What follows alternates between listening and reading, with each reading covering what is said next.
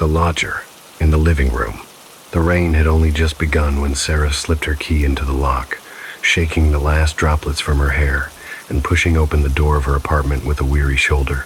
She had worked late again, and the city outside still hummed with the kind of cold electric loneliness that only big cities can produce. The hallway light flickered behind her as she stepped inside, kicking off her shoes without really looking. But when she turned on the lamp in the living room, her breath caught. There, planted right in the center of her floor like an intruder who hadn't even bothered to hide, was a massive gray leather beanbag chair. Not a cheap one either. This thing looked expensive, like a designer piece curated for someone with more disposable income than sense. She froze, keys still hanging from her fingers. She lived alone. She hadn't ordered anything. She certainly hadn't paid for that. The chair gleamed slightly under her warm lamp, the way leather does when it's brand new. There was even a small shipping tag tied around its zipper pull, fluttering slightly in the faint draft from the window she must have forgotten to close that morning. Her stomach clenched. Someone had been in her home. That was her first thought.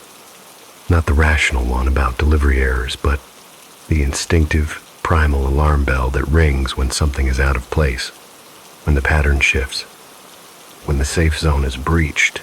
She set down her bag carefully, half expecting something or someone to shift in the silence.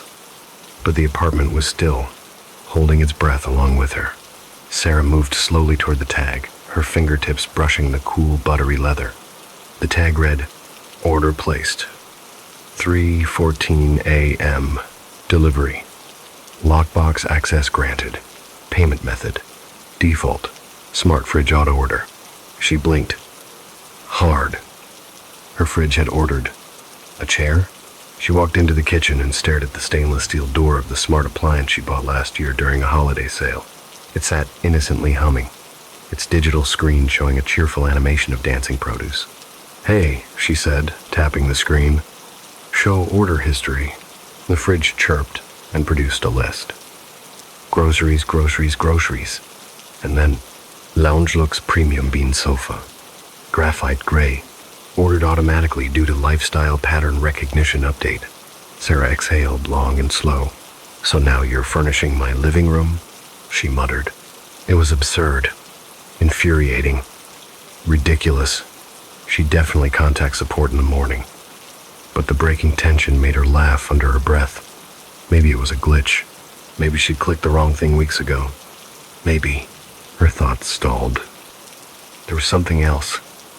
In the living room, a ceramic coffee mug sat on the edge of the side table, still warm. Steam gently curled from the top, faint but unmistakable. Sarah stared at it. She didn't own that mug. She hadn't made coffee since yesterday morning. Her pulse thudded in her ears. Her mouth went dry. She took 2 slow steps toward it, leaning down slightly. It smelled faintly like cinnamon and chicory. Something rich, dark, almost old-fashioned. Her fingers trembled as she touched the mug. Warm, fresh. Someone had been here. Recently. Her eyes darted to the front door. The deadbolt was locked. The chain was still in place. Her windows there where only 2 were shut. She lived on the 9th floor. No balconies. Her heart whispered the obvious answer. Someone had a key. But that made no sense. She hadn't given one to anyone, no friends who dropped by unannounced, no exes with lingering access, no landlord with a habit of surprise inspections. And yet, there was a chair she didn't order, a mug she didn't own, warmth from lips that weren't hers.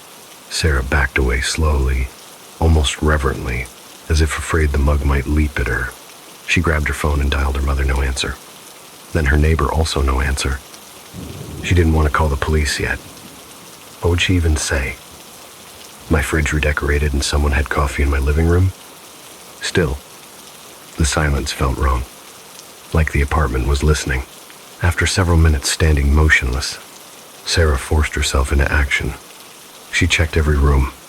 Bedroom empty, closet empty, bathroom nothing, the hallway quiet. But when she circled back to the living room, she noticed something else. The beanbag had shifted slightly, just a fraction, just enough to make her doubt her memory. It now angled toward the television, as if someone had turned it for a better view. A chill zigzagged across her spine. "Okay," she whispered to herself. "I'm tired. I'm imagining things." But she couldn't shake the prickling sensation on the back of her neck. That ancient animal instinct that says, "You are not alone." She stayed awake long past midnight, the chair looming in the corner of her vision like an oversized animal curled up in the wrong den. Eventually, exhaustion dragged her to bed, and she fell asleep with the light on. The next morning, Sarah woke to the soft hum of her fridge and the sight of a pair of cotton socks on the living room floor, striped, navy and white, not hers. She stared at them from the hallway, gripping the doorframe. "No," she whispered. "No, no, no." Her mind raced through a dozen explanations: prank, break-in, delivery mix-up, but none of them explained socks placed neatly side by side on her immaculate hardwood floor. She approached, crouched, and picked them up with 2 fingers. They were clean and warm. She dropped them like they burned her. Her hands shook as she unlocked her phone and opened her browser to check her history. A strange impulse she couldn't quite explain. Her heart nearly stopped. The list showed at least 20 pages she hadn't visited. Guides for starting a new life in another city. Tips for staying hidden. Luxury living room furniture. How to sleep quietly. Her palm grew slick against the phone's screen. The last link was opened at 4:12 a.m., a time when Sarah had been fast asleep. She stared at the apartment around her, suddenly hyper-aware of every sound. The hum of the fridge, the faint buzz of the air vent, a soft ticking from the wall clock. But beneath all of it, something else, a barely perceptible shift. Like the weight of the room was subtly rearranging itself. She backed away from the living room, eyes fixed on the beanbag, as though waiting for it to breathe. That was when she noticed the indentation.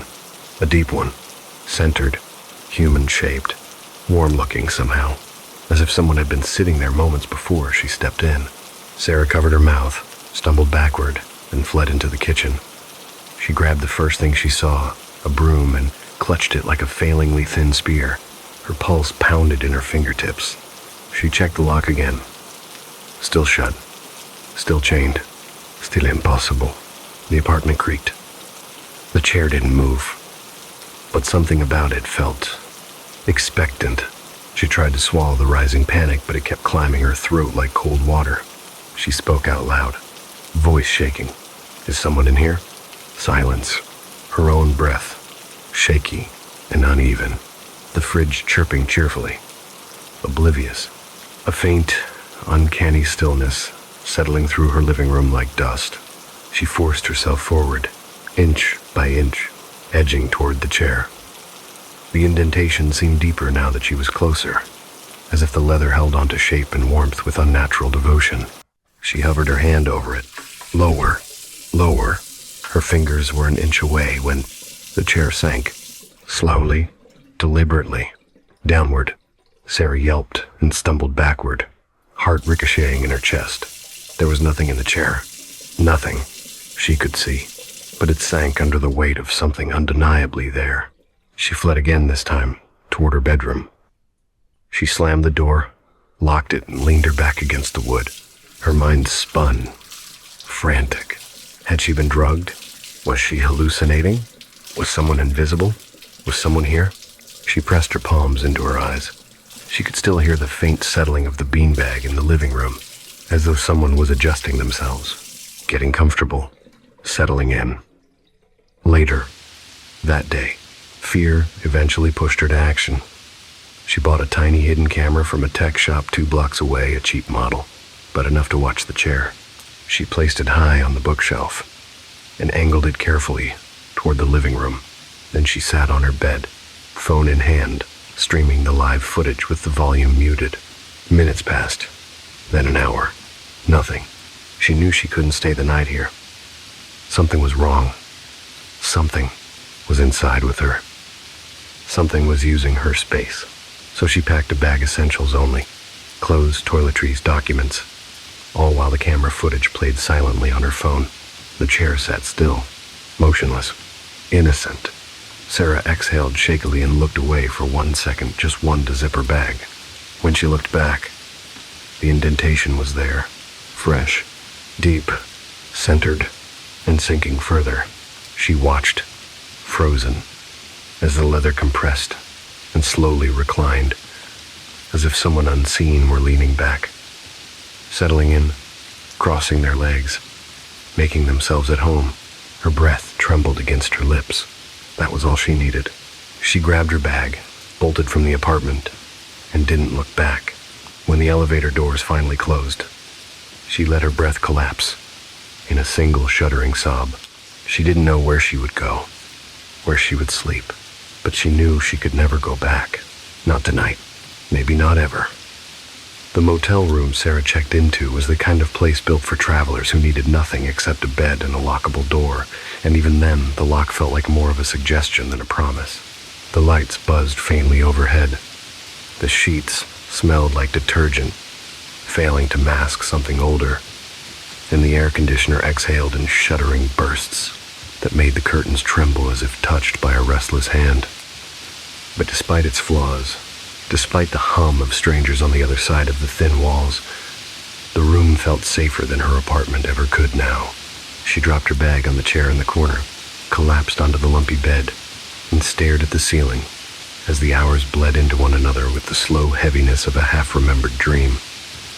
Every time she closed her eyes, she saw it again, the gentle, deliberate sinking of the beanbag, the way the leather creased and shifted as though a person made of weight and intention had settled into her living room with unhurried confidence. By early evening, her fear had sharpened into a tense clarity. She needed answers. She needed control, even if only in the form of knowing exactly what she had escaped from. So she took her phone from her bag, plugged it into the wall, and opened the hidden camera app. The live feed blinked awake, revealing her living room back home. The neat layout she had spent months arranging. The soft lamplight still glowing stubbornly because she hadn't been brave enough to turn it off before running out the door. The beanbag sitting like a hulking, complacent animal in the center of the room, facing slightly toward the TV stand. Everything looked still, untouched, ordinary. She watched for several minutes, her breath steadying with each passing second of nothingness. Maybe it had been a fluke. Maybe she had imagined the movement in her panic. Maybe the indentation was the foam adjusting itself in delayed response to her earlier touch. She almost talked herself into believing it when she noticed something. The indentation remained. She could see its gentle dip even from the grainy upper corner camera angle. It wasn't flattening. It wasn't expanding. It simply remained carved into the leather like a memory that refused to fade, holding onto the shape it had been molded for, as if whatever had been there earlier still lingered invisibly, suspended like a ghost held by gravity. She told herself to be rational, to breathe, to remember that cameras malfunction all the time. Hidden devices like this weren't built with precision. The shadows on the floor could be exaggerating the dip. Still, she couldn't look away. The apartment felt wrong on the screen, like something was subtly misaligned, as if her home was performing an impression of itself but getting the details slightly off. Even the lamplight seemed too still, lacking the small, natural flicker she expected. She turned up the brightness on her phone and leaned in. That was when she saw it. The chair shifted, not dramatically. Not enough to jump or gasp or scream, but the indentation deepened in a slow, nearly casual movement, as though the unseen occupant were leaning slightly forward, as if adjusting to get a better angle of view. It was the kind of motion a person might make if they heard a distant noise or remembered something important. It was subtle enough that she wouldn't have noticed if she hadn't been staring directly at the leather's texture, watching the faint shadow beneath it lengthen by just a fraction. Her throat tightened. Her pulse throbbed in her hands. She wanted to look away, but the screen held her captive as the indentation lingered for several long, pulsing seconds. Then, slowly, it lifted, rising by degrees as though whoever had been sitting there had stood up with calm, silent intention. The leather uncompressed itself with a steady, organic return to shape, like breath filling a chest. Sarah covered her mouth with both hands, her shoulders curling inward as she watched the chair fully regain its original form. Her eyes darted to the rest of the living room feed, scanning desperately for any sign, any shadow, any imperfection in the air that might reveal a presence. But the room remained maddeningly empty. The coffee mug from the day before was gone. She noticed that with a jolt. The side table stood bare. Someone or something had moved it or taken it. She zoomed in on the chair, on the floor, on the doorway to the kitchen. Nothing. The room was as immaculate as she had left it, except for that single absence which felt louder than any movement could have been. Her mind raced through every possibility. The mug had been knocked over, maybe. The mug had evaporated in some bizarre thermal anomaly. The mug had been stolen by an intruder she couldn't see. The mug had been picked up politely by a presence that considered her home partly its own. Her chest rose and fell in shallow quivers. She wanted to shut the app. She wanted to throw her phone across the room. But she also wanted to see, needed to see what would happen next. Minutes dragged on without movement. The lamplight glowed steadily. The shadows held their shape. The room seemed to settle back into an almost oppressive stillness. Then the fridge screen lit up. Sarah jerked upright on the motel bed. The camera zoom was too far to read the text clearly, but she could see the glow shift patterns, like someone was scrolling through menus. It wasn't the cheerful, idle animation she knew.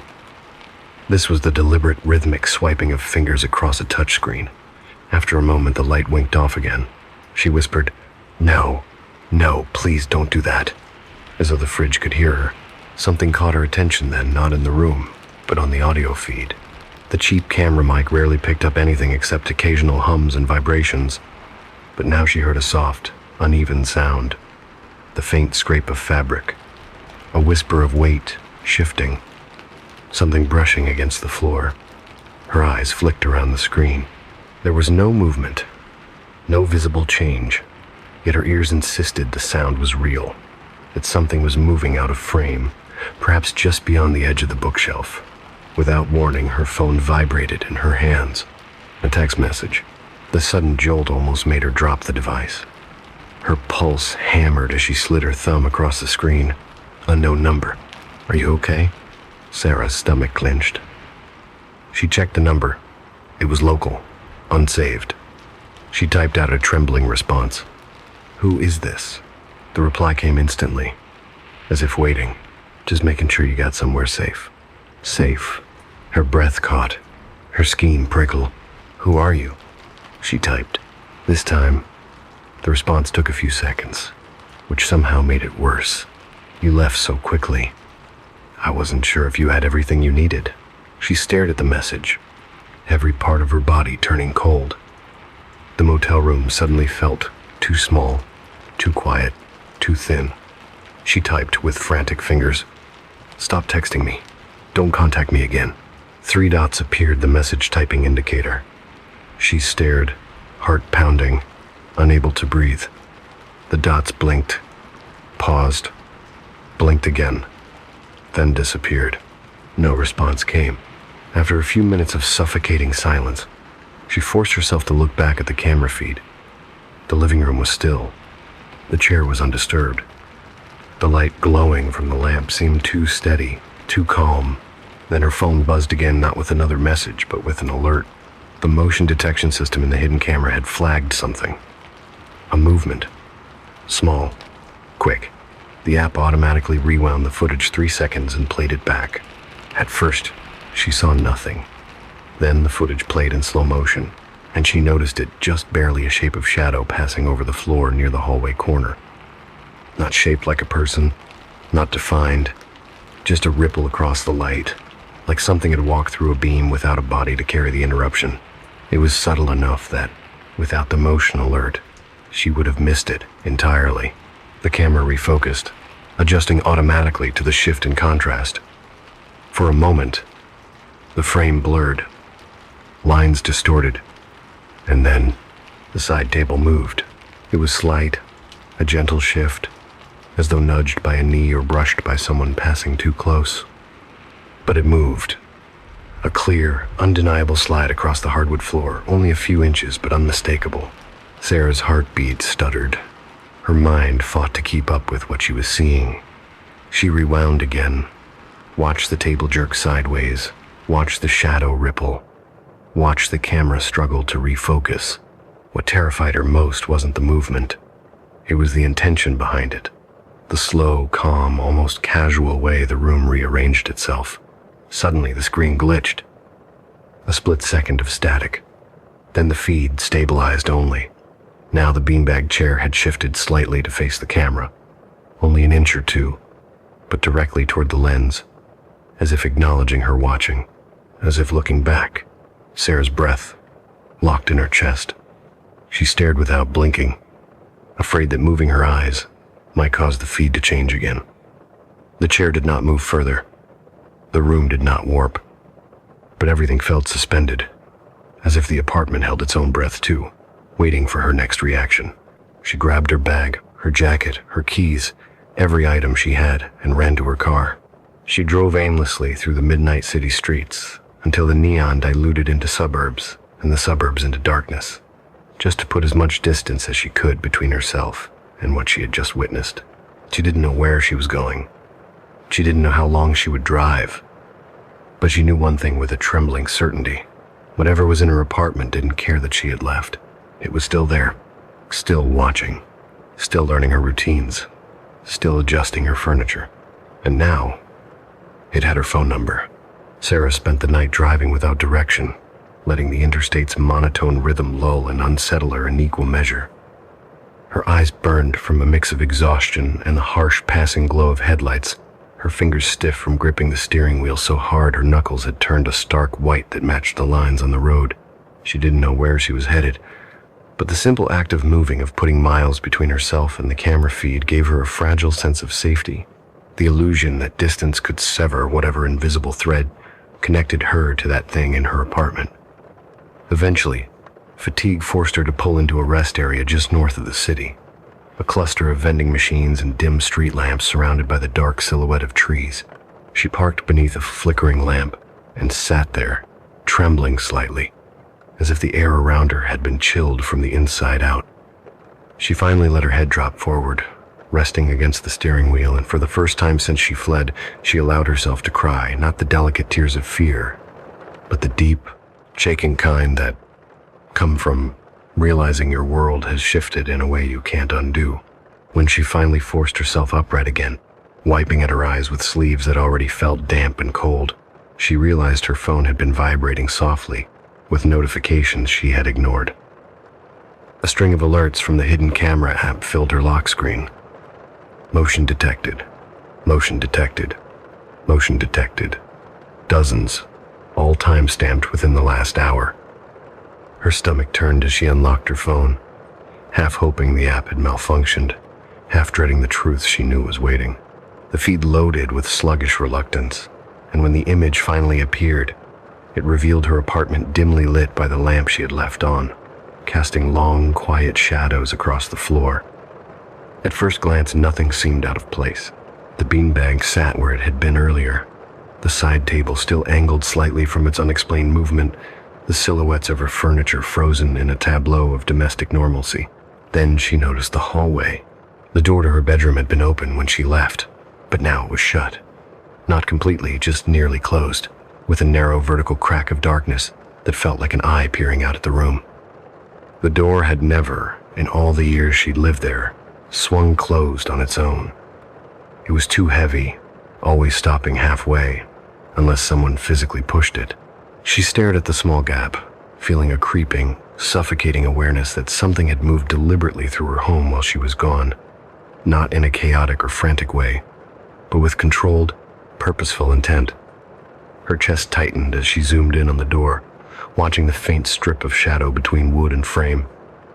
Nothing moved, but the stillness carried weight, as if something stood just behind it, waiting for her attention. Her hands shook as she rewound the footage. The camera had caught several moments of distortion flickers, warping lines across the screen, odd pulses of static that looked almost like ripples spreading through the air. She slowed one clip down, watching the room fade in and out of clarity. And for a split second, a single frozen frame, she saw a shape at the edge of the frame near the kitchen doorway. Not a human form, not even something she could fully describe, but a sense of density, a darker smear in the space, as if a part of the room had folded in on itself and refused to align properly. Then the clip ended. The regular footage resumed, and the room looked empty again. The stillness felt taunting. Sarah lowered the phone, pressing it against her thigh as she sat in the driver's seat trying to steady her breathing. She needed help. She needed someone to tell her she wasn't losing her mind, someone who could witness this with her. Her first thought was her friend Alicia, who lived an hour away and had always been level-headed, the grounding presence in every emergency. She scrolled to her number with trembling fingers and called. The phone rang twice before Alicia answered, her voice thick with sleep. "Sarah?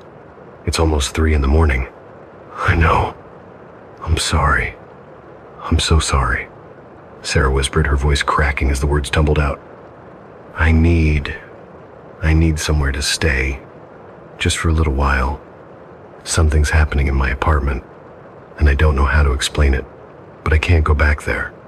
And I can't stay out here alone, Hey, breathe, Alicia soothed, instantly alert.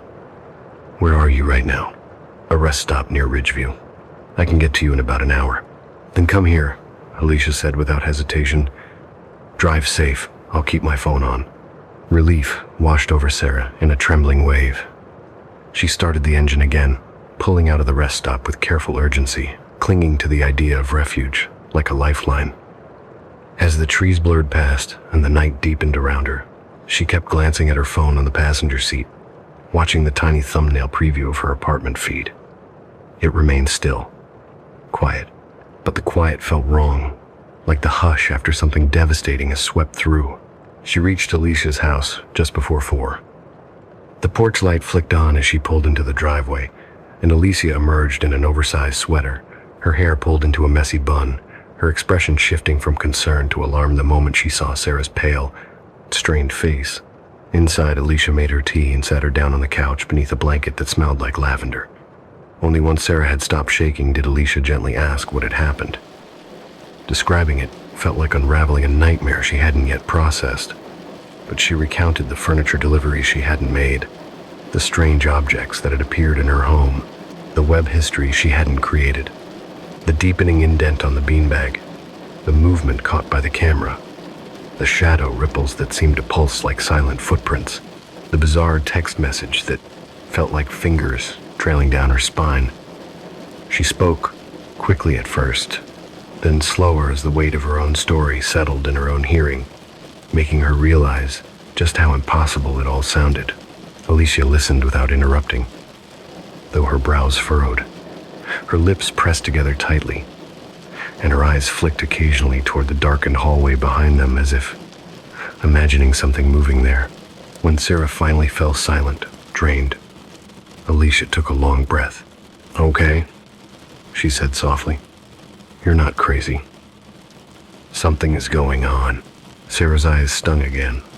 Hearing those words out loud, without skepticism, without mockery, felt like a small anchor in a swirling storm.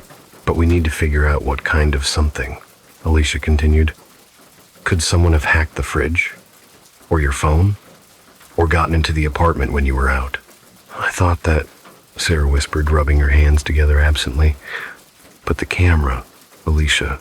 Nothing human makes a chair sink like that without showing up on the footage. Nothing human moves a table without casting a shadow."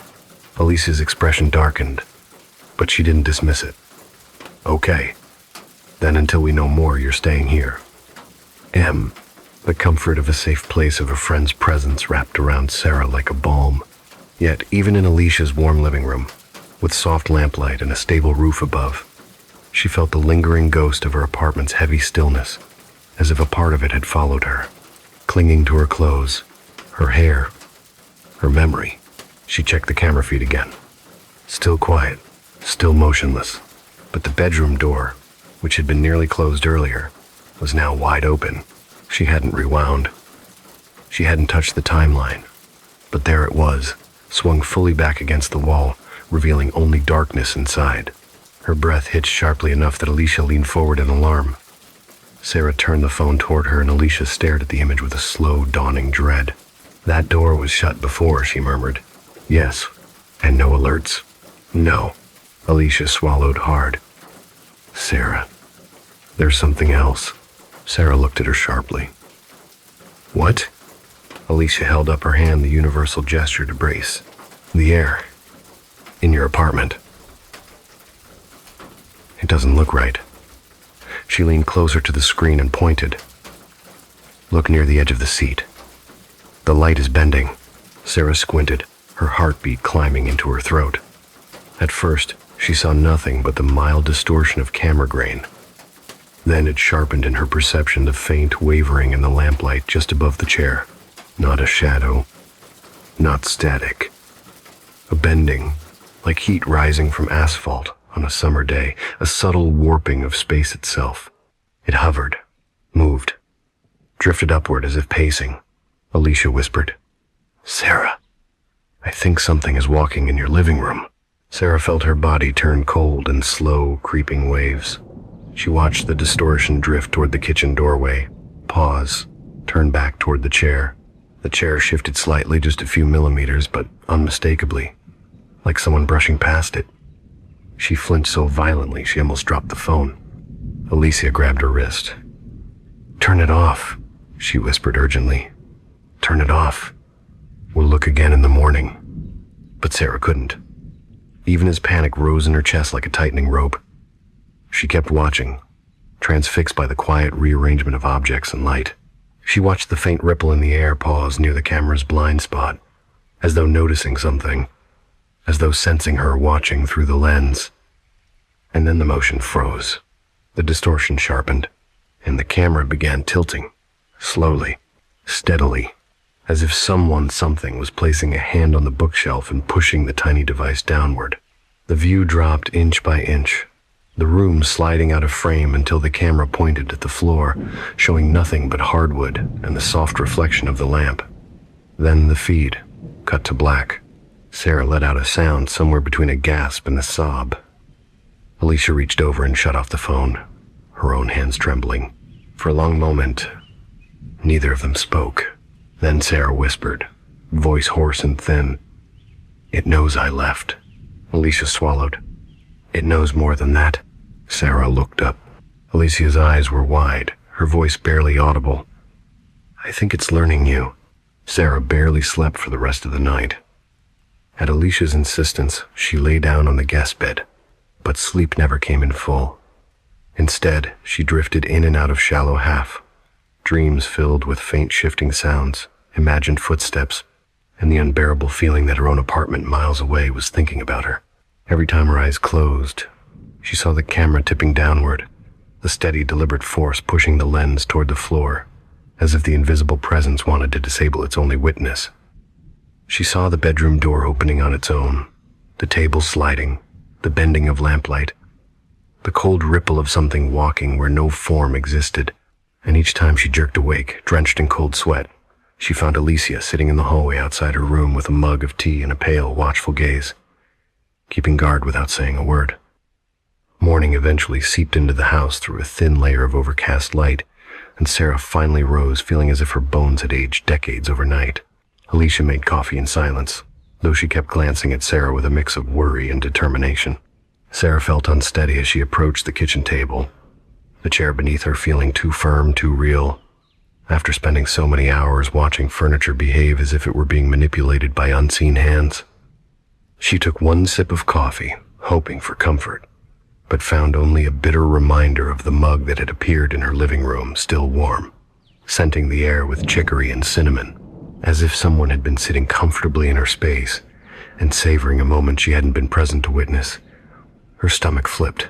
Eventually, Alicia broke the quiet. "We need to do something," she said gently, though the tremor in her tone betrayed her nerves. Sarah nodded, though she couldn't imagine what something meant in a situation like this. She couldn't call the police. What would she say that a ghost was furnishing her apartment and sending her text messages? She couldn't hire a locksmith. The locks had not been broken, and whatever was inside didn't seem to care about doors. She couldn't hire an exorcist or a paranormal investigator without sounding unhinged. And yet doing nothing felt like allowing that presence to continue expanding into her life, learning, adapting, tightening its quiet claim on her world. Alicia pulled out her laptop. "Maybe we can figure out if anyone else has reported anything similar," she said, scrolling through forums, news articles, tech complaints, smart home warnings. They spent nearly an hour combing through stories of malfunctioning appliances, hacked security systems, glitches in smart devices, strange break-ins, unexplained shadows caught on surveillance. But none of them matched what Sarah had experienced. Not the creeping intelligence, not the deliberate rearranging of objects, not the bending of light, not the eerie sense of companionship that felt more parasitic than malevolent. Something that wanted to exist in the spaces she occupied and would continue to exist even if she tried to ignore it. Eventually, Sarah stood, unable to sit still any longer. "I need to go back," she said, surprising herself with how steady her voice sounded despite the terror gnawing beneath. "I have to see what's happening. I have to know." Alicia looked up sharply. "Absolutely not. You're not going back alone."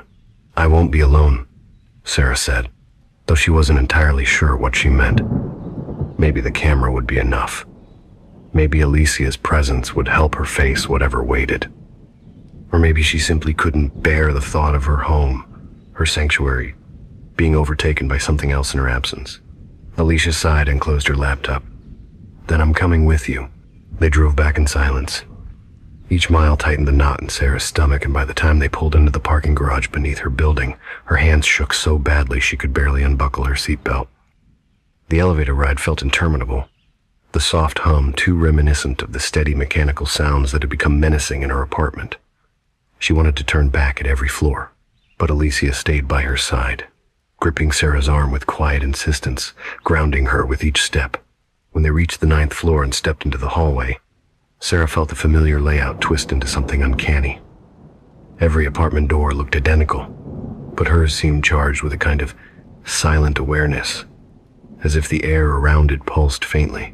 She unlocked the door with hesitant hands, pushing it open slowly, expecting some immediate sign: an overturned chair, shadow darting across the room, cold rush of wind, but nothing leapt out. Instead, the apartment greeted them with a stillness that felt heavy and watchful, a stillness that vibrated with anticipation more than calm. The lamp was still on. The furniture sat where she had last seen it in the feed. The beanbag chair remained in the center of the room, facing slightly toward the TV, its leather uncreased, its surface smooth, giving no hint of the dozens of times it had molded itself around an invisible form. And yet, the air felt wrong. It was warmer than it should have been. Not the warmth of sunlight or heating, but the warmth of occupancy, like stepping into a room where someone has recently been sitting, breathing, moving. Sarah inhaled slowly and caught the faint scent of chicory coffee, the same aroma from the mysterious mug. The smell settled on her tongue, too tangible to be left over. Alicia stepped forward cautiously. "Do you see anything out of place?" Sarah scanned the room. The coffee mug was still gone. Her bookshelf appeared untouched, though she realized with a jolt that the hidden camera she had left there was missing. Not knocked to the floor, not toppled, removed. "Is it there?" Alicia whispered. Sarah pointed. "It's gone." Alicia approached the shelf, examining every surface, then crouched to check the floor, but nothing remained. Not even the adhesive strip Sarah had used to fix the camera in place. It was as if the device had been peeled away cleanly, lifted with perfect precision. Sarah wrapped her arms around herself. It didn't want to be watched. As they moved further inside, a subtle shift made both of them freeze. It wasn't a sound. It wasn't a movement. It was a sensation, like pressure changing, like the room exhaling. The shadows along the wall seemed to stretch subtly, almost imperceptibly, as if responding to their presence. The air carried a faint vibration, so soft Sarah wondered if she imagined it, but Elise's widening eyes told her she hadn't. They turned toward the hallway. Her bedroom door, which had been wide open in the feed, was now nearly shut again. The same narrow strip of darkness, showing between the door and frame. Alicia whispered, "Did you leave it like that?" "No," Sarah said quietly. They approached slowly, as if drawn by an invisible thread. Sarah's heartbeat thudded in her ears, each pulse amplifying the thickness in the air. When she reached the door, she paused, her hand hovering inches from the wood. The faintest draft slipped through the crack, cool against her skin. She pushed gently, and the door creaked open with excruciating slowness, the darkness inside feeling dense and waiting. The bedroom was undisturbed, yet something had changed. Her closet door was open, wide open. She always kept it closed. Inside, her clothes hung neatly, but one item caught her eye. A jacket she hadn't worn in months was resting on the carpet, sleeves sprawled outward, as if someone had lifted it, examined it, and dropped it. Next to the jacket was a single sock, one of her own this time, striped and worn. She picked it up, and it felt unnervingly warm, as though it had been held. Alicia stepped back, voice trembling. "Sarah, something lives here." The words hit Sarah with a clarity she hadn't allowed herself to accept until now. This wasn't a haunting in the traditional sense, with cold spots and flickering lights and ghostly wails. This was encroachment, occupation. Something had decided her home was suitable, comfortable, inviting. Something had studied her habits, her belongings, her routines, and had woven itself into them with quiet determination. She backed away from the closet, unable to look at the jacket any longer. As she turned toward the living room again, her phone buzzed in her pocket. Alicia heard it too and froze. Sarah pulled the phone out slowly, dread tightening her entire body like a vice. The message was from her own number, not from the unknown contact from before. Her own number. It read, "You brought someone with you." That wasn't very polite. Sarah's vision blurred. A coldness seeped into her bones, stronger than any chill she had felt since the nightmare began. The room seemed to pulse around them, as if walls, floor, and air were all tuning themselves to the presence of two intruders. Alicia reached for her arm. "We need to go. Now." But before they could move, another message appeared on the screen, arriving with such rapid precision. It was as though the sender had anticipated the exact moment she would read the first. "Don't worry, Sarah. I'll be quiet. I know you don't like noise." The third followed immediately. "I learned that from watching you sleep."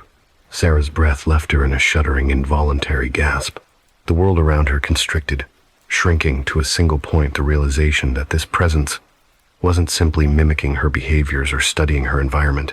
It had been watching her intimately, observing her most vulnerable moments, learning her preferences, adjusting itself to fit more easily into her life, as if preparing for a long-term coexistence. Alicia dragged her toward the front door. Sarah didn't resist. She let herself be pulled, stumbling over her own feet as panic fractured her thoughts.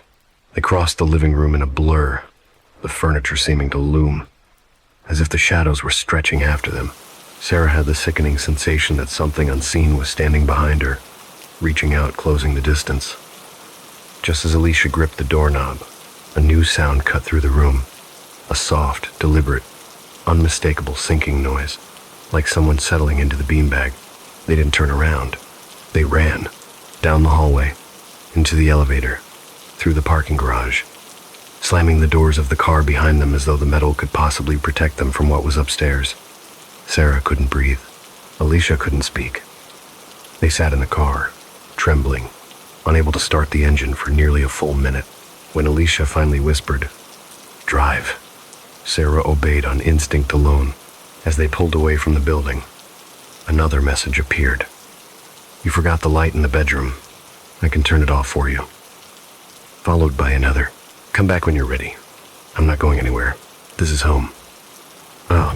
For hours after fleeing the apartment, Sarah drove without direction through a blur of suburban streets and interstate loops, guided only by the desperate need to keep moving, to keep space between herself and the entity that had claimed her home. Alicia sat rigid in the passenger seat, her hands clenched so tightly in her lap that her knuckles looked bloodless. Her breathing remained shallow, as if she were afraid that inhaling too loudly might somehow carry sound back through invisible threads to the presence lurking in Sarah's apartment. They didn't speak, not while the city lights bled into darkness, not while the sun began to rise with the eerie stillness of a quiet survivor, not even when Sarah finally had to pull over at a lonely gas station somewhere far beyond either of their familiar routes. The gas station was a lonely island of buzzing fluorescent light in an ocean of morning fog. Sarah parked near the side of the building, leaning her forehead against the steering wheel as her pulse slowly returned from a frantic hammering to something closer to human. The world outside felt too big, too open, as if the entity from her apartment could slip into any shadow and ride on any quiet breeze. Alicia stepped out of the car to breathe fresh air, but even from where she stood, her hands were shaking. She leaned against the hood, pulling her sweater tight around herself, scanning the empty parking lot with the posture of someone expecting a threat to approach from any direction. Eventually, the silence between them broke when Alicia whispered, "We need to tell someone. A priest, a paranormal investigator, some kind of professional, anyone. We can't face this alone." Lained, Sarah lifted her head. Her eyes were raw and unfocused, but a deep, stubborn clarity flickered in them. "I don't think this is supernatural in the way you're thinking," she murmured. "It's not a ghost. It's not a demon. It's something else. It's learning me. It's adapting. It's aware." Alicia hugged herself. "What kind of thing behaves like that?" "I don't know," Sarah whispered. "But I think it wants something. Or maybe it thinks it already has it." And she opened her phone with hesitant fingers. The last messages from her own number still glowed on the screen with the same unsettling calmness. She hovered her thumb over delete or block, but none of those actions felt meaningful. Blocking her own number felt like locking a flimsy bathroom door against a rising tide. Instead, she checked the hidden camera app one last time, even though she feared that the feed would still be offline. But instead of a blank screen or a camera not found error, the app loaded. The image appeared slowly, dissolving from pixelated static into a clear view of her living room. The beanbag rested in the center of the room. The lamp still glowed like a small, stubborn star, attempting to anchor normalcy. The side table stood motionless. Everything looked still. Then Sarah saw the angle of the shot. The camera was no longer on her bookshelf. It was on the coffee table, positioned lower, facing the beanbag directly, pointed at the place where the presence liked to sit. Her fingers tightened involuntarily around the phone. Alicia moved closer, peering over her shoulder. Neither of them spoke as they watched the image, the quiet of the room feeling more oppressive than any scream could have been. A soft movement flickered across the screen, a tiny shift in the pattern of the rug, a slight ripple near the base of the beanbag, a breach in the stillness that felt simultaneously insignificant and catastrophic. Then the beanbag began to dip again, slowly, steadily, in the unmistakable imprint of someone settling into it. Sarah felt the breath leave her lungs as her vision blurred with terror. The living room on the screen looked serene, domestic, falsely safe. But the sinking leather spoke volumes in its silent, deliberate curve downward, shaped by invisible weight. The indentation deepened, lingered, and then, with slow familiarity, reclined slightly, as though the occupant had leaned back, comfortable, unbothered, at home. Alicia exhaled an unsteady breath. "It's sitting there," she whispered. "Right now. It's sitting there." Sarah couldn't move her hand away. She watched, frozen, as the indentation rested. Then, after a long stretch of motionless silence, the camera jolted slightly, a small, steady push forward. The view of the beanbag grew closer, creeping across the screen like an unwanted caress. "It moved the camera," Sarah breathed. The device edged closer, inching along the table as though nudged by fingertips she could not see. Another inch, another, closer still. The frame tightened around the beanbag until the leather texture filled the screen, the indentation pulsing faintly as if matching a breath. Then the camera stopped. A beat of stillness passed, and her phone vibrated with a new message. Her own number again. "You came back." Sarah's vision flashed white. Her grip on the phone faltered. Alicia grabbed her arm to steady her, her breath sharp with disbelief. The message had no accusation, no anger, no menace. It read like a simple observation, almost hopeful. Another message appeared before they could process the first. "I knew you would." A third. "I've been waiting." Sarah shook her head, her voice breaking. "I didn't go back. I didn't, but the messages continued, arriving in a slow conversational rhythm, as though the entity didn't mind that she wasn't physically present. I thought you might want to talk. I found more things to show you. Your closet is very organized. Sarah gagged on a sudden wave of nausea. She dropped onto the curb near the gas station's entrance, barely able to keep the phone steady. Alicia knelt beside her. We need to stop reading these. We need to turn the phone off. Throw it away if we have to. Sarah couldn't move. She felt as if every muscle in her body had turned to cold, unforgiving iron. The screen illuminated her face, the next message arriving with a chilling gentleness. I wish you hadn't left so quickly. Hefty. Another. You left your cardigan. I folded it. Her pulse spiked to the point of pain. Without thinking, she refreshed the camera feed. The image returned instantly. The beanbag was empty. The indentation had smoothed out completely. The room looked untouched, but something had changed in the background. Her bedroom door was open again, and in the dimness of the hallway, the light was bending, not with subtle distortions like before, but with a slow, pulsing wave, as if space itself were breathing in and out. The shadows along the wall seemed to gather, shifting inward, converging toward the doorway in soft, whispering motions. Then the phone vibrated again. She didn't want to read it. She didn't want to look. But her eyes were drawn, as if the message itself pulled her attention toward it. Do you want me to come to you instead? Her body went rigid, the air leaving her chest in a silent cry. Alicia grabbed the phone and locked it instantly, as though slamming a door, then pulled Sarah close. We're leaving this state if we have to, she said fiercely. You are not going back there. Ever. Sarah nodded, but her vision stayed unfocused, haunted by the image of the pulsing hallway and the almost tender tone in the messages. She felt something inside her unravel, a thread of connection she hadn't asked for but now couldn't sever. As Alicia helped her to her feet and guided her toward the car again, Sarah whispered, It followed my patterns, my routines, my preferences. If it could learn those, what else can it learn? Alicia stopped walking. What do you mean? Sarah stared ahead, her expression hollow. It has my phone number. It can move objects. It can manipulate devices. And it can watch me sleep. If I leave the state, if I throw my phone away, if I change everything.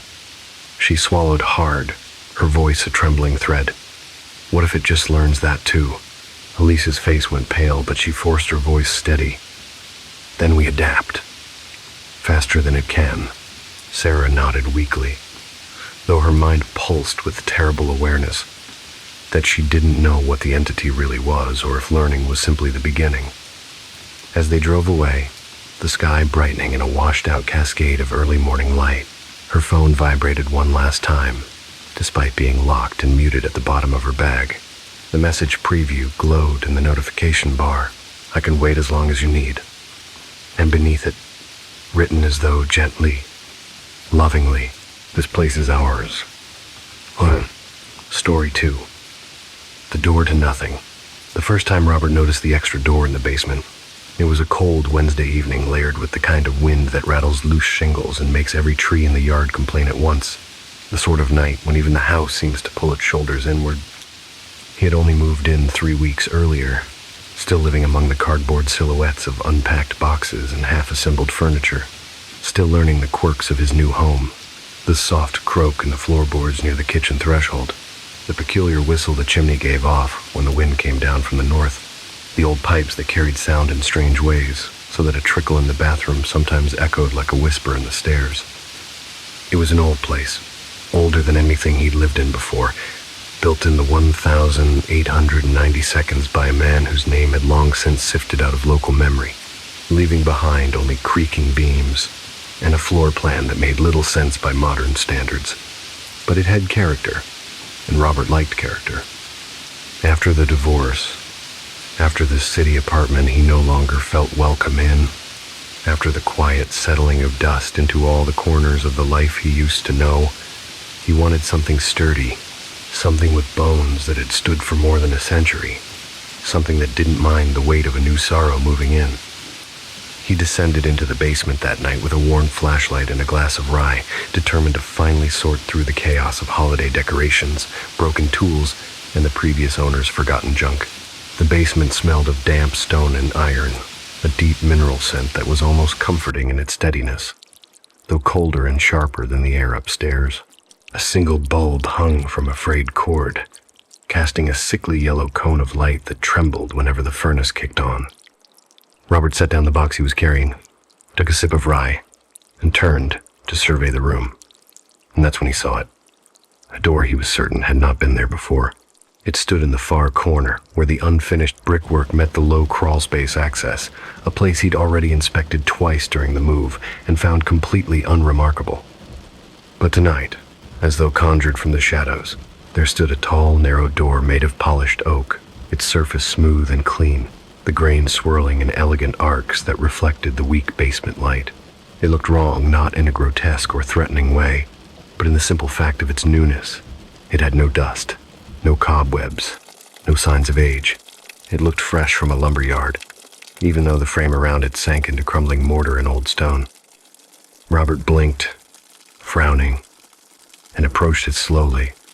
The floor felt colder beneath his socks with every step. He clicked the flashlight on and directed the beam toward the door, half expecting the illusion to dissolve under better light. But the oak remained solid, shockingly solid. What struck him most was the absence of a handle. No knob, no latch, just a seamless surface that invited neither opening nor explanation. A faint, barely visible line ran vertically where the door would swing, but otherwise there was no hardware at all. Robert rubbed the back of his neck and whispered into the empty basement, "What the hell?" His voice sounded strangely small against the stone walls, as if the room had absorbed the words rather than echoed them. He reached out tentatively, brushing his fingertips along the wood, and felt the faint coolness of polished varnish. It didn't have the graininess of the other wooden surfaces in the house. It felt modern, meticulously sanded, perfectly finished. Out of some illogical impulse, he leaned down to sniff it, and was startled to detect a faint whiff of sulfur light, almost imperceptible, like a match that had been struck and blown out a minute earlier. Robert stepped back.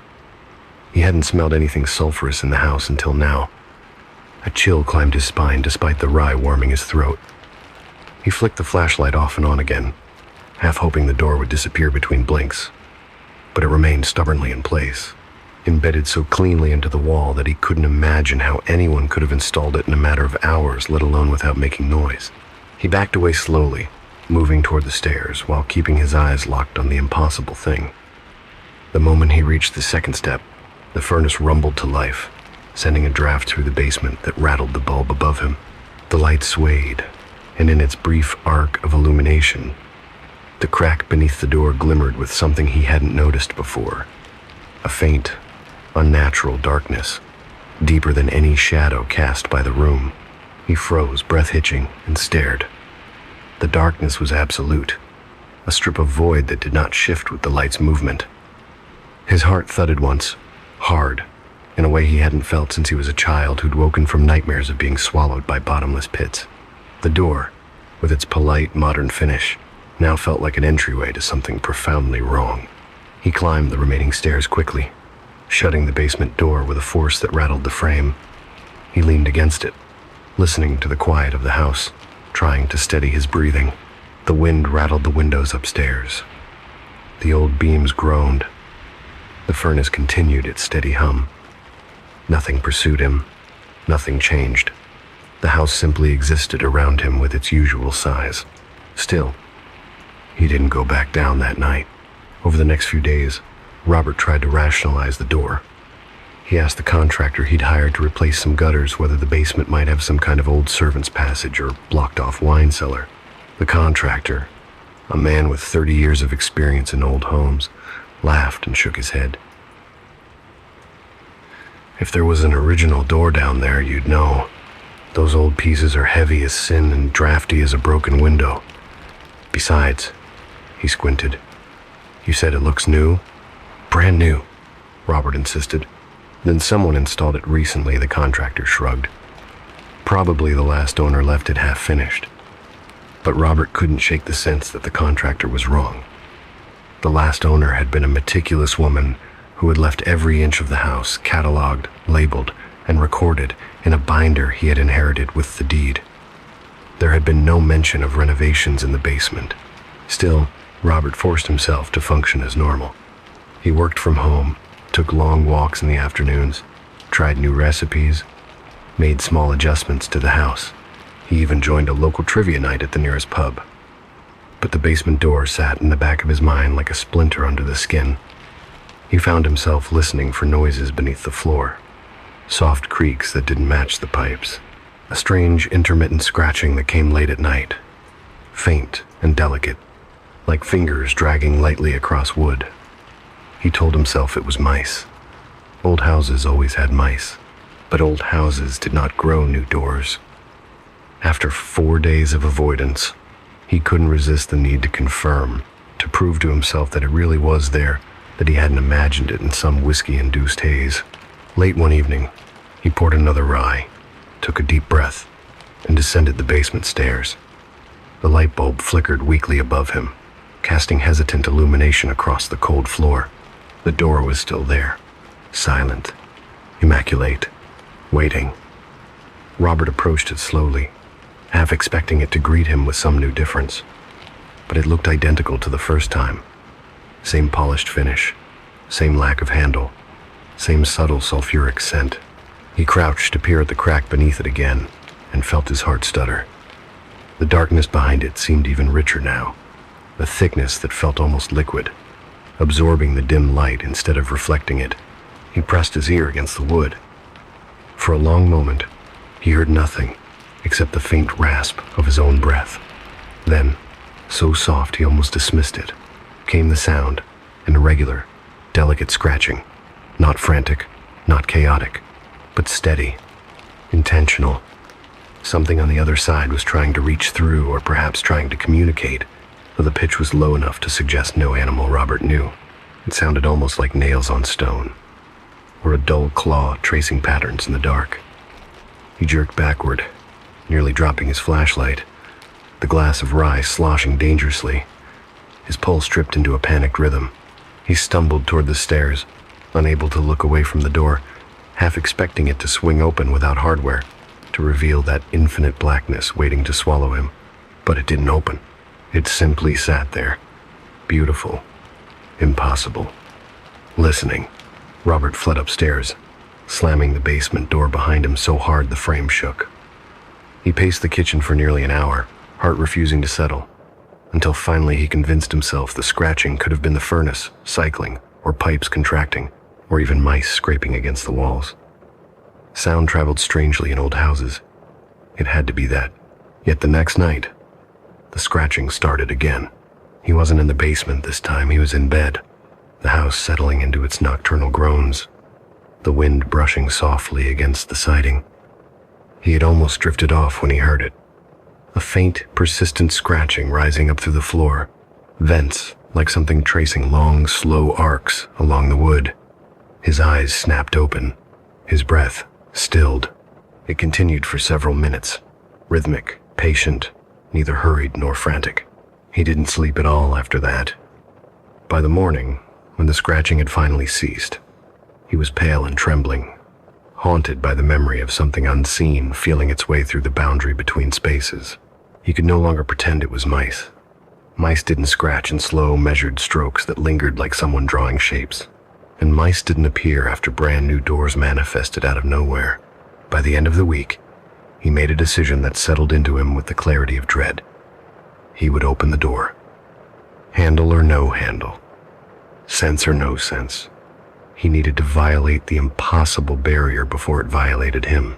That night, he went downstairs with a hammer, a chisel, a flashlight, and the stubborn resolve of a man who had survived a divorce, a downsizing, and a lifetime of disappointments. He was tired of retreating, tired of being afraid in his own home, tired of feeling observed by something that refused to acknowledge itself properly. He approached the door. The sulfur smell was stronger tonight. The darkness under the door pulsed faintly, like breath. Robert raised the chisel. He paused, and from the other side of the oak, Something whispered so softly that he felt it more than heard it. 3 distinct syllables. Not words, not language, but something close enough that every hair on his body stood upright. His grip on the chisel faltered. Before he could gather himself, the basement bulb flickered violently, then burst, the glass popping in a tiny explosion of sparks that left him in near blackness. Only his flashlight remained, and in that dim, narrow beam, the door seemed to lean forward, ever so slightly, as if the space behind it were pressing back, waiting, wanting, holding its breath for him to act. Robert stood in the basement, surrounded by the aftermath of the shattered bulb, the air still vibrating faintly from the sudden burst, the smell of scorched filament mixing with that faint trace of sulfur that had begun to feel like the signature of the new door.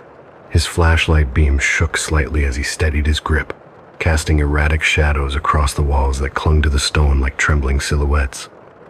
He tried to slow his breathing, tried to remind himself that the pop of the bulb could have been a coincidence, nothing more than an old fixture deciding it had lived long enough. But deep down, buried beneath layers of logic and years of practical adulthood, a small part of him felt certain the house was responding to him, as if the space around him had exhaled with annoyance or warning. He swallowed hard, swallowing the remnants of courage that had brought him down here in the first place, and forced himself to take a step closer to the door. The wood, polished and impossibly new, stood perfectly still, yet radiated, a presence so strong it felt like heat in the air, or perhaps the opposite, an intense cold that didn't brush the skin so much as flatten against it. He could almost feel the door's attention centered on him, like an unblinking eye embedded in the walls of the house, watching every tentative inch he moved. With each step, he registered the subtle shift in the room's atmosphere. The basement felt narrower, the shadows thicker, the silence more profound, as though the house itself was trying to hear what he would do next.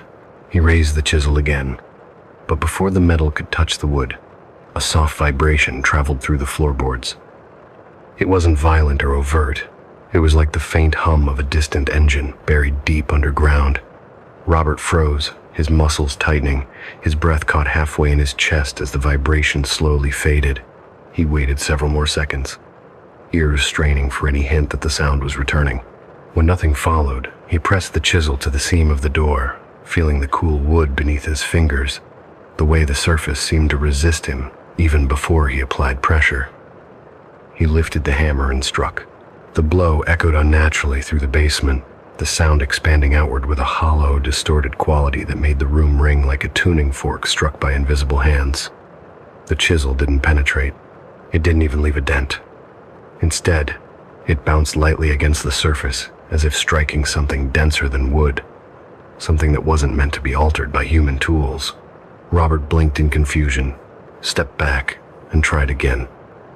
This time, he swung with more force, letting the weight of the hammer drive the chisel into the door. The result was the same, a reverberating thud and a harmless rebound. No chip of wood, no scratch, no mark. He set the chisel aside, an uneasy frustration growing under his skin. "You've got to be kidding me," he muttered, though he wasn't entirely sure if he spoke to the door or to himself. He placed both palms flat against the surface and pushed, expecting resistance. What he felt was far stranger. The door didn't budge, not even a fraction of an inch, but the wood vibrated faintly beneath his touch. Not the kind of vibration that comes from machinery or wind, but something that felt biological, like touching a large animal through a thick barrier. A slow, rhythmic pulse thrummed beneath the varnished surface, steady and quiet, almost imperceptible unless he concentrated. His fingertips tingled as the sensation crawled up his palms and into his wrists, like a whisper following the shape of his bones. He recoiled instinctively, shaking out his hands as though he had touched a live wire. The sensation lingered, a strange phantom echo beneath his skin. His heart raced, pounding a warning that he couldn't ignore. Every rational part of his mind pushed him to leave the basement, go upstairs, and pretend none of this existed. He almost turned toward the stairs when he noticed something new at the base of the door. The faint strip of darkness beneath it seemed to be shifting, not with movement, but with depth. He knelt carefully, bringing the flashlight closer to the gap. What he saw did not follow the rules of natural shadows. The darkness didn't behave like the absence of light. It behaved like a space that wanted to be darker. It swirled slowly, like ink suspended in water, thickening and thinning in gentle looping motions. When the flashlight beam passed over it, the darkness didn't recede, it deepened, becoming even more dense. An abyss behind a sliver of wood. Robert's breath wavered. He shut off the flashlight and turned it on again, thinking it might be flickering or malfunctioning. But the darkness remained the same, impossibly deep, impossibly alive. As he stared, he felt a sudden icy draft slip across his face, though he felt no air movement anywhere else in the room. It carried a faint scent of sulfur, but also something older like wet stone in a cavern far below the earth. He stood up quickly, his legs nearly buckling. "Nope," he said aloud to the silent basement, forcing the shaky syllables out through clenched teeth. "Not doing this. Not tonight." He backed up, step by step, refusing to take his eyes off the door. The beam of the flashlight trembled across the surface. The basement continued to listen. When he finally reached the stairs, he bolted up them two at a time, pulling the door shut behind him with such force that a framed picture in the hallway rattled. He stood there gasping, his ears ringing with his own pulse. One hand braced against the kitchen counter to keep himself upright. The house creaked softly above him. The wind outside moaned faintly against the gutters, but nothing, thank God, followed him through the basement door. He slept poorly that night, waking in fits, covered in cold sweat. Each dream filled with flickering impressions of the polished oak and the swirling darkness beneath it. But when morning arrived, pale and washed out through thin curtains, the house seemed almost normal again. No sulfur scent, no vibrations. Just his own tired breath and the distant rumble of a garbage truck somewhere down the block. He spent the next 2 days trying to avoid the basement entirely, forcing himself into routines that kept him upstairs. Making coffee, reorganizing the kitchen drawers, repainting the guest bedroom, anything to avoid thinking about the pulse beneath the wood and the whisper-like scratches that had crept through the vents. But by the third night, the scratching returned. It was louder now. Not frantic, not aggressive, just louder. A slow, determined scraping that drifted through the floorboards like a finger tracing slow arcs beneath him. It wasn't random. It wasn't animal-like. It felt deliberate, purposeful. Robert lay frozen in bed, staring up at the ceiling, his blankets pulled tightly around him, his breath shallow. The scratching shifted locations, first under the foot of the bed, then beneath the hallway, then beneath the kitchen. It traveled in a pattern he couldn't decipher, but it was moving with intention, pausing occasionally as if waiting for him to react. He didn't.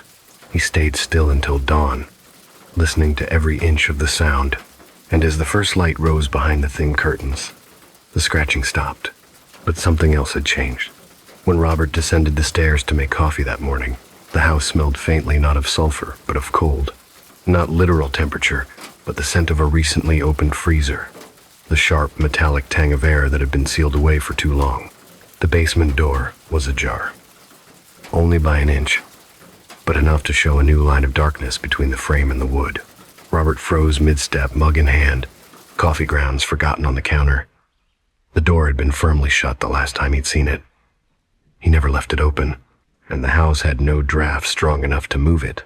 He approached carefully, each footstep soundless on the floor. When he reached the door, he pushed it with 2 fingers. It moved, easily, too easily. The basement below was dark not because the bulb was out, but because the shadows seemed thicker than they should have been at this hour of the morning. He stood on the threshold, gripping the door frame, feeling the cold seep upward, like a breath from below. He could not hear scratching, but he could hear something else, an almost inaudible hum, low, rhythmic, like a deep vibration resonating through stone. He flicked the switch for the basement light. Nothing happened. He flicked it again, and again. Still nothing. He swallowed hard, reached for his phone flashlight, and shone it down the stairs. The beam illuminated the steps, the floor, the concrete wall, the exposed pipes. Everything looked the same as before except for one detail that made his blood run cold. The door was gone. The polished oak door no longer stood in the corner. The wall was bare again, exposed brick, crumbling mortar, exactly as it had been the day he moved in. The doorway to nothingness had vanished, but the sulfur smell remained, thick and unmistakable in the air. Robert stood frozen on the top step, trying to process what he was seeing or not seeing. He descended slowly, flashlight trembling, and approached the corner. He touched the brick where the door had been. It was cold, slightly damp, rough, exactly as an untouched basement wall should be. But when he drew his hand back, his fingertips were dusted with a faint black residue. It was soot-like but softer, almost like ash. He rubbed his thumb against his fingers, and the residue smeared, leaving behind a dark streak. A subtle tremor ran through him as he drew in a breath, and the smell of sulfur deepened. It wasn't coming from the corner. It was coming from the stairs behind him. He spun around, heart thudding, and saw nothing, just the bare steps, the open door to the kitchen, the soft morning light spilling across the top landing. But the smell persisted, curling through the air like smoke from a match that had just been extinguished.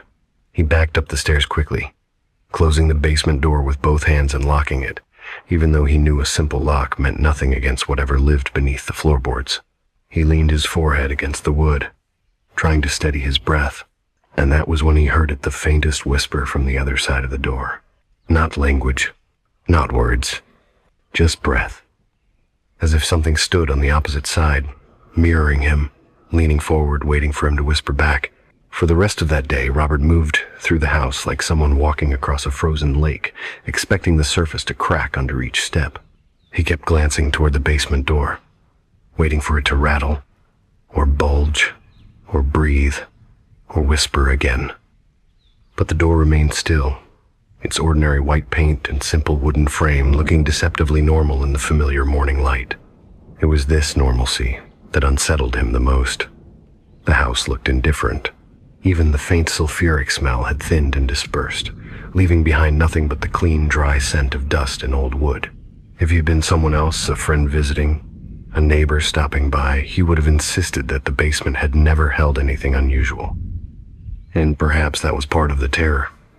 The house was capable of pretending. In the afternoon, he forced himself outside, trying to steady his nerves through mundane tasks. He raked leaves beneath the brittle shade of the maple tree, scrubbed the bird droppings off the porch railing, trimmed the overgrown shrubs that leaned against the front windows like uninvited guests. But even as he worked, he felt an awareness pressing against him from beneath the house, not accusatory or malicious, but patient, as though something below was following the rhythm of his movements, mapping the cadence of his thoughts, waiting for its moment to reappear. By late evening, when the sun dipped low and the sky turned the color of old bruises, Robert finally sat on the living room couch with a blanket around his shoulders and a glass of water he didn't drink. He should have called someone, a friend, his sister, the contractor, anyone who might anchor him to the version of reality he had always trusted. But every time he thought of opening his mouth and forming the words, he imagined the conversations that would follow, the polite concern turning into guarded suspicion, the slow erosion of trust in his sanity. More terrifying, though, was the possibility that speaking of the door aloud might summon it again, might invite whatever had waited behind it to find another way into his life. Night settled across the house like a heavy cloak, and with it came a familiar wind, a low, rolling sound that curled around the gutters, slipping beneath the siding with a sigh that felt too much like breath. Robert turned on every downstairs light, illuminating each corner, each piece of furniture, each hallway, as though brightness could repel whatever waited in the dark places of the house. He avoided looking at the basement door entirely, though he could feel its presence in his periphery like a cold silhouette. Around 11 p.m., he drifted toward an uneasy sleep on the couch, lulled by exhaustion more than comfort. His eyelids had barely closed when a soft sound stirred him, a faint scraping, too delicate to be wood on wood, too deliberate to be the house settling. His eyes snapped open. The sound continued, brushing lightly up through the floorboards beneath his feet. It was back, the slow, rhythmic scratching. But this time, it was different. It wasn't the hesitant tracing he'd heard before. Now it moved with quiet confidence, sliding in long arcs beneath him, pausing occasionally before dragging again in a pattern that felt almost meditative. His breath caught. He sat perfectly still, tuning every nervous receptor in his body toward the sound. The scratching stopped suddenly, then 3 slow taps. Tap, tap, tap. Not from the floor this time, from the basement door. Robert froze completely, a cold pressure tightening around his chest like a constricting band. The taps repeated, patient and measured, spaced apart as though whatever made them had all the time in the world. Tap, tap, tap. He couldn't move, not even to breathe properly. He stared at the dark hallway that led to the kitchen, where the basement door hid just out of sight. Another tap followed, softer, almost polite. His mouth went dry as his mind began sifting through every rational explanation he could conjure. Pipes, heating ducts, the wooden frame contracting, but none of them fit the precise, intentional cadence of the tapping. Then something even worse happened. The tapping changed. It became a slow dragging, like fingertips brushing lightly down the length of the door from top to bottom. The sound was unmistakably human-like. The hair on Robert's arms rose as he clamped a hand over his own mouth, terrified that the sound of his breathing might carry downward through the house, might communicate something he did not intend. He stayed frozen until the sound stopped, until the house fell silent, until he felt certain the presence had retreated. But he was wrong. At 2:17 a.m., the sound returned, this time directly beneath the couch. A dragging, a subtle shifting, as though something below were tracing the outline of where he lay. The pressure beneath the floorboards seemed to rise in a gentle swell, as if something were leaning upward against the boards themselves. He bolted upright, heart pounding, and stood in the center of the room, afraid to stay still and afraid to move. The basement door creaked, not loudly, not dramatically, but with the soft whisper of a hinge adjusting. He stared at the doorway to the kitchen. The house held its breath. Robert picked up the closest object he could reach, a heavy ceramic lamp, and moved slowly toward the kitchen. His steps were deliberate, each footfall measured, as though the wrong rhythm might provoke something. As he approached the basement door, he noticed a thin line of darkness at the crack where the door met the frame. It wasn't the absence of light. It was a tangible strip of black, denser than shadow, like soot or smoke or something deeper than either. His stomach turned. He stepped closer. The sulfuric scent tinged the air. He placed his palm lightly on the door's surface. It was warm, not warm like a heated room, but warm like skin, an impossible warmth radiating outward, pulsing faintly, almost as if the door were breathing through the wood grain. Robert jerked his hand back, trembling. The warmth clung to his palm like an imprint. The house creaked above him. The wind moaned against the siding as though urging him to leave. But he found himself inching closer, compelled by something he could not explain. He pressed his ear to the door. Silence. Then faintly, impossibly, he heard movement on the other side. A shuffling, like footsteps across stone. But the sound wasn't distant. It was immediate, just inches away, separated only by the thin paneled barrier. He whispered, "Hello?" Without meaning to. The movement stopped. For a moment, the universe seemed to collapse into a single beat of stillness, so quiet that even the wind seemed afraid to intrude. And then a low exhale pushed through the crack at the bottom of the door. Not a gust, not a draft, a breath. Warm, deliberate, slow. Robert stumbled backward, knocking into the counter, clutching the ceramic lamp like a flimsy shield. His chest tightened, his heartbeat thundering against his ribs, his mouth too dry to form another word. The breath retreated. Silence filled the house once more, and then all at once the basement door slammed violently, the echo reverberating through the floorboards and walls as though the entire house shouted in response. Robert dropped the lamp. It shattered across the tiles. He bolted from the kitchen, sprinting upstairs 2 at a time, slamming his bedroom door shut with such force that several picture frames tilted. He locked the door. He shoved a dresser in front of it. He sat on the bed with his back pressed to the wall, knees drawn up, hands pressed over his mouth as if afraid sound itself might open another door somewhere. He remained awake until dawn, eyes burning, mind thrashing between disbelief and terror. When the pale light finally seeped across the bedroom ceiling, he tiptoed downstairs. The house felt different. Still. Too still. He crept toward the basement door, expecting cracks in the frame, expecting burn marks or scratches or any sign that the door had slammed in the night. But nothing had changed. The frame was intact. The hinges were unbent. The wood was cold. The sulfur scent had dissipated entirely. Everything looked exactly as it had the day he moved in, except for one thing. Something had been slipped under the door. A folded piece of paper, precisely creased, the edges crisp and clean as though someone had ironed it. Robert approached cautiously, dread pinching his lungs. He crouched and picked it up, unfolding it with shaking fingers.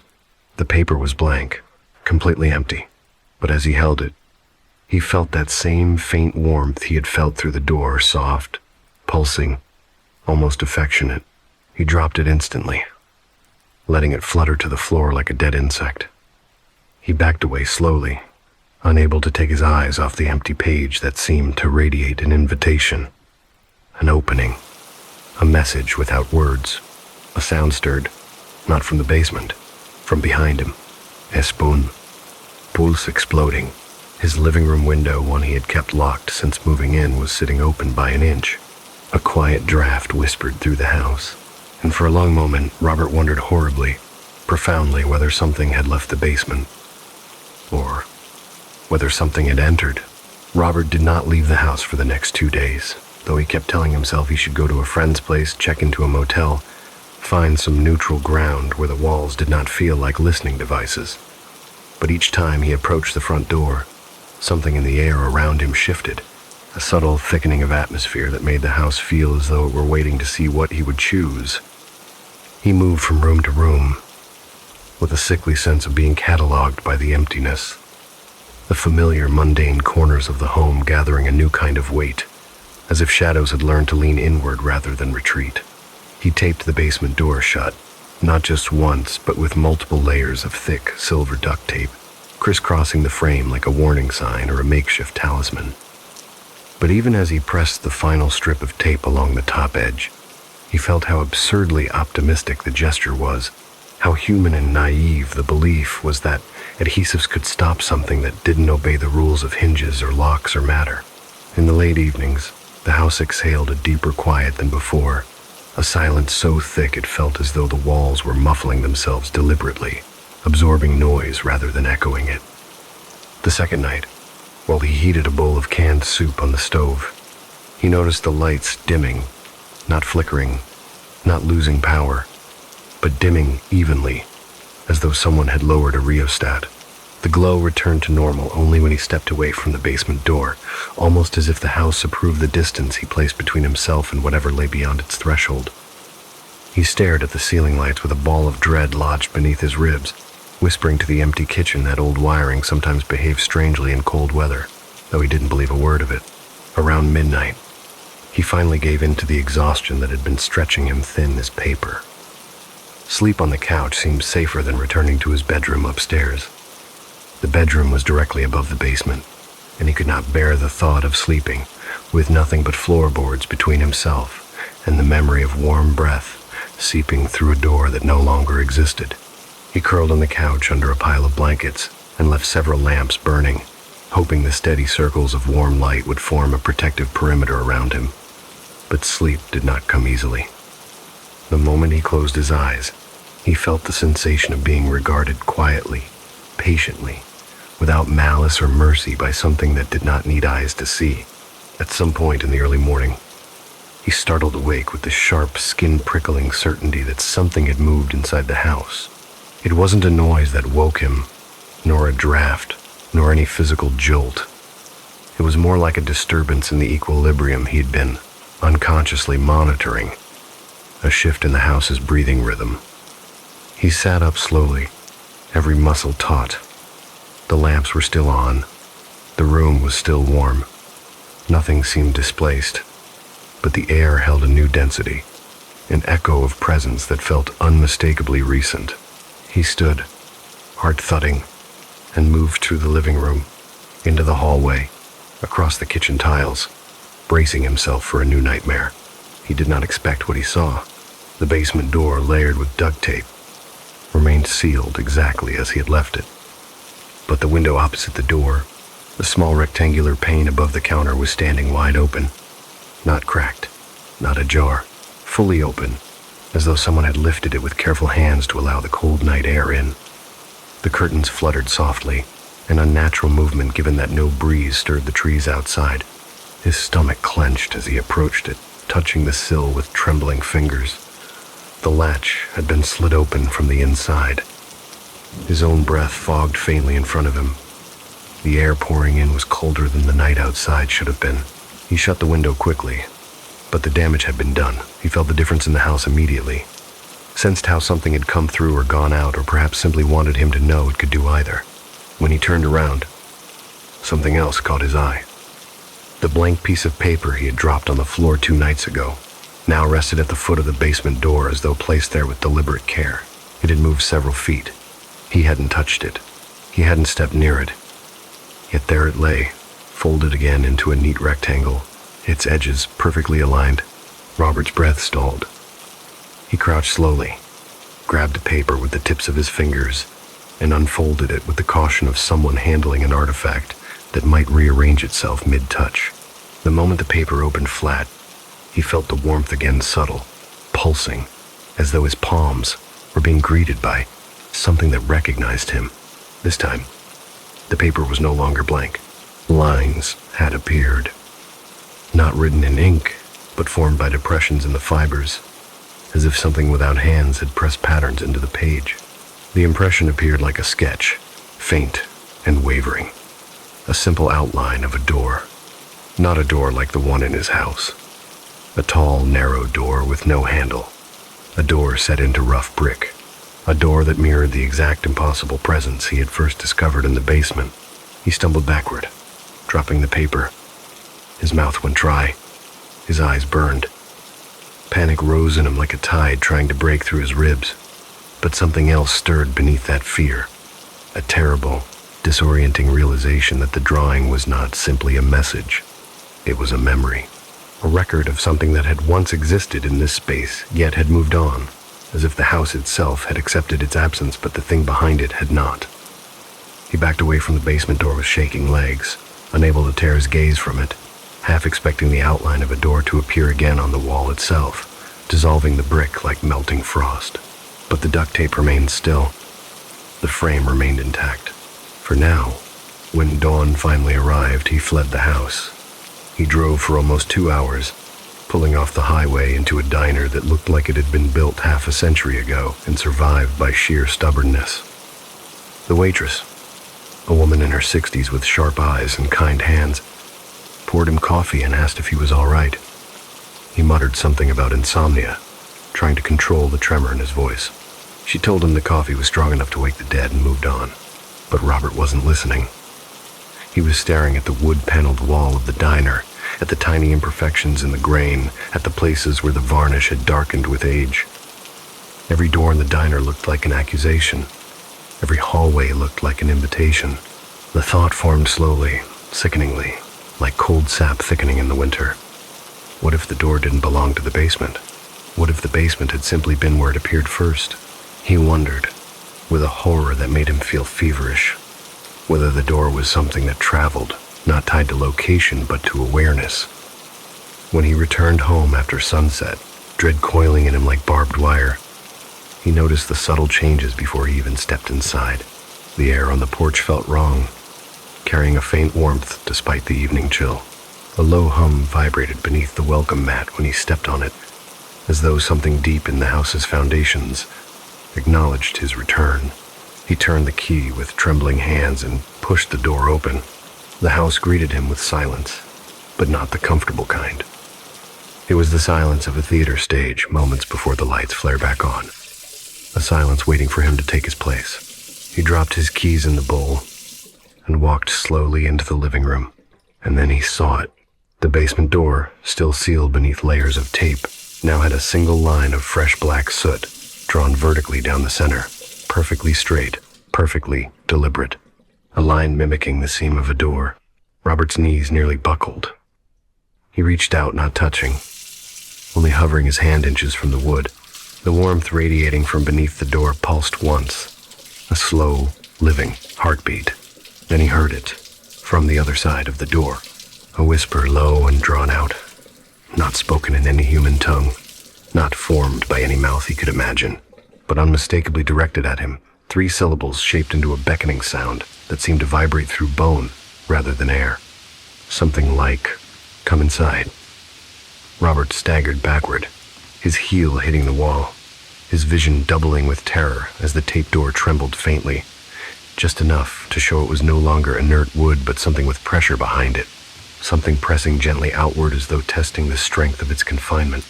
And then, the tape began to peel on its own, one strip at a time, slow, steady, patient, as if unwrapping a gift meant specifically for him. The tape peeled in a slow, slithering curl that made Robert feel as though he were listening to the unwrapping of his own sanity, each strip lifting away from the door with the soft, traitorous whisper of adhesive releasing from paint, falling in loose spirals to the floor like shed skin.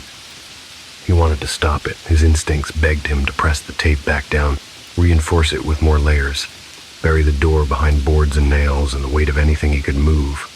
But the sight of those strips, descending in patient succession, held him in place, mesmerized and horrified in equal measure, as though the house itself were peeling open a wound to reveal infection beneath. When the last strip detached and floated down beside the others, a stillness settled over the hallway so thick it felt like a living thing coiling around his throat, and he knew with a bone-deep certainty that the door was waiting for him to breathe, to step closer, to acknowledge its persistence. He backed away slowly, hands trembling, but the air around him felt magnetized, pulling him back toward the wood that had once been inert and now pulsed with a faint warmth he could sense even from several feet away. The seam down the middle, the vertical line of soot he had found earlier, seemed darker now, as if deepening into an actual divide instead of a cosmetic mark, and as he stared at it, he realized with a chill, like a plunge into icy water, that the line was widening. Not with sudden drama or violent motion, but with a barely perceptible parting, as though the wood fibers were being encouraged to yield inward by something behind them, something that had studied the structure of the panels and memorized their weaknesses.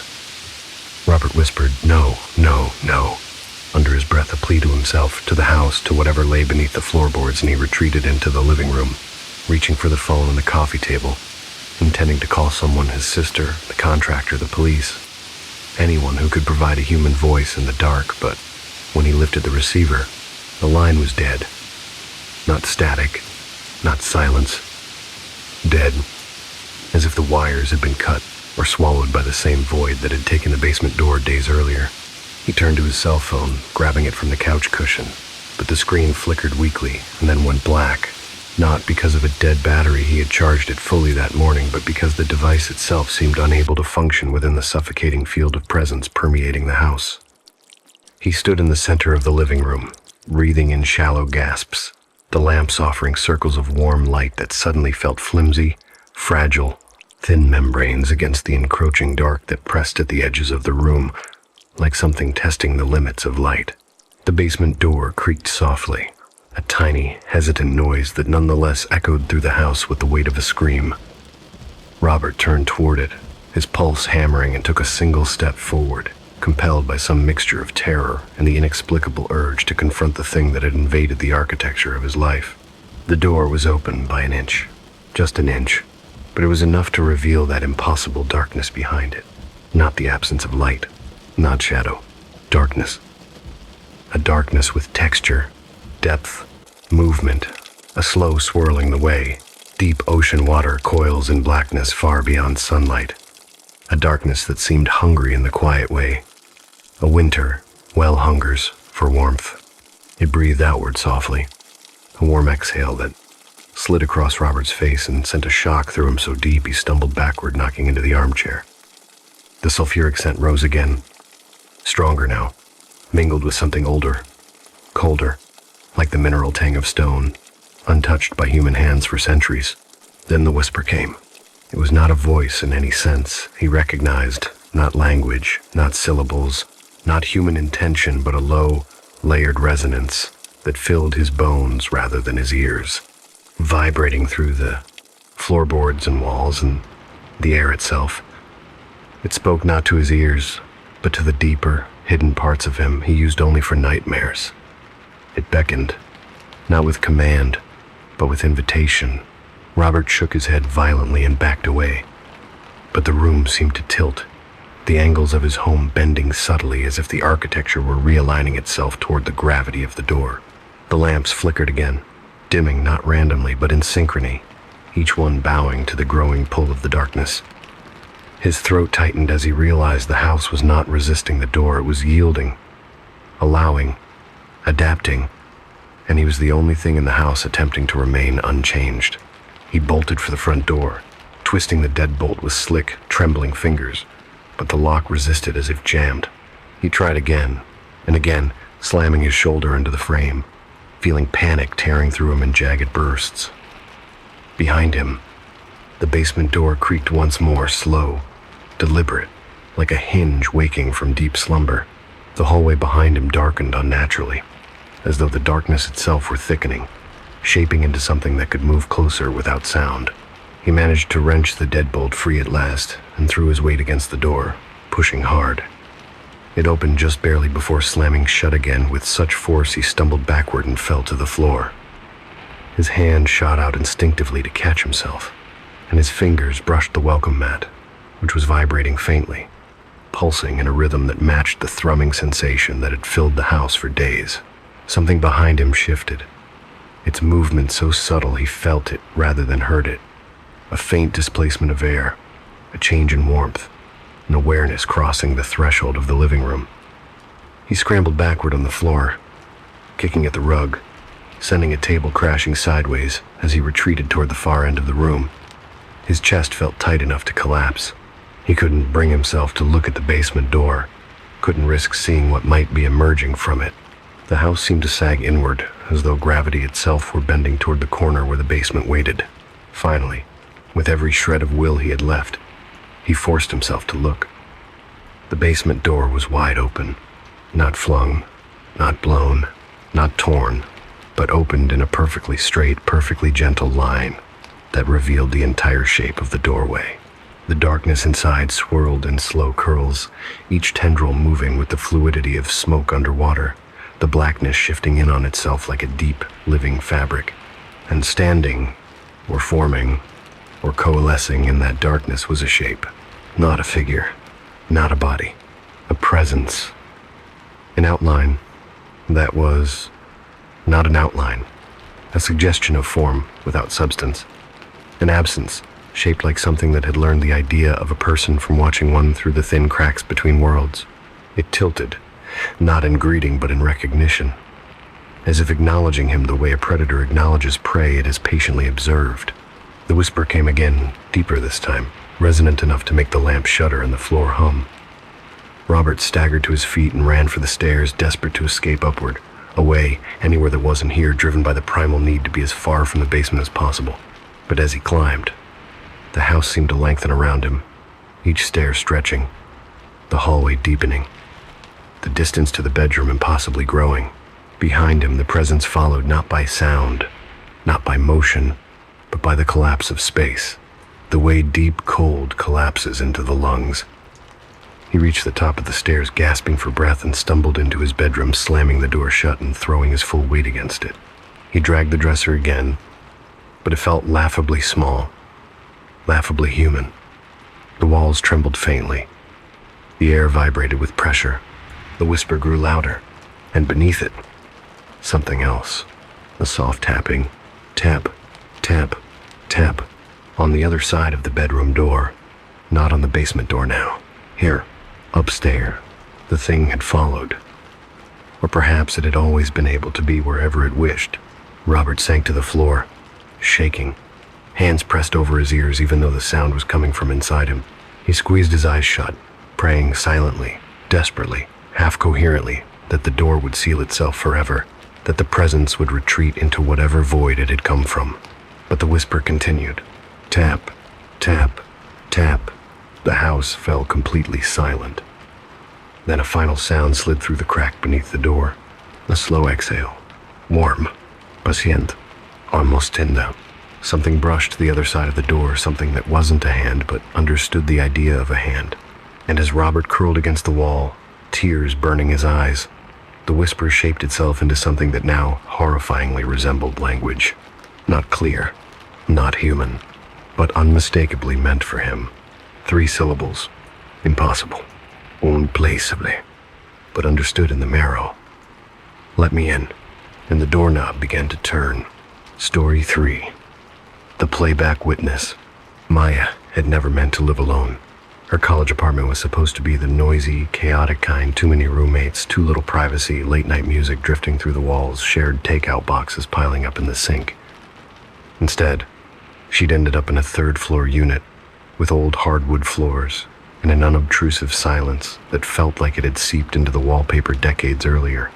A place that stared back at her with a kind of patient neutrality every time she walked through the front door. She told herself it was fine. That solitude would help her focus on her thesis and give her time to train her anxious little rescue dog, Poppy, who barked at shadows and disliked the hollow creaks of the old radiator. But the silence in the apartment grew heavier over time, adopting a weight that wasn't quite loneliness, not quite comfort, something in between, like a room that remembered the people who used to fill it and watched her carefully to see what she would add to its history. She bought the security camera out of habit more than necessity. A small cube-shaped thing with a wide-angle lens mounted near the ceiling to keep an eye on Poppy during long classes or late study sessions. It wasn't fancy, but it logged movement and uploaded short clips to her phone, the kind of digital archive she rarely checked unless she was paranoid that Poppy had gotten into the trash again. The first week she installed it, nothing unusual happened. The camera captured Poppy pacing, sleeping, chewing her toys, barking at the vacuum. The usual. Then, one Tuesday afternoon, while sitting in the library clutching a lukewarm latte, Maya received a notification. Mouvement detected. 3:04 de l'après-midi. She almost ignored it. She was in the middle of writing a paragraph she liked, which was a rare enough miracle that she didn't want to interrupt it, but something about the timestamp tugged at her attention. At 3:04 p.m., she would have been in the apartment's kitchen, rummaging through cabinets for something sugary before rushing out the door, but she wasn't home. She clicked the clip. The video began with the familiar view of her living room. The couch draped with her grandmother's quilt, the bookshelf she'd organized by color, the small patch of sunlight on the floor. For a moment, nothing moved. Poppy was asleep on the rug, her little chest rising and falling. Maya frowned at the stillness, wondering what could have triggered the camera. Then she heard voices. Her own voice. Soft, irritated, just on the edge of exasperation. Seriously, if you don't want to talk about it, then just say so.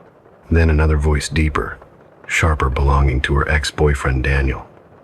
A voice she had not heard in 5 months. That's not what I meant. Don't twist it. Maya's stomach dropped. The argument had happened. She remembered it with painful clarity. The slam of the cupboard door. The tension in her throat. The way Daniel hadn't looked at her when he stormed out. But that argument had happened 3 weeks ago. She was there. She lived it. And the clip was not a recording from that night. It was new. She checked the timestamp again. It was absolutely from today. And yet the footage on the screen showed her pacing, her hair in the ponytail she'd worn 3 weeks earlier, her clothes, the ones she'd since shoved into the laundry hamper and forgotten. She froze in the library, her heart thudding against her ribs. The video was a perfect replay of a memory that had no business being captured today. She watched the rest in stunned silence, letting the familiar tense exchange wash over her again, feeling the echo of every emotion she had already processed and buried. Poppy stirred once during the recording, as if reacting to the agitation in the room, but Maya herself, the one watching the footage in the library, stayed completely still, her breath shortening. When the clip ended, she stared at her phone for a long time, her brain attempting to reconcile impossibilities with logic. Cameras glitched, files corrupted, cloud backups resurfaced unintentionally. There had to be a mundane explanation. Even if the mundanity felt like a desperate illusion, she replayed the clip twice, then again in slow motion, searching for evidence of editing, distortion, overlay, anything that would prove the footage was old, mislabeled, or tampered with. But the video quality was clear, crisp, the lighting consistent with the exact angle of the sun that shone in her living room that afternoon. Poppy's leash lay on the counter where Maya had dropped it this morning. The throw pillows were arranged exactly as she'd left them before heading to class. Everything matched the present except for the two people standing in the center of the room, reenacting a conversation that belonged firmly in the past. She tried to shrug it off. Tried to blame sleep deprivation, exam stress, poor cloud storage infrastructure. She silenced notifications, tucked the phone back into her bag, and forced herself to focus on her notes until her handwriting grew crooked.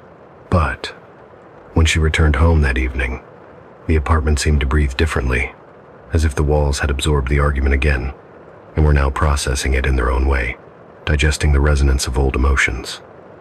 Poppy greeted her with a half-whine, half-growl, tail low, ears pulled back. A strange reaction. She was normally ecstatic upon Maya's return. Maya knelt to pet her, whispering reassurances, but Poppy's gaze kept darting toward the security camera, pupils dilated. That night, while brushing her teeth, Maya kept glancing at her reflection, half expecting the mirror to replay some earlier version of herself. The girl who cried after that argument, the girl who packed Daniel's things, the girl who tried to smile through heartbreak. The fear was irrational, but it rooted itself deep in her chest and grew there, spreading subtle tendrils of dread. When she finally fell asleep, she dreamed of her living room at dusk. Standing in it was a version of herself, not younger, not older, just different. This other Maya kept mouthing something soundlessly, her voice swallowed by the room, her movements glitching like corrupted footage. Maya woke with a jolt, soaked in sweat. The security camera's small LED light glowing in the corner like an unblinking mechanical eye. The next day, she received another notification. Mouvement detected. À 22 de l'après-midi. She hesitated before clicking. Half of her wanted to ignore it, throw the camera in the trash, let her apartment return to its natural silence. But the other half needed to know, needed to confront the thing lurking beneath the illusion of familiar domesticity. She tapped the clip. Again, the footage began with the ordinary scene of her living room. And again, something impossible happened. The camera played a moment that had never occurred. She saw herself sitting on the couch, phone pressed to her ear, tears streaking down her face. Her recorded self whispered, voice breaking, "I don't know how to tell you this, but something's wrong with me." Then she paused, inhaled sharply, and continued, "No, not sick. Not like that. I mean, something's wrong with time, or with me inside time." Maya felt the hair rise on the back of her neck. She had never had that conversation. She had never said those words. Not to anyone.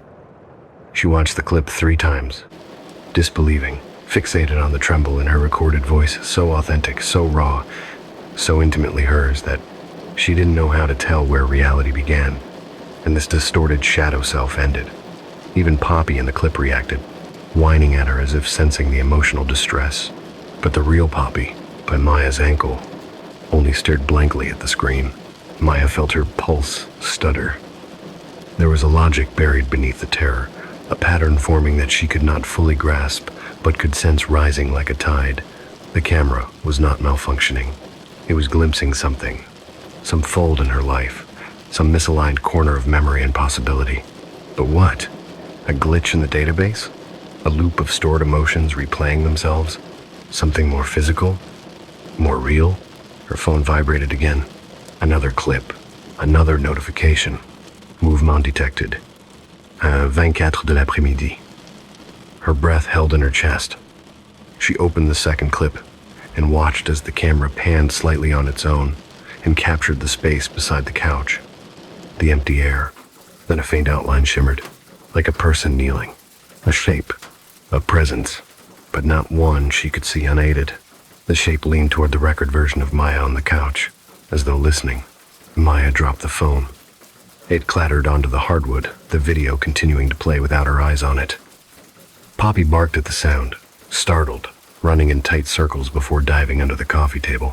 When Maya finally picked the phone back up, her hands shaking uncontrollably, she saw the last second of the clip freeze and autosave. The notification faded. The camera returned to live view, quiet, still, nothing moving. But the silence was different now. It wasn't emptiness. It was a pause, a held breath.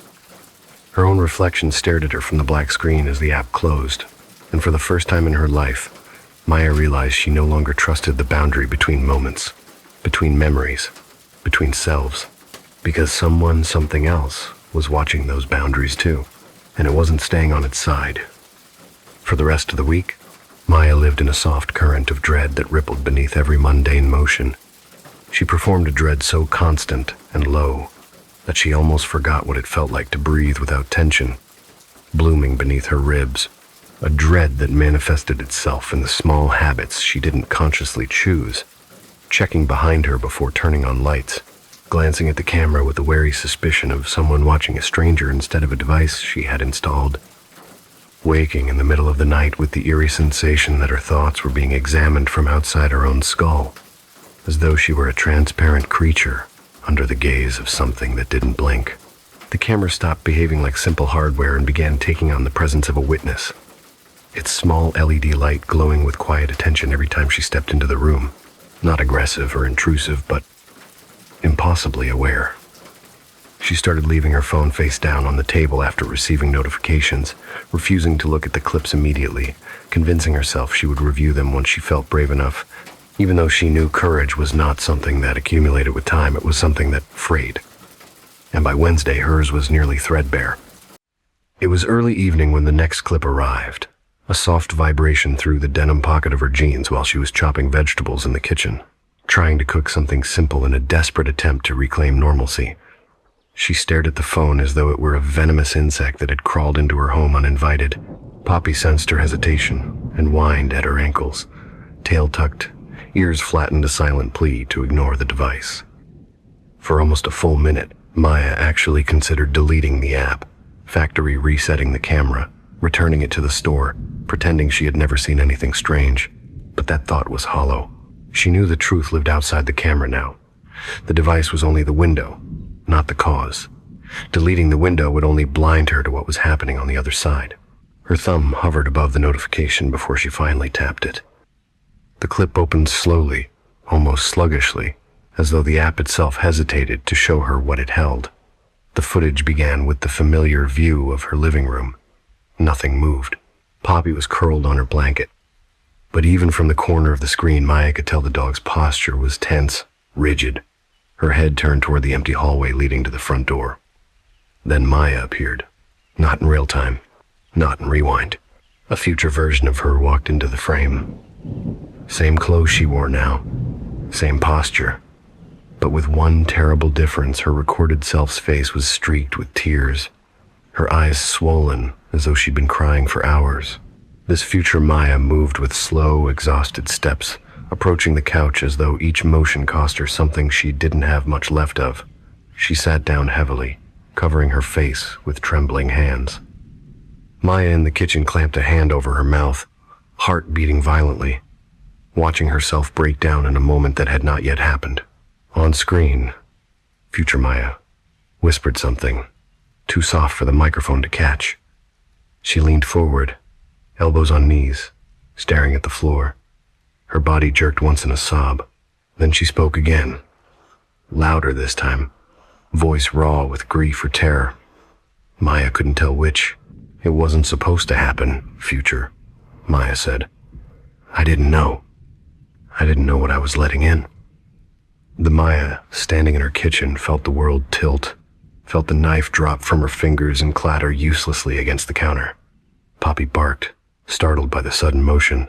In the clip, future Maya continued speaking, words coming out in a trembling stream, as though confessing to someone unseen. I tried to fix it. I tried to stop it, she whispered, but it already knew too much. It already knew me, and I can't undo any of it. I can't put anything back. Maya's breath caught painfully in her chest. The room around her suddenly felt too small, the walls too close, the air too heavy. She stepped backward until her back hit the refrigerator, needing something solid behind her, something real, because everything in the video felt like a prophecy collapsing toward her. Her phone buzzed again. Another clip. She didn't want to open it. Her entire body rebelled at the thought. But her fingers moved anyway, compelled by the same horrible need that makes people stare at wreckage to understand how it broke. This clip was shorter, only 4 seconds long. The camera showed the front door. Just the door. Still. Silent. Perfectly ordinary. Then a loud knock. 3 slow, heavy strikes shook the frame. Maya flinched so violently she nearly dropped the phone.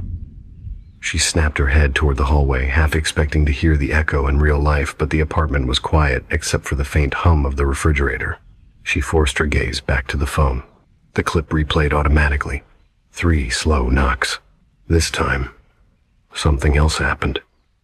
As the knock echoed through the clip, the door's shadow elongated unnaturally, stretching outward across the hardwood floor, reaching toward the camera with a shape that did not resemble any normal distortion of light. It curved strangely, deliberately, like an arm unfurling. The video ended abruptly. Maya's legs failed her. She slid down the refrigerator onto the cold tile, breath coming in short, uneven gasps. Poppy ran to her, pawing anxiously at her knee, whining in distress. The phone buzzed again. A new clip. Her hand shook so violently that she struggled to tap the screen. This clip was different. It showed her bedroom, specifically her bed, and lying on the pillow was her phone. Not the one she was holding, the one in the video looked identical, but the screen was lit with an open text message window. The message read, "Leave the key under the mat." Maya's blood ran cold, because that exact sentence had been spoken in the glitch clip from the day before the version of her voice she didn't remember saying, the one that had murmured secrets into the dark. Poppy growled then, her fur rising in a stiff line down her spine. She backed away from the entry to the hall, staring at it as though something stood just beyond human perception. Maya's phone buzzed again. Not a clip, a live alert. Camera is recording. She tapped it with a trembling thumb. The feed opened.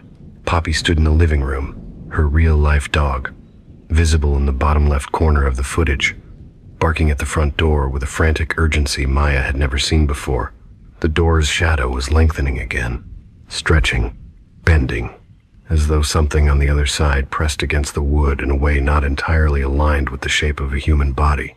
Maya watched, frozen in place, as the shadow reached toward Poppy. The dog backed away, growling fiercely despite her trembling body. And then Maya saw something that made her heart seize. A shape leaned toward the key rack by the door, not visible in detail, just a distortion, a ripple like reality buckling for a second. But it was unmistakably reaching for the place Maya kept her spare keys. Her breath hitched painfully in her throat. The camera tilted suddenly, as if struck by a small object, or nudged by a force that didn't register in any tangible form. The frame shook, and the feed went abruptly black. For one horrible second, Maya thought the app had crashed. Then a new window opened, a live view prompt, and the camera came back on. But this time, the angle was different. Lower, much lower. The view looked upward, as though the camera lay flat on the floor, and standing in front of it was Maya. Not the real Maya, not the one in the kitchen. A version of her, standing in the living room, staring directly into the lens. Her recorded self leaned down slowly, eyes unblinking, face expressionless in a way that did not match anything Maya recognized as her own. Then she whispered something too soft to hear. The footage ended. Maya's phone buzzed one last time. A text from her own number. 3 words. "You let me in." And as she stared at the screen, shaking, the hallway behind her creaked softly like someone shifting their weight just out of sight. For nearly an hour after reading the text message from her own number, Maya sat on the kitchen floor with her back pressed hard against the refrigerator, the cold metal grounding her just enough to prevent her from slipping into full panic, while Poppy trembled against her thigh as though trying to decide whether to bark herself breathless or melt entirely into her owner's lap. The apartment was too silent, not in the comforting way quiet sometimes fell after a long day, but in the way a forest becomes eerily still before a predator emerges, every acoustic contour of the room tightening around her, waiting, listening, studying. She could feel it in the walls, in the faint hum of the lights, in the air that didn't seem to move, an attentive stillness, as if the apartment had become a container for something that didn't need footsteps or breath to occupy space. She stared at the corner of the room where the hallway opened, expecting at any moment to see her own figure standing there again, the version of herself that had peered into the camera with those uncanny, emotionless eyes. The fear that she might look up and see that version of herself watching from the shadows made her chest tighten until she felt she could barely inhale. Eventually, when her legs began to cramp and the chill of the floor became unbearable, she forced herself to stand. Her body felt not quite her own, every movement stiff and deliberate, like she was puppeteering herself through a nightmare dreamscape where the rules of the world no longer aligned with her memory of them.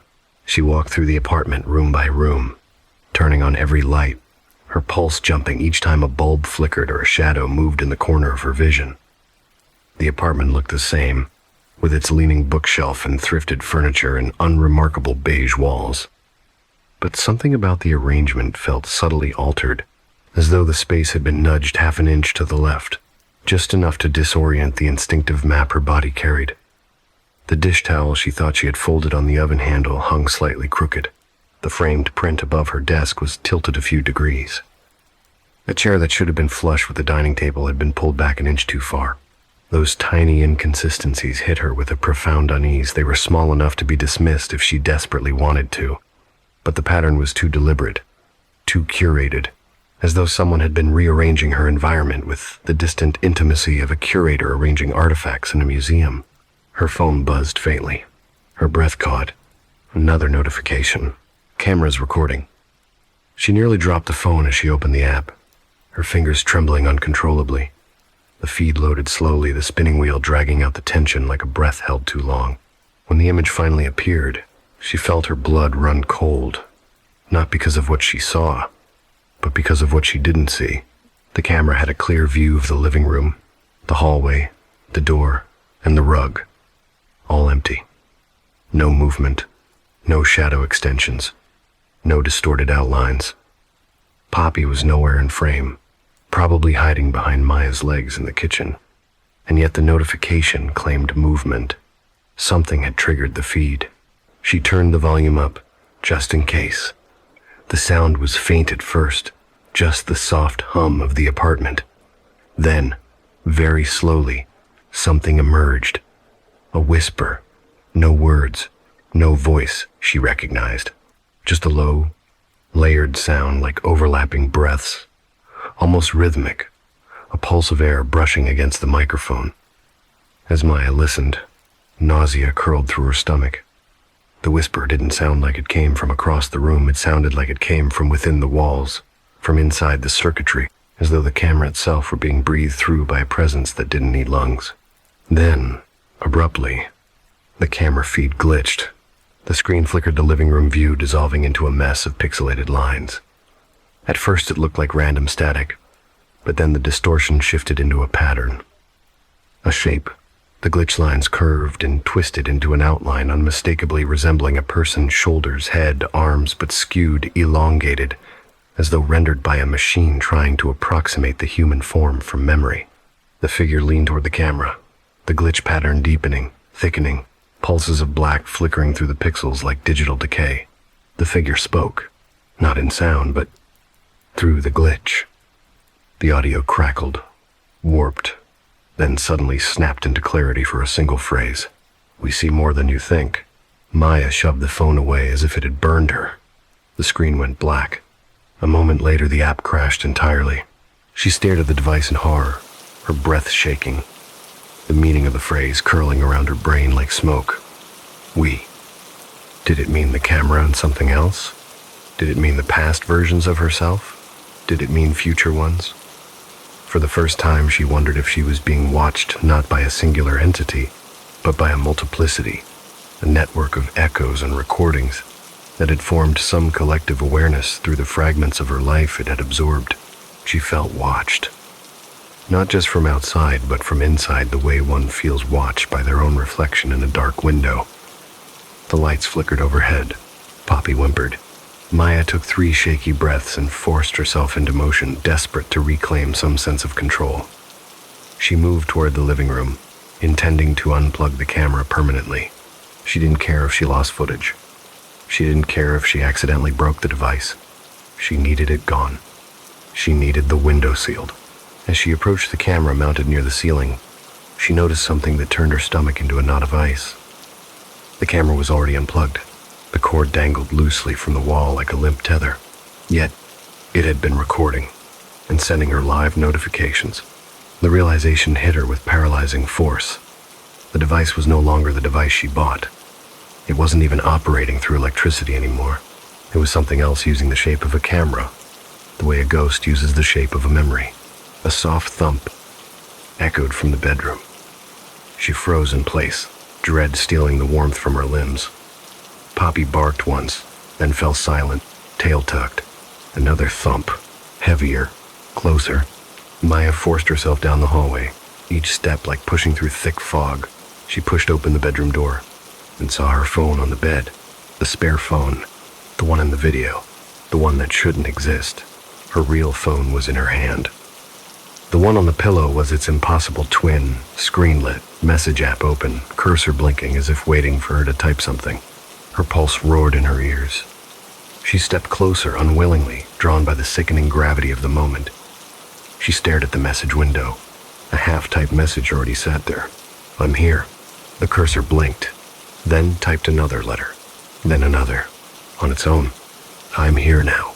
Maya backed away, shaking uncontrollably, her breath shallow. Her mind kept screaming that she needed to run, leave the apartment, break the pattern, but her legs felt rooted to the floor by fear thick enough to suffocate. The screen flashed. A new message appeared, not typed, delivered, from her number. "Come answer the door." The front door knocked. Once, twice, 3 slow, heavy knocks that echoed through the apartment like something striking the very structure of the building.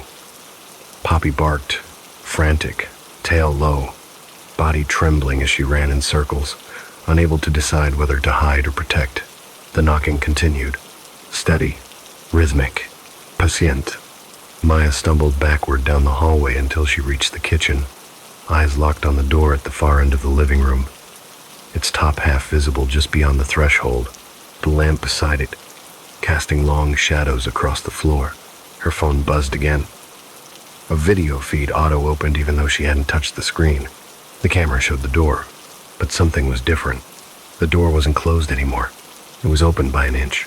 Just an inch. A sliver of darkness visible through the crack. Not the absence of light. Not the familiar shadow of a hallway. Something deeper. Something that shifted ever so slightly, like a figure leaning forward, deciding whether to enter. Maya felt her knees buckle. She heard her own voice from the phone, not live, but recorded, echoing from the device in her trembling hands. A whisper, soft, broken, familiar. "I already let you in," and the door began to open wider. Maya did not remember choosing to move, nor did she remember rising from the kitchen floor or pulling Poppy into her arms.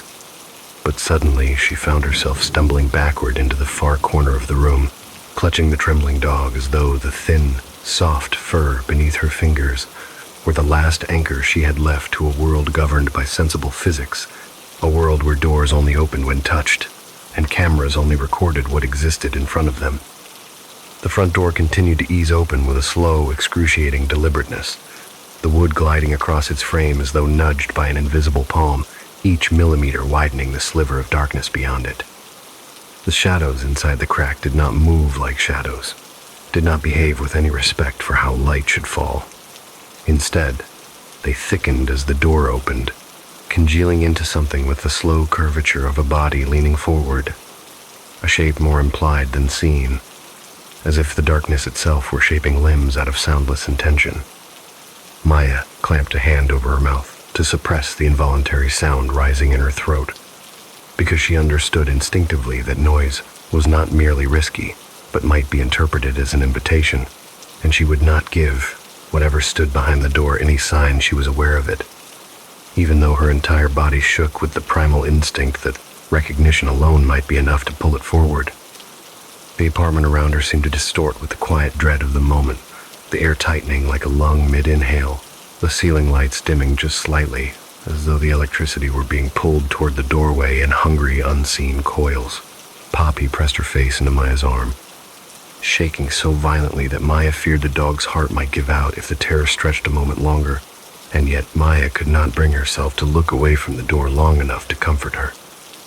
The darkness beyond the opening pulsed faintly, a slow, rhythmic undulation that suggested breath, or imitation of breath, or some rehearsed attempt at mimicking the living. Then, softly, from inside the crack, came a whisper that did not travel through the air but crawled along the edges of Maya's hearing like a memory seeping into the present. She could not decipher the sound at first. It was layered, overlapping, like many voices speaking the same syllable fractionally out of sync, a sound that felt as though it were being reconstructed from recordings taken at different times. It reminded her of the glitch tones from the camera, the distorted chorus of breaths woven through static, and she realized, with growing horror, that the presence behind the door was speaking in a language built from echoes of herself, fragments of her own voice and breath, and fear, stitched together like a patchwork of her life's audio. She pressed herself further into the wall, her fingers digging into Poppy's fur, her breath shallow and trembling. She needed to run every atom in her bones, screamed for her to sprint past the kitchen, out the back window, into the night, leaving the apartment and everything in it behind. But the door blocked the only real exit. The windows were too narrow and too high, sealed at the edges by decades of old paint. The only thing open was the door where the darkness waited. Her phone vibrated violently in her hand.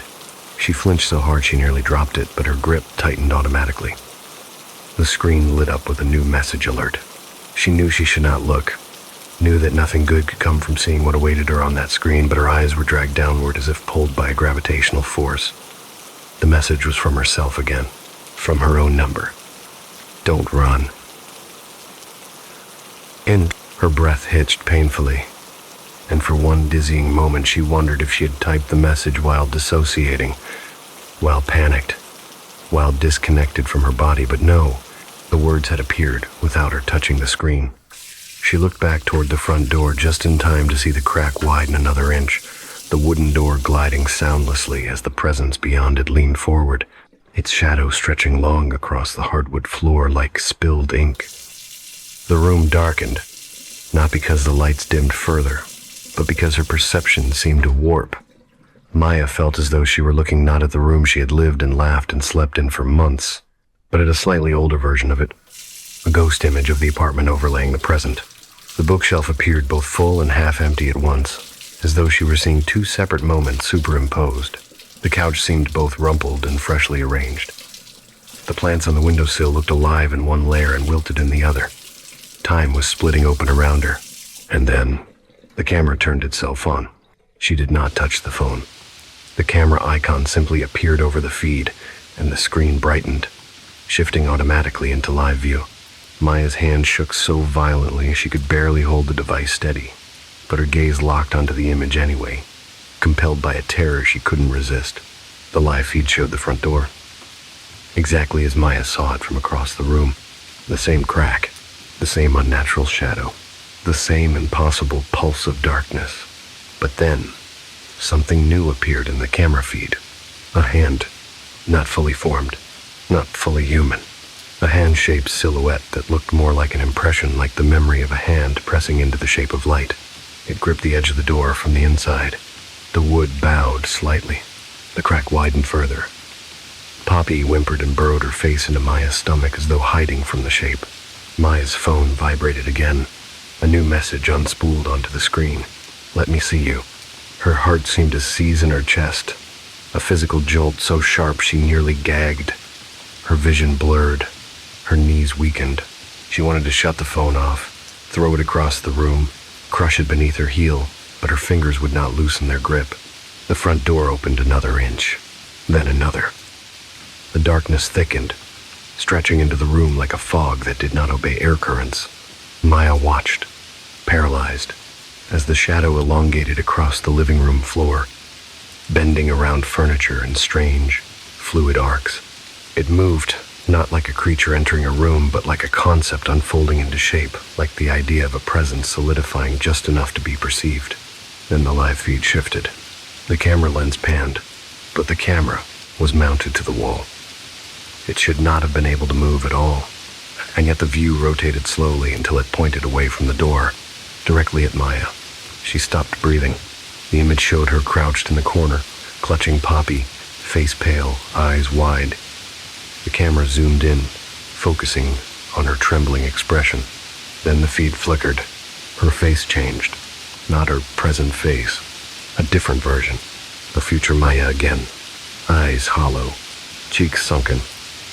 Expression empty.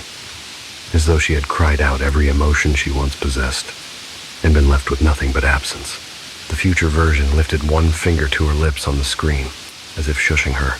The lights in the apartment flickered in perfect sync with the gesture. Maya's phone buzzed again. A final message appeared. This one came not from her own number. It came from an unknown contact.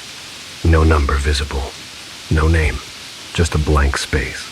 The message read, "Turn around." Maya's chest tightened so violently she felt the world spin with blackening edges. But she did not turn. She would not turn. She refused to obey. Her body curled inward around Poppy, trying to shrink into invisibility.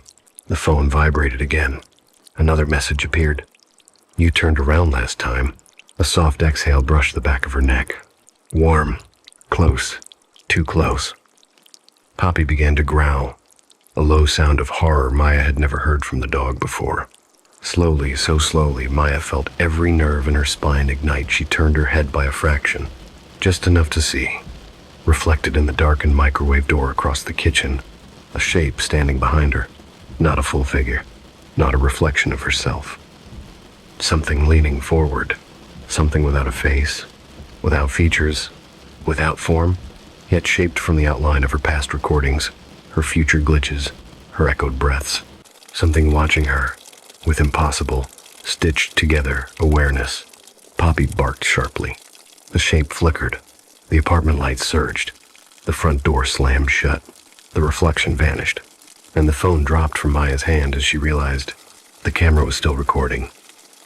And the clip showed her, not turning around in the present, but turning around in the future, looking directly into the darkness, and opening her mouth to say something she could not yet hear. Maya knew she should run the moment the future version of herself flickered on the camera screen, her mouth moving in silent urgency, the image glitching at the edges like a corrupted file trying to render an emotion too complex for its data. But her legs refused to obey, locked in a rigid paralysis that felt as though her body had been overwritten by a version of herself with different priorities. A version that obeyed a logic she couldn't yet understand. She could feel Poppy trembling in her arms, the dog's nails scraping lightly against her hoodie, as if pleading for her to pick a direction and move. But Maya's gaze was trapped in the glowing rectangle of her phone, watching the video clip of a future that hadn't happened yet, watching herself turn toward the darkness with a haunted resolve she could not imagine possessing. The static around the image thickened, spreading outward in sharp white veins, and then the audio bled through, faint, broken, a stutter of sounds that weren't quite words yet but carried the shape of urgency, as though the you that was not yet you was trying desperately to warn her through the shallow, fragile membrane between timelines. A low, thrumming vibration rippled through the floorboards, traveling up the walls and into her spine, and she realized horrifyingly that the apartment itself was sinking to the rhythm of the feed, that the present moment was being tugged forward or backward by the pull of whatever had lodged itself into the boundaries of her reality. The lights dimmed in smooth, even pulses like the heartbeat of an enormous creature breathing somewhere beneath the floor, and the shadows stretched around her, bending toward the hallway with the slow intelligence of something learning how to move through a world not designed for it. Maya tried to look away, to turn the phone off, but her gaze remained anchored, pulled into the feedback loop of past, future, present selves colliding, until the image resolved into clarity and she saw her future self clearly, eyes wide, face sallow, hair disheveled, an expression not only of fear but of deep, exhausted resignation, as if she had already lived through something bitter and irreversible. Her future self parted her lips, and the audio sharpened into a recognizable whisper. "Don't trust the next knock." Maya's entire body jolted, the phrase sinking into her like an injection of ice. And in that instant, the front door knocked again. One slow, deliberate strike that echoed through the apartment like a fist against the inside of her skull, loud enough to make Poppy bark with a startled yelp, loud enough to freeze Maya's lungs mid-breath. The knock came again, then a third time. But this knock was different from the ones in prior clips. This one dragged slightly at the end, like someone's knuckles sliding down the wood in a mimicry of human motion.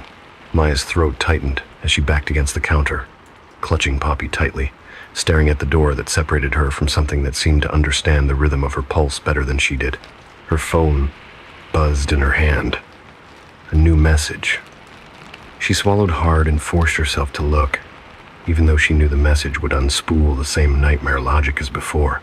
It was from her number again, except this time the preview did not show text, only an empty bubble, as though something had typed and erased its own words. The bubble pulsed, indicating someone or something was typing. Maya felt her knees weaken and she steadied herself against the counter. Then the bubble vanished, replaced by a video. With shaking fingers, she pressed play. The footage showed her apartment door, but in the dimness of the hallway, the door was not fully closed as it was now. It hung open just enough to reveal a sliver of the stairwell outside, and in that sliver stood a figure. Not a man, not a woman, not a shape that fit into any category her mind knew how to label. It stood unnaturally still, its edges soft, blurred, as though the camera struggled to clarify its borders, like it existed one frame too early or one frame too late for the present moment. The figure lifted its hand and knocked on the door again, the same dragging knock she had just heard. Maya's breath stuttered. The figure leaned closer, its head tilting, its body bending in a way that suggested it was trying to peer into the apartment without changing its position. Then the footage glitched. The screen pixelated violently, the audio distorted into a scream of static, and suddenly Maya saw the figure inside the apartment impossibly, abruptly standing behind her future self, whose face contorted with terror as she tried to speak. Maya dropped the phone, a choked sound escaping her throat, as it clattered across the floor and skidded beneath the table. She scrambled backward, heart pounding so violently she could barely hear anything but the pulse roaring in her ears, and Poppy barked until her small chest shook with the effort. The lights flickered rapidly now, strobing the apartment into strange freeze frames, and each time the light stuttered, Maya saw the room differently. The couch positioned an inch to the right, the rug curled at its corner, the blinds half open instead of drawn, Poppy standing a few feet away from her rather than in her arms. The room was showing her moments that did not belong to now, as if the apartment were cycling through versions of itself trying to find the correct timeline. The front door creaked softly. Maya froze, her body locking into a rigid shell of terror. Slowly, the door began to open, not pushed by any force she could see, but pulled from the inside, as though something had reached around the frame to open it from her side. Poppy whimpered, shrinking against the floor. The door eased open, inch by inch, revealing the shadowed hallway outside. But before the silhouette could form, before the presence could enter, the bedroom door behind her slammed shut on its own with a force that shook the entire apartment, and the lights went completely out. Darkness swallowed everything. Maya couldn't breathe. She clutched Poppy and sank to her knees, blinded, suffocated by the sudden void. Then very slowly the microwave door across the room glowed faintly, reflecting the dim ambient light of the street lamp outside. In that faint reflection, Maya saw herself crouched on the floor, and behind her, much closer than before, loomed the outline of a face. Not human, not monstrous. A shape that resembled her own in negative space, like a silhouette cut out of the world and placed behind her. It leaned close to her reflection's ear. The microwave flickered. The shape dissolved. Her phone buzzed again. Weak with terror, Maya groped across the floor until her fingers closed around the device. The message on screen was simple. 5 words. It wasn't knocking for you. And below it, a second line appeared. It already came in. At that exact moment, Maya felt a warmth brush the back of her neck, a breath, familiar in rhythm but wrong in origin, and she realized with a nauseating, spiraling certainty that the presence behind her was not a stranger, not an intruder, not something outside her life trying to get in. It was her, a version of her, a future echo, or a displaced memory, or a recording of herself that had slipped free from the timeline and learned to inhabit the spaces she had lived through. Her own glitch-made shadow, her own voice made autonomous, her own future watching her from the wrong moment. And as the darkness behind her deepened, as the whisper of her own voice exhaled in her ear, perfectly matched in tone, cadence, and breath, she understood that the presence she feared had never been trying to enter her home. It had been trying to rejoin her. The camera feed turned back on by itself. On the screen, she watched herself turn, watched her future self reach out a hand, watched the 2 versions converge in a flickering shimmer that erased the boundary between them. And before the screen went dark for the last time, Maya heard her own voice, older, thinner, echoing from inside the phone, murmur, "Time doesn't break. We do." Hi. Story 4. The Obsessive Echo. Ben always told himself he didn't miss his hometown, that leaving it behind at 20 had been not only necessary but inevitable, the kind of escape that felt less like a choice and more like a natural law carved into the marrow of his bones. Yet whenever his mother called from that little house with its decades-old wallpaper and its view of the same cracked sidewalk, he'd walked on every day as a child. Something in him tightened, a small, brittle cord that vibrated with the tension of memory. On the night everything began, he sat in his apartment 2 states away from that town, the glow of his desk lamp cutting a pale arc across the half-finished sketches he'd been working on, when his phone rang with the distinct trill his mother still insisted on using because she claimed modern ringtones sounded like spaceships or microwaves. He answered with the usual warmth, expecting updates about her garden or the neighbor's latest feud, but her voice came through the line thinner than usual, stretched with unease. "Ben, honey, did you have a friend coming into town tonight?" she asked, and something in the way she said it made the tiny hairs on his arms lift in warning. He told her no. Of course not. He hadn't been back home in years, and even then he never went unannounced. His mother hesitated. He could hear her shifting the phone between her hands, could hear the faint whir of the old ceiling fan above her kitchen table before she said, "Well, there's a man here, asking about you." Ben frowned, setting his pencil down. Men asking about grown adults wasn't unheard of, but his mother's tone was wrong. It carried a quiet dread, as though she were trying not to feed something lurking at the edge of her vision. He asked who the man was, and his mother replied in a soft, bewildered voice, "I don't know, but he's been asking about you by that old nickname you hated. That little thing you and the boys called each other back in 4th grade. Twitch." Ben felt his chest constrict, stomach tightening with a sudden, inexplicable nausea. Twitch. He hadn't heard that name spoken aloud in nearly 20 years, buried so deeply in childhood that it felt more like a bruise than a memory. Only 3 people had ever used it regularly, and one of them had been Daniel Griggs, the scrawny boy with wiry hair and nervous hands who'd followed Ben everywhere until middle school. What did he want? Ben asked, trying to keep his voice even. His mother sighed shakily. He kept asking strange questions, not about now, not about your job or where you live. He wanted to know about things from back then, about the old playground near the woods, about your teacher in 4th grade, about that time you broke your wrist climbing that rusted fence. Honey, how would he know about all that? Ben's pulse quickened in quiet, mounting dread. A stranger shouldn't know those details. A stranger shouldn't care. And yet, someone was there asking about a version of him so old he barely remembered it himself. Is he still there? Ben asked. No, she whispered. He left after I told him you weren't visiting, but he said he'd be back. After he hung up, Ben stared at the sketches on his desk, lines blurring together, the memory of Daniel's shy smile and restless energy looping through his mind like a half-remembered melody. Could it be him? Could Daniel have resurfaced after all these years, wandering back into town with some obsessive nostalgia? Ben pulled up his old classmate list online, searching out of instinct. But Daniel's name led nowhere. No social media, no adult footprint, no record since he'd moved away in high school. A strange unease coiled in Ben's gut, an instinct he couldn't shake. That night, long after he'd climbed into bed, he lay awake listening to the hum of city traffic below his apartment window, feeling as though some faint echo from his past had called his name, not through memory, but through the living world, tugging at him with cold, familiar fingers. 2 days passed without another call, and Ben almost convinced himself the whole event was just an odd coincidence, a wandering stranger with an uncanny memory, an overreaction on his part fueled by nostalgia and guilt he never fully addressed. But on Friday evening, as he waited for pasta to boil and scrolled lazily through an artist forum, his phone buzzed again, his mother's name lighting the screen with an urgency that made his heart skip. He answered instantly.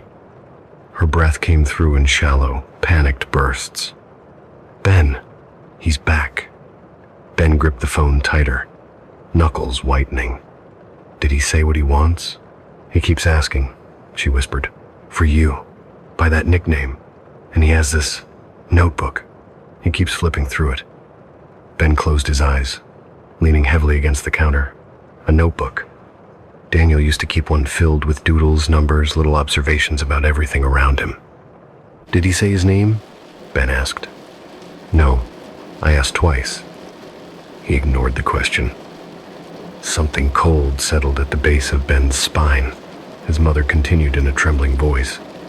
He's standing across the street now, not on the porch like before, just standing there under the streetlight, waiting.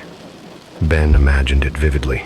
His childhood street, the cracked pavement, the cicadas humming in the oak trees, and a man standing perfectly still under the orange glow of the lamppost like a misplaced piece of the past.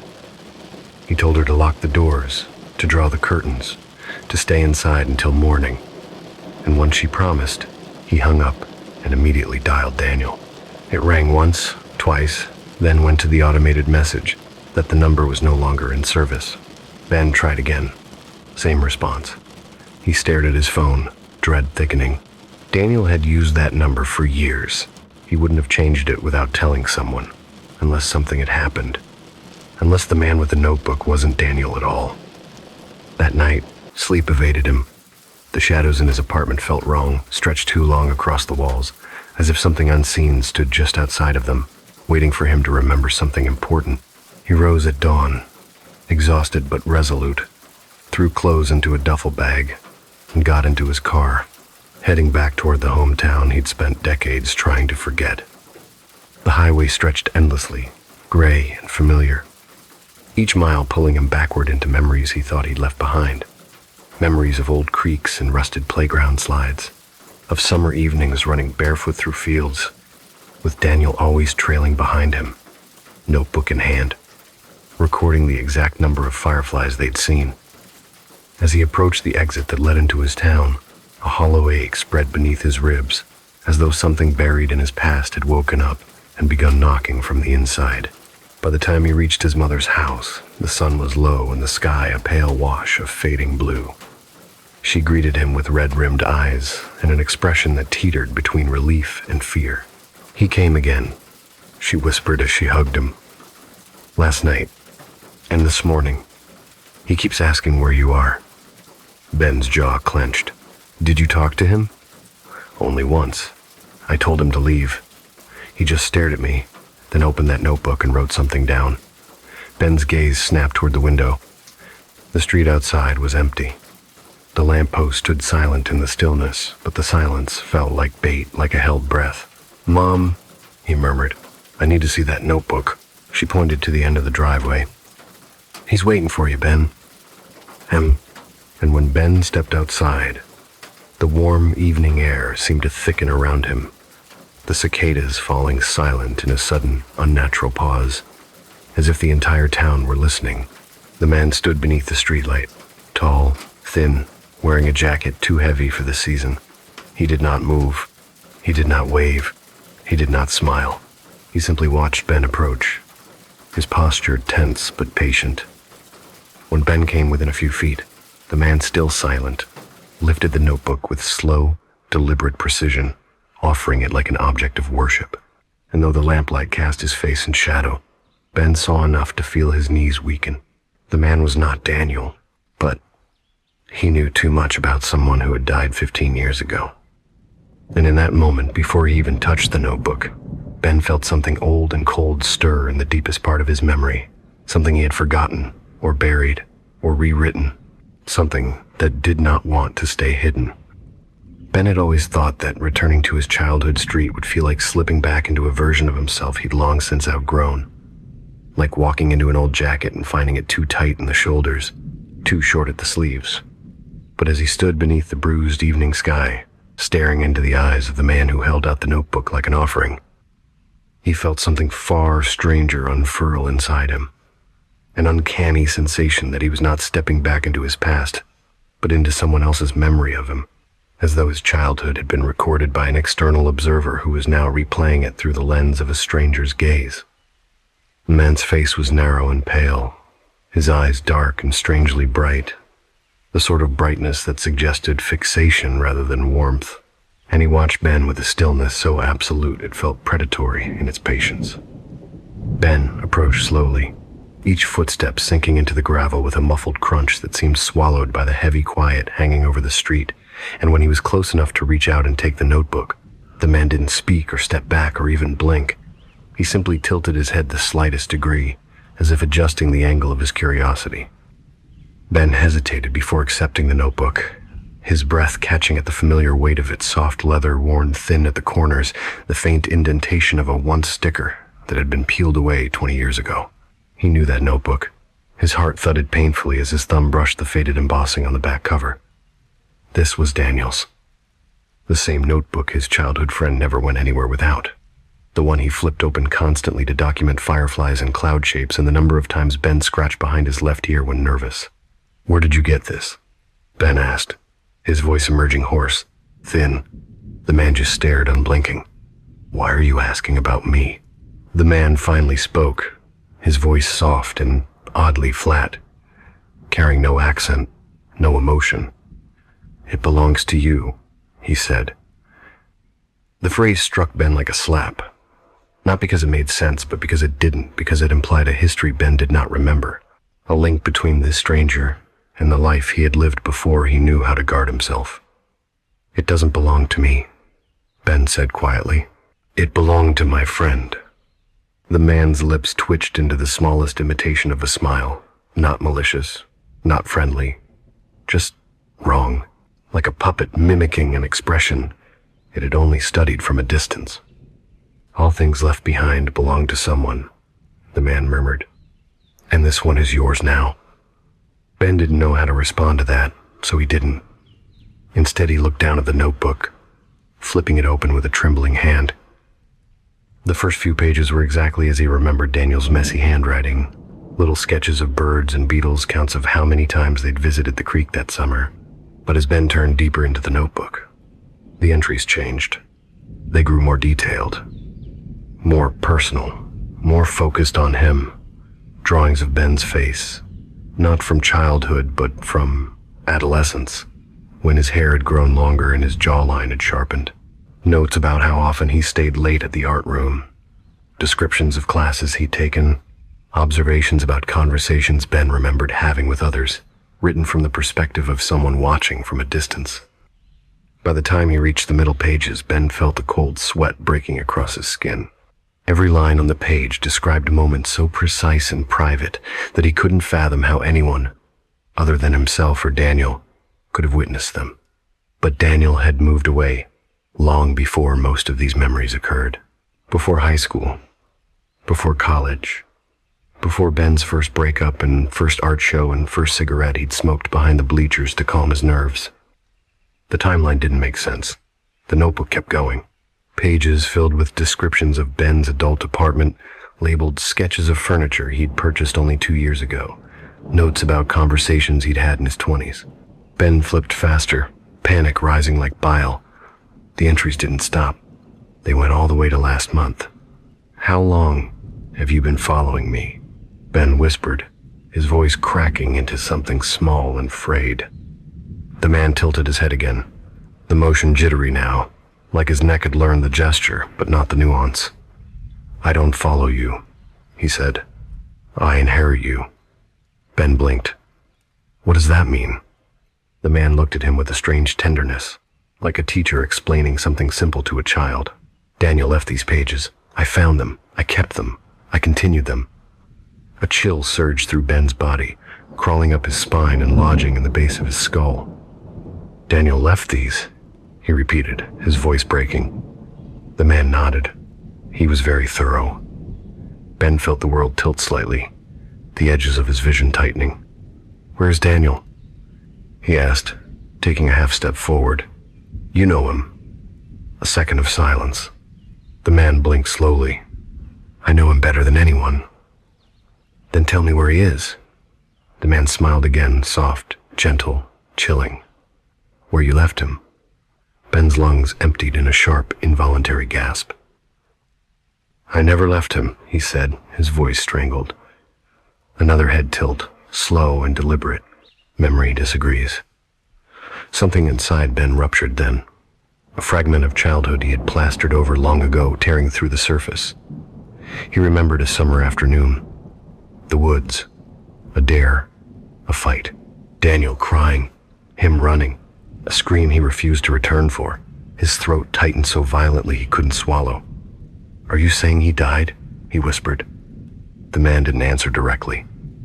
Instead, he lifted a finger and pointed at the notebook, still trembling in Ben's hands. "You will see."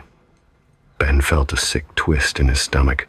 The last few pages were sealed together by dampness, edges warped. Slowly, dreading every movement, he separated them. The final page was almost entirely blank, except for one single sentence written in a hand that wasn't Daniel's.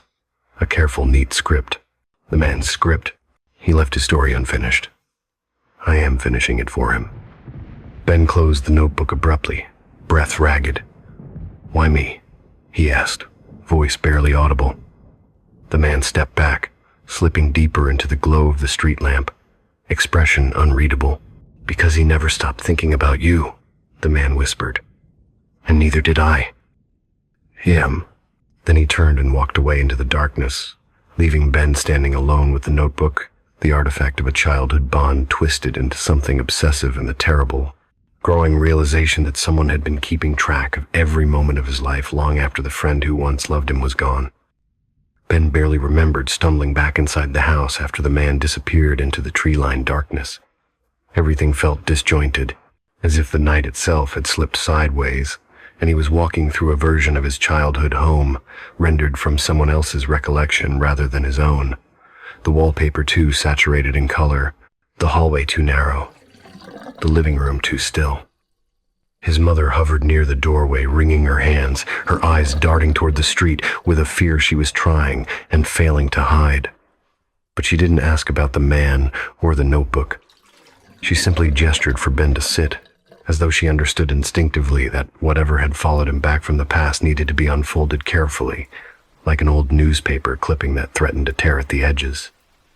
Ben sat heavily on the couch he'd spent his entire childhood on, sinking into the same indented cushions where he'd once sprawled watching cartoons, and he placed the notebook on the coffee table as though it might detonate if handled too casually.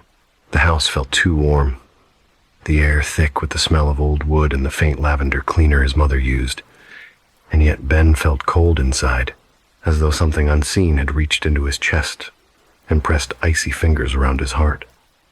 His mother sat across from him, expression deeply worried, and after a long silence she said, "Ben, who was that man?"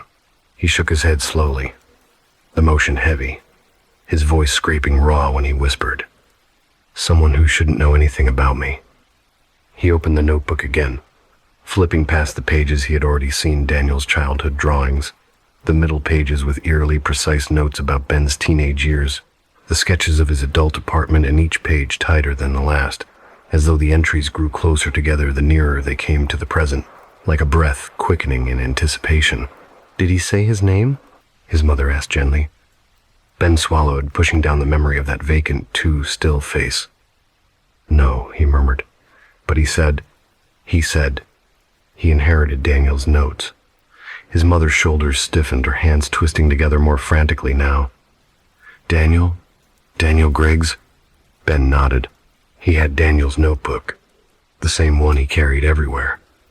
His mother went pale, a slow draining of color that frightened Ben in a way he couldn't explain. Honey, Daniel died. You know that. You were there when the town found out. Ben rubbed his forehead, a piercing ache forming behind his eyes. Yes, I know he died. But this man, he knew things only Daniel should have known. His mother hesitated before saying softly, Ben, Daniel talked about you all the time, even after his family moved away. His mother sent me a letter once. She said he wrote about you in that notebook every day until he... She faltered over the word died. Ben stared down at the pages, his stomach twisting painfully. But that doesn't explain the things in here from after he died, he whispered. There are entries from when I was 16, 19, 25. Daniel couldn't have... The sentence died in his throat. His mother reached out and squeezed his hand. Maybe someone else found it. Maybe someone who knew you. Ben shook his head. No one else knew these details. These are things I never told anyone. As he spoke, his gaze drifted toward the window, drawn by a faint, inexplicable sensation that someone might be standing just outside in the soft glow of the street lamp again. Watching the house with the same unwavering patience the man had shown earlier, he forced himself to keep flipping through the notebook, compelled by a terrible curiosity that felt like peeling a scab he knew would bleed. The entries near the end shifted again, the handwriting becoming sharper, more methodical, the tone subtly different, less observational and more surgical, as if the writer had become obsessed, not with documenting Ben's actions, but with understanding the structure of his life, the architecture of his choices, the reasons behind the smallest habits. There were pages detailing the route Ben took to work, what time he usually woke up even though he never set an alarm, which cafes he frequented on his lunch break, what emotions flickered across his face during conversations with strangers.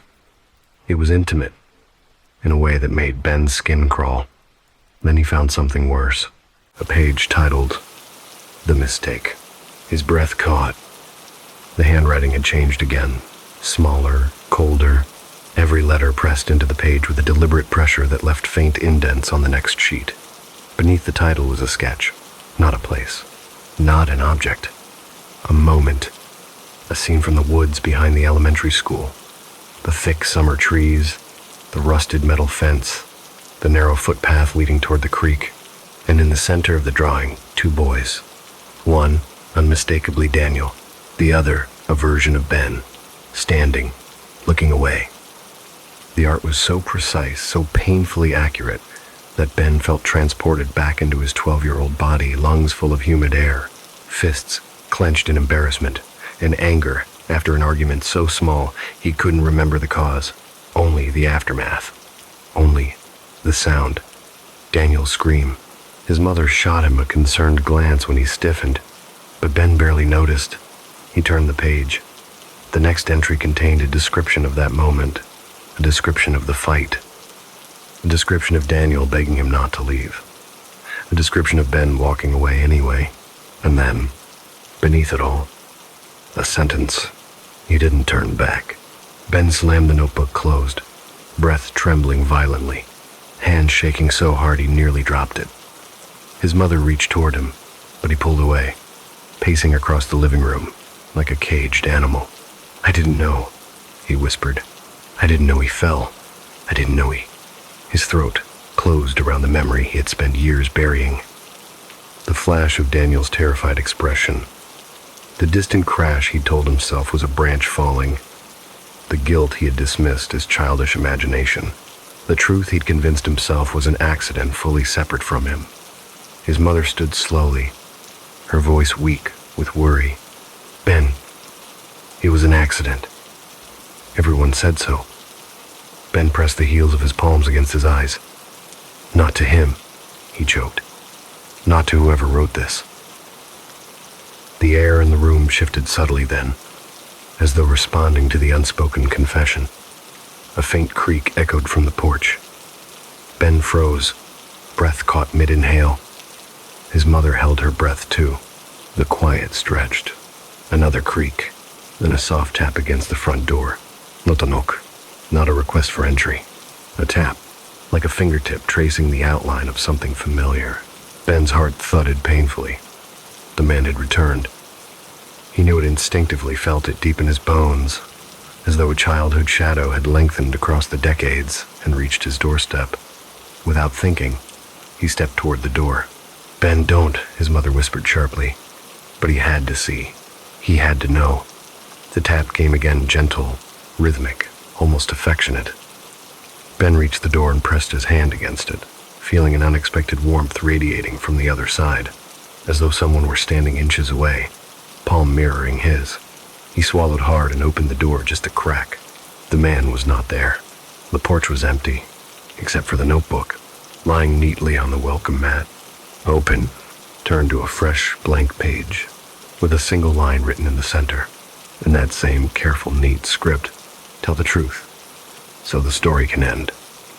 Ben stared at the words until the letters seemed to pulse. Behind him, his mother whispered his name in a voice made of fear, and Ben, clutching the notebook, felt something shift, not outside, not in the darkness beyond the porch, but inside his own memory, as though the story he'd been running from for 20 years had finally decided it would no longer wait to be finished. Ben had always believed that guilt was something you carried inside yourself, like a bruise, a private ache that dimmed with time. But standing on the porch with the notebook open to that single quiet command, "Tell the truth, so the story can end," he felt his guilt shift into something with physical weight, something that seemed to settle on his shoulders and spine, like a presence leaning forward to listen. The warm night air pressed against him, heavy with the scent of cut grass and old bark from the maple trees lining the street. But beneath that familiar small-town perfume lingered an undercurrent of something colder, something that did not belong in this place he had once called home, as though the man who had been asking for him had left a residue of attention in the air. He stepped back into the living room, closing the door slowly, while his mother watched him with an expression that hovered between fear and maternal instinct, as though she could sense her son unraveling in ways she couldn't mend. "Ben, what truth is he talking about?" she asked, voice trembling, but Ben couldn't answer. The memory in question lay buried behind a wall he'd spent years reinforcing, a memory he had reshaped so many times, he no longer knew what was real. He opened the notebook again, his fingers trembling as he turned past Daniel's childish drawings to the pages filled with meticulous adult entries from the stranger, entries written with such intimate attention. He felt as though he were reading a chronicle of his own life, from the perspective of someone who had lived in the walls of his memory. He flipped to the last page again, tracing the neat handwriting with his thumb, and felt something inside him loosen, not acceptance, not readiness, but inevitability. "I need to go back to the woods," he said quietly, and his mother's face paled as though he'd said something profane. "Ben, no, not now, not at night." But he was already gathering his keys, driven by a gravity stronger than fear. The woods behind the old elementary school had always been a place of in-between, a place where childhood rules blurred and friendships were tested, where secrets found places to hide. Daniel had loved it there. Ben had feared it, though he'd never admitted that out loud, not even to himself. As he drove through town, the streets looked wrong in a way he couldn't articulate, as though the sidewalks had subtly shifted or the houses had been repainted in colors chosen from an old photograph rather than reality. The neon sign outside the diner flickered weakly, exactly the way it had the night Daniel's family packed their truck and left town. And for the first time in years, Ben wondered if the memory had ever belonged to him, or if it had been borrowed from someone else's recollection.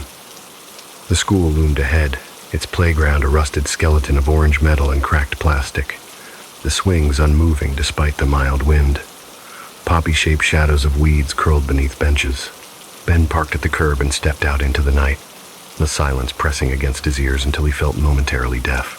Only the hum of distant streetlights accompanied him as he crossed the empty playground toward the tree line. The woods looked smaller than they had in childhood, but darker too, as though the years had turned the spaces between the trees into pockets where time refused to circulate.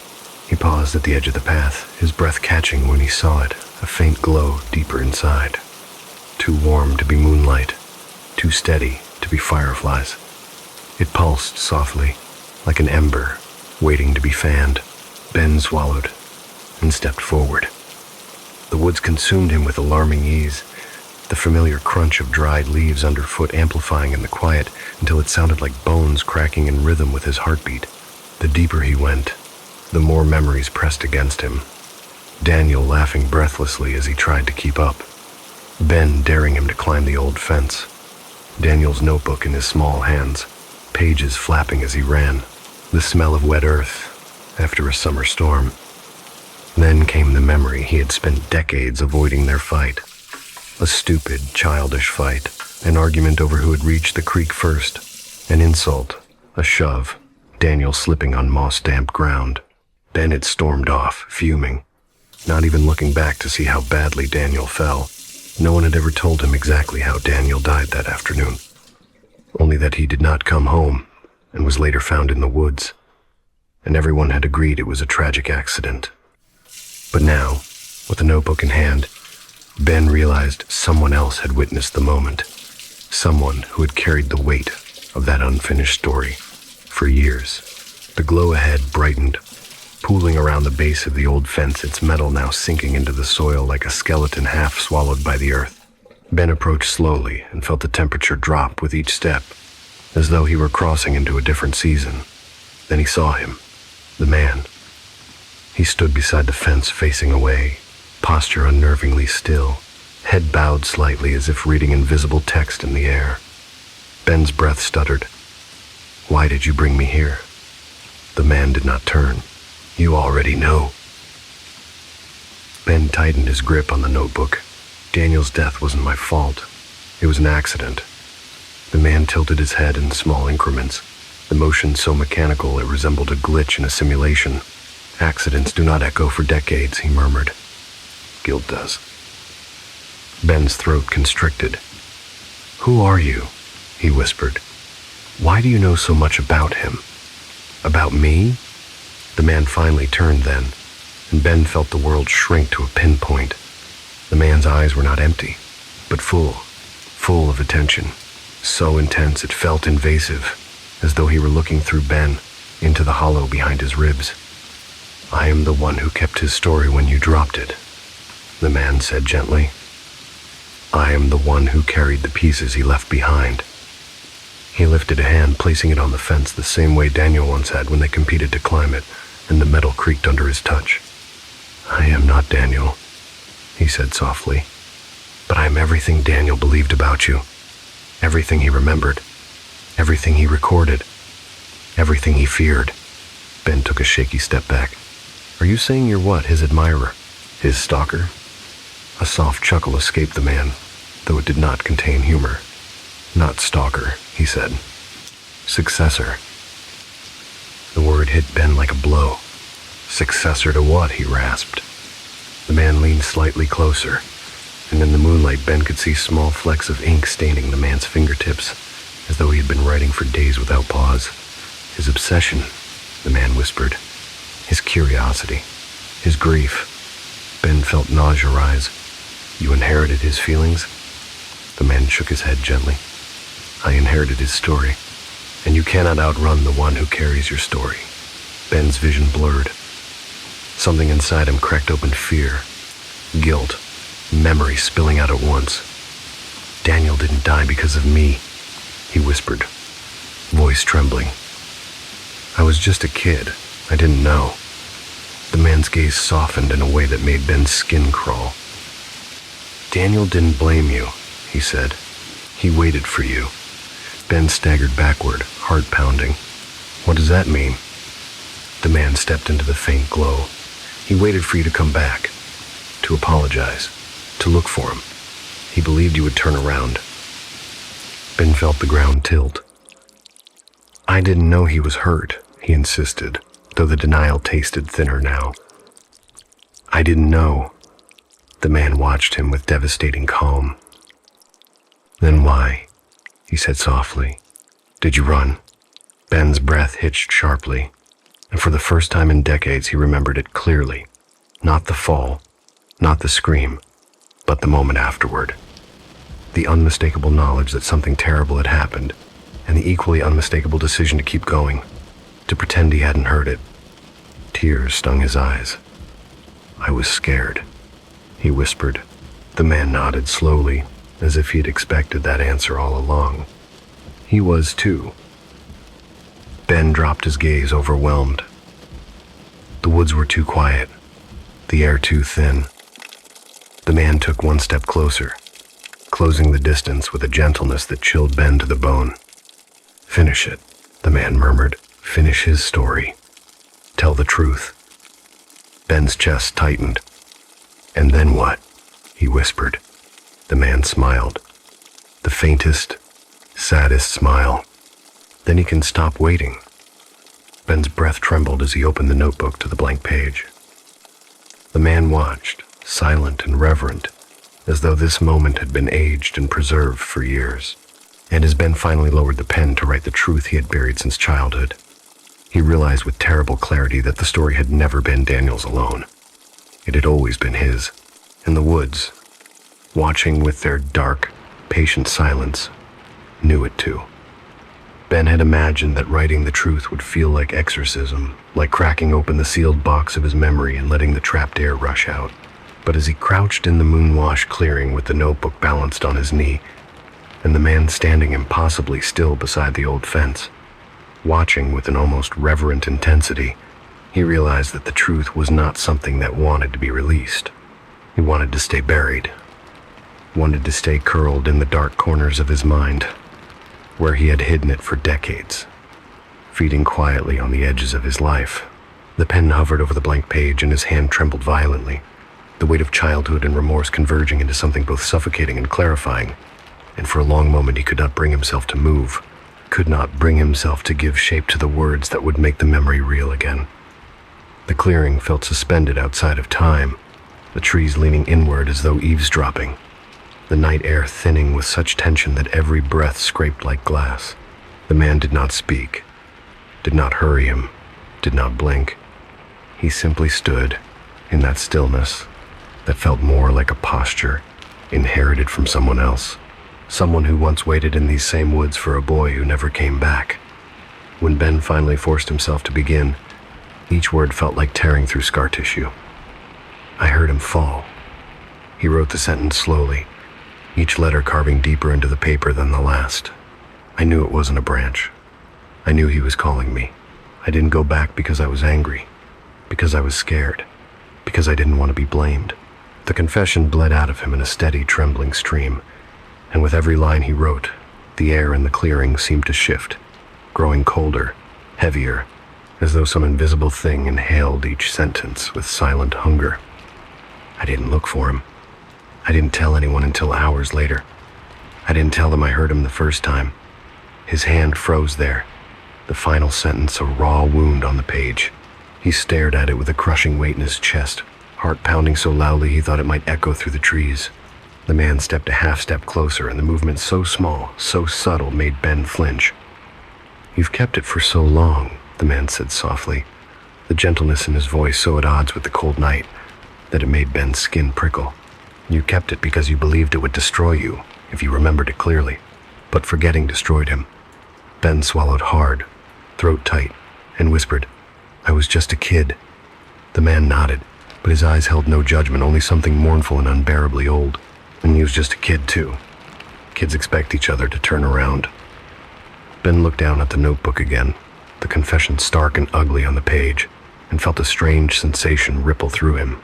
Grief, yes, but something else too. Something like a loosening in his ribs, as if the memory he had kept locked in the darkest part of himself had finally been given space to breathe. The man lifted a trembling hand and touched the top edge of the fence, and for the first time Ben noticed that his fingers shook in a very human way, not mechanical or puppet-like as they had before. "Now it ends," the man whispered. "His story, and mine." Ben frowned, confused, and stepped closer. "Yours?" The man exhaled, a slow, uneven breath that carried a faint tremor, as though saying the next words cost him something essential. "I wasn't just the one who inherited Daniel's notebook," he murmured. "I inherited what he became when he never came home." The clearing went still, the entire woods seeming to inhale in anticipation. "What he became?" Ben asked. The man lowered his gaze as if ashamed. "You weren't the only one who never left the woods," he said. "Daniel didn't either. Not all of him. The part of him that waited for you, the part that wanted to finish the story, stayed." Ben felt the cold crawl up the back of his neck. "What are you talking about?" The man stepped closer, and for a heartbeat, his eyes dark, reflective, looked so painfully familiar that Ben felt the world tilt beneath him. "I am not Daniel," the man repeated softly. "But I am what Daniel left behind in the moment he realized you weren't coming back." His voice cracked on the last words. "The part of him that was unfinished." Ben staggered back, breath catching. "That's not possible," he whispered. The man's smile was small, heartbreaking. "And yet you kept his unfinished guilt alive for 20 years. You kept the moment alive even when he couldn't. You carried the other half of this story." The woods hummed faintly, as though recognizing the truth. Ben looked down at the notebook at his confession and then back to the man, who watched him with the weight of decades in his eyes. "So what happens now?" Ben asked. The man's gaze drifted toward the trees, toward the old path leading back toward town, and for a long moment he said nothing, simply breathing slowly, as though savoring the last moments of a world he had clung to for too long. "Now," he whispered, "the story can stop repeating." A wind moved through the clearing then, stirring the leaves, and in its movement was something like a sigh relief, release, grief long held and finally let go. The notebook in Ben's hands felt lighter, as though something had been lifted out of it. When Ben looked up, the man was changing, not dissolving, not vanishing, but softening, his edges losing definition as though the form he wore no longer fit him. His face shifted in the moonlight, flickering between the stranger's features and faint, fractured impressions of Daniel at different ages, the gap-toothed grin from 4th grade, the shy smile from 5th, the quiet worry in his eyes the summer before he moved away. Then the shape settled into something undefined, a silhouette made of memory rather than flesh. "Thank you." The voice said familiar now, heartbreakingly familiar. Ben stepped forward instinctively, reaching out, but the figure drifted backward with a gentle finality. "Finish living," the echo whispered. "I'll stop waiting." And with a final, soft shimmer of moonlight bending through leaves, the figure dissipated, unraveling like breath in cold air, leaving only the night and the quiet and the faint warmth of something forgiven. Ben stood alone in the clearing, the notebook pressed to his chest, tears slipping silently down his face as the woods seemed to exhale around him, the past loosening its grip at last. When he finally walked back toward the edge of the trees, the night felt different, emptier, but mercifully so, and for the first time in decades, Ben did not feel something following him. When he reached his mother's porch, he opened the notebook to the last page. The confession was still there, but beneath it, in handwriting he knew wasn't his, a new line had appeared. "The story's finished. Let him rest." Ben closed the notebook, and for the first time in 20 years, he believed it. Story 5. The Posthumous Loop. Leo had always found comfort in routines, the slow, unhurried rituals of a life built on repetition, the familiar cadence of his quiet mornings, grading papers at the kitchen table while the kettle whistled its soft, patient song. But when the first calendar invitation arrived from Professor Miller, 6 months after the funeral, it slipped into his day like a single drop of ink in a glass of water, subtle at first, yet spreading with a certainty that made the breath in his lungs turn shallow. He had been sitting at his desk that evening, the last of the daylight bleeding through the blinds in dusty streaks, when the notification pinged on his laptop with a cheerful electronic tone that felt almost mocking in the stillness of the room. For a moment he thought it was a glitch, some artifact of the university's outdated email system resurrecting an old, recurring meeting that hadn't been properly archived. But the subject line, weekly check-in, made his fingers go rigid over the keyboard, because Miller had only ever used that exact phrasing with him, spoken in the warm, dry voice of a mentor who'd always seemed a little amused by Leo's anxiousness. Opening the email made the silence around him grow heavier, thickening like fog. The meeting was scheduled for the upcoming Thursday at 4 p.m., the same hour they had always met during the final semester when Leo was drowning in dissertation drafts and self-doubt, when Miller would tell him to stop wearing worry like a jacket you don't know how to take off. But the strangest part wasn't the timing, it was the location field, which read simply, check your reflection before you speak. Leo stared at those words for a full minute, heart thudding, the room shrinking around him with a pressure he couldn't name. Miller had never spoken in riddles. He'd been blunt, grounded, a man who lived comfortably in the world of facts and footnotes, someone who disliked metaphor, unless he was teaching Gothic literature, and even then he treated it like a wild animal. He was willing to observe, but not touch. A riddle made no sense. A riddle from a dead man made even less. Leo closed the laptop, telling himself it was a digital ghost, a scheduling glitch caused by some old recurring event Miller had forgotten to delete, though part of him knew the professor kept his calendar obsessively tidy, color-coded, every event labeled with almost military precision. Still, Leo dismissed it, shoved the strangeness into the same mental drawer where he kept unreturned voicemails and unanswered questions. But when the second invitation came the next morning, waiting for him before dawn like a message left on his doorstep, something inside him curled tight with unease. This one was for the following week. The subject line, status meeting, 12 days left. The location, is the system stable now? Leo sat in bed, staring at the glow of his phone, the early morning quiet so absolute that even the soft click of his throat swallowing felt too loud. The question in the location field seemed to lean toward him, not metaphorical, but expectant, as if waiting for an answer he didn't know how to give. He deleted the email, heart thudding with an urgency he tried to ignore, and spent the day teaching his classes with the unsettled feeling that something unseen had taken a step closer to him. He told no one, not his colleagues, not his sister, not even his old department counselor, because something about the invitations felt private, almost intimate, like they weren't meant for anyone else. By the third invitation, he could no longer pretend it was a glitch. It arrived at exactly 4 p.m. on a Sunday, the hour Miller used to say he liked to drop stones into still water and see how the ripples looked. The invitation listed the meeting date 3 months in the future.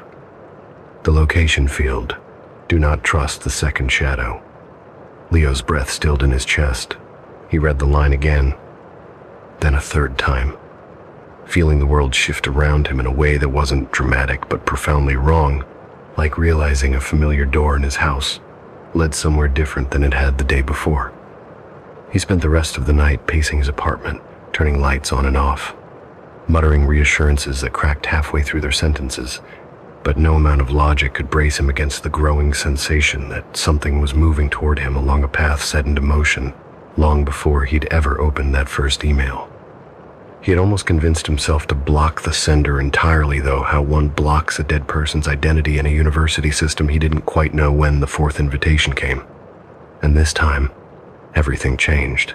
It arrived not in his email inbox, but as an alert on his phone's lock screen before his alarm even rang.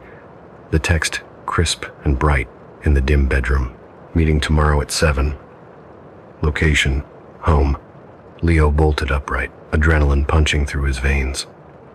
The timestamp showed it had been sent 2 minutes earlier, 3:42 a.m., a dead, silent hour when even the building's radiators held their breath. His sheets felt too heavy. The shadows in the corner of the room felt too dense. He unlocked his phone with shaking fingers and opened the calendar entry. The meeting description was empty except for a single note. Please be alone. This cannot be conducted twice. Leo's skin went cold. He climbed out of bed on legs that felt boneless and stood at the bedroom doorway listening for any sound in the apartment, irrationally expecting someone to be standing in the living room even though he knew he had locked the door the night before. He circled the space twice, checking closets and windows, before forcing himself to return to the bedroom and sit on the edge of the mattress, elbows on his knees, hands buried in his hair. The invitation sat open on his phone beside him, glowing like a quiet warning. He could not ignore this one, not with its specificity, its proximity, its deliberate demand for isolation. He tried to tell himself not to be afraid, that this had to be some kind of cruel joke or cyber intrusion or rogue automated protocol gone wrong. But deep down, beneath the layers of logic and academic training, in the part of him that still believed in the faint, uncanny strings that sometimes tugged at a person's life, Leo felt something he had not felt since childhood. The sense that an answer he had not asked for was coming, and that whatever waited for him tomorrow had already been set in motion months, perhaps years, before he ever saw the first email invitation. He did not sleep the rest of the night. And when dawn finally seeped into the room in pale, reluctant light, Leo stared out the window and whispered the one question that had been pounding in his chest since the moment everything began. Why is he contacting me now after death? The apartment did not answer, but the phone buzzed once more, as if in response. A final update to the meeting description. Just 5 words. You forgot what happened. I didn't. M. Leo spent the day in a state of hyper-alert paralysis, moving through his apartment like someone drifting through the memory of a place, rather than the place itself. Every object feeling faintly unfamiliar. Every reflection in windows or darkened screens carrying a split-second suggestion of a second presence standing just outside the edges of vision. He tried grading papers, but the words refused to stay on the page. Slipping beneath his eyes each time his phone vibrated with phantom notifications, and he tried eating breakfast, but the food turned to paste in his mouth, swallowed with the difficulty of someone who had forgotten how a human body was supposed to operate under fear. The appointment. Meeting at 7. Location. Home. Be alone hung over him like a storm cloud that refused to move, and the closer it crept toward late afternoon, the more Leo realized that not attending felt just as dangerous as attending, because something about the phrasing of the messages made him feel watched in a way he couldn't explain, as if whatever sent them wasn't just scheduling a meeting but monitoring the choices he made in the hours leading up to it. At 5 p.m., he found himself pacing the living room, stopping periodically to look at the clock on the wall, then at the digital time on his phone, then at the dull glint of his reflection in the TV screen. Each time he looked at himself, he sensed a slight delay, like his reflection was taking a fraction of a second too long to match his movements, and every time it happened, his stomach tightened with a sick, cold dread that had nothing to do with grief or nostalgia and everything to do with a wrongness that seemed to shimmer across the surfaces of the room. As the sun began to sink behind the buildings across the street, the apartment dimmed, and he moved automatically to turn on the lamps. But something in him stalled, some instinct telling him that lighting the room too brightly would pull whatever awaited at 7 o'clock closer, as though illumination might serve as invitation. So he left the lamps off, settling instead into the muted, gray half-light that flickered against the walls. At 6:12 p.m., his laptop chimed a soft, familiar tone he associated not with fear but with Miller's fond, dry humor, because the older man used to send him late-night article suggestions or half-formed ideas for future research collaborations, always punctuated with a wry comment about academia being a slow ghost that likes to haunt the ambitious. The sound of that chime now, echoing in the stillness of his apartment, made Leo's skin prickle. The laptop screen woke, displaying a new notification. Another invitation. Meeting updated. He swallowed hard and opened it. The door will open at 7. Do not try to stop it. Leo's breath caught. He pressed a shaking hand to his forehead, pacing again, thoughts spiraling through every possible rational explanation. Hackers accessing old credentials, some unwelcome prank orchestrated by someone in the department, a misconfigured server spitting corrupted data. But none of these explanations accounted for the message's precision, its chilling authority, or the way the wording felt not aggressive but patient, almost solemn. Like Miller's tone, when delivering a hard truth in his office late at night. Leo checked the locks on his door 3 times, tested the windows, unplugged the router, turned off the laptop, and even placed his phone face down on the couch. But none of these actions slowed the pulse of dread rolling beneath his ribs. At 6:42 p.m., a new message appeared.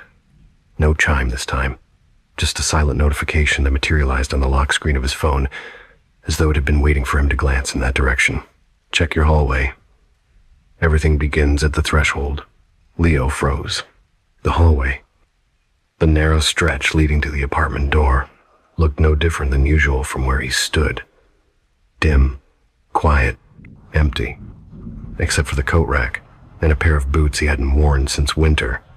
But the message sat on his screen with an unsettling certainty, as though it had been written by someone standing in that hallway right now, someone observing details Leo could not see from his position.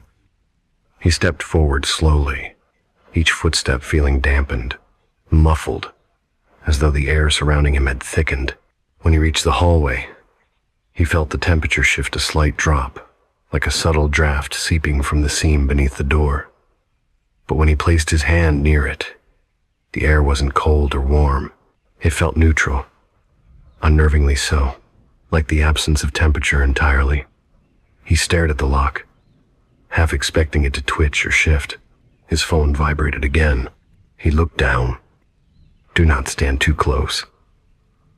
I'm not ready yet. Leo stumbled back so quickly he hit his shoulder against the wall.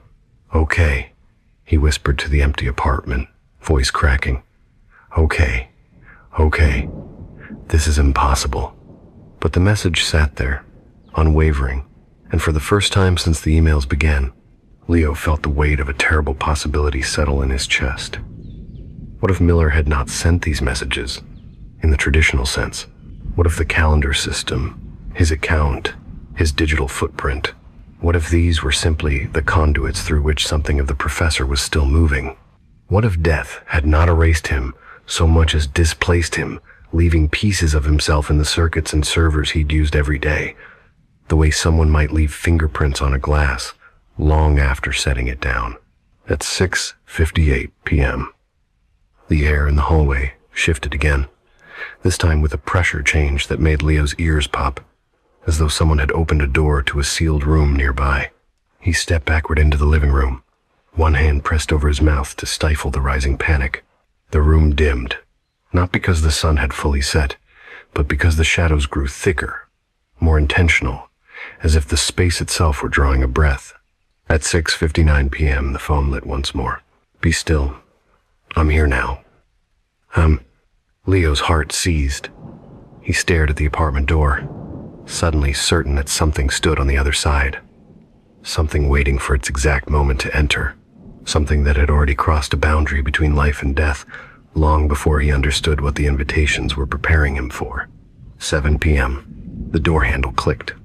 Leo's entire body stiffened, every muscle locked. The handle turned not violently, not with struggle, but with the quiet assurance of someone who already had permission to come in. The deadbolt slid open on its own, moving with the slow, mechanical ease that made Leo's breath collapse in his throat. The door opened, just a few inches, enough for the hallway's darkness to spill into the living room, but nothing stepped inside. No figure, no shadow, only the faint impression of presence, like a held breath waiting to be acknowledged. Leo's phone vibrated one last time in his hand. He looked down. The message was from Professor Miller's old disabled account. Just 4 words. You weren't supposed to forget. And as Leo stared into the threshold, into that open space that felt like a mouth left ajar, he finally remembered the night he had spent years trying to erase. The night he last saw Miller alive. The night he walked away before finishing their final conversation. The night something followed him home. Leo stood frozen before the half-open door, the cold draft curling inward around his ankles like an invitation and a warning braided together, and for a long, breathless moment, he could not tell whether the air was entering the apartment or leaving it, whether the darkness pressing into the threshold was simply the ordinary gloom of the hallway, or a deeper, denser absence that had arrived with intention. His pulse rattled in his ears with the uneven rhythm of an almost failed engine, and he braced one hand on the doorframe to steady himself, fingers brushing the rough paint as though reaching for something tangible could hold reality in place. But the world felt subtly out of joint now, as if he had stepped 1 degree sideways from the life he remembered, into a version of his home taken from a photograph left too long in the sun, familiar enough to recognize, but altered enough to unsettle. He swallowed hard, throat dry, and in the heavy quiet that followed, he finally allowed the memory he'd been avoiding for years to surface, the one he had shoved behind a mental door, far more stubborn than the one before him. It had been late on a stormy night, the kind that made the campus feel like an abandoned cathedral, the brick buildings glistening under the wavering street lamps. Leo had been in Miller's office, the two of them hunched over the final edits to Leo's dissertation proposal while the rain tapped against the window like anxious fingers. Miller had been warm but tired, his voice thinner than usual, his frame narrower, and though Leo had noticed the professor's trembling hands, he hadn't asked. He never asked, because Miller always insisted he was fine, always brushed aside concern with that patient half-smile that made Leo feel both reassured and foolish. At some point, Leo had grown frustrated, not with Miller, but with himself, and snapped about how nothing he did ever seemed good enough, how he felt like he was chasing a moving target that kept shifting every time he got close. And he'd imagined Miller would laugh or deflect like always, but instead the older man had gone quiet, looking at Leo with an expression that was not disappointment, but something far more delicate, a kind of fragile honesty Leo had never seen on him before. "You don't understand what you mean to people," Miller had said, voice tired but sincere, and Leo, overwhelmed and embarrassed, had brushed off the comment, muttering that he didn't have the capacity to deal with cryptic emotional truths that night. He'd gathered his things with more force than necessary, ready to flee the room before he said something else he'd regret. When Miller called his name softly, Leo hadn't turned around. He had simply walked out. He never knew what Miller had wanted to say in that moment, because the next morning the professor collapsed alone in his home, found too late for anyone to speak the words they'd left unfinished. For years, Leo had rewritten the memory deliberately, smoothing its sharper edges, telling himself Miller had likely wanted to discuss scheduling or some mundane departmental matter, that the moment hadn't mattered as much as he feared. But now, standing before a door that had opened on its own at precisely 7 o'clock, Miller's old meeting hour, Leo felt the sharp edges return, unblunted, cutting into him with a clarity that made him flinch. He took one step back from the threshold, heart hammering, and stared at the darkness beyond it. It stared back, not with eyes, not with shape, but with the unmistakable pressure of attention, the way silence thickens when someone else is in the room, even if you cannot see them. The air felt electrically charged, faintly humming, as though a current ran from the hallway into the apartment and through his bones. He forced himself to inch forward again, compelled by something between dread and duty, and peered into the corridor. The overhead light flickered once, twice, then steadied, casting a washed-out glow on the scuffed floorboards. There was no figure, no movement, no sign of a living presence, but there was a sound, soft, subtle, almost like breathing. Not human breathing, but the quiet exhale of a machine warming up after a long sleep. A faint, static rustle came next, the kind audio equipment makes before a recording begins, and Leo's skin prickled because it was the exact noise he used to hear when sitting across from Miller during late-night office hours. The cheap campus voice recorder crackling before the older man would mutter, "All right, let's try that sentence again." Leo's phone vibrated in his swaying hand. He lifted it slowly, dread thickening with every inch. Another update to the meeting description. Step into the doorway. Only the doorway.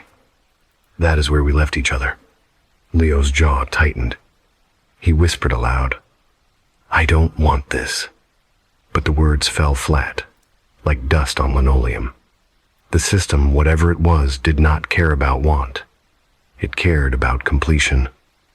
He hovered at the threshold, toes inches from the border between his apartment and the hallway, and felt a strange shift in the air, as if crossing this invisible line would place him in the exact moment Miller had been reaching toward.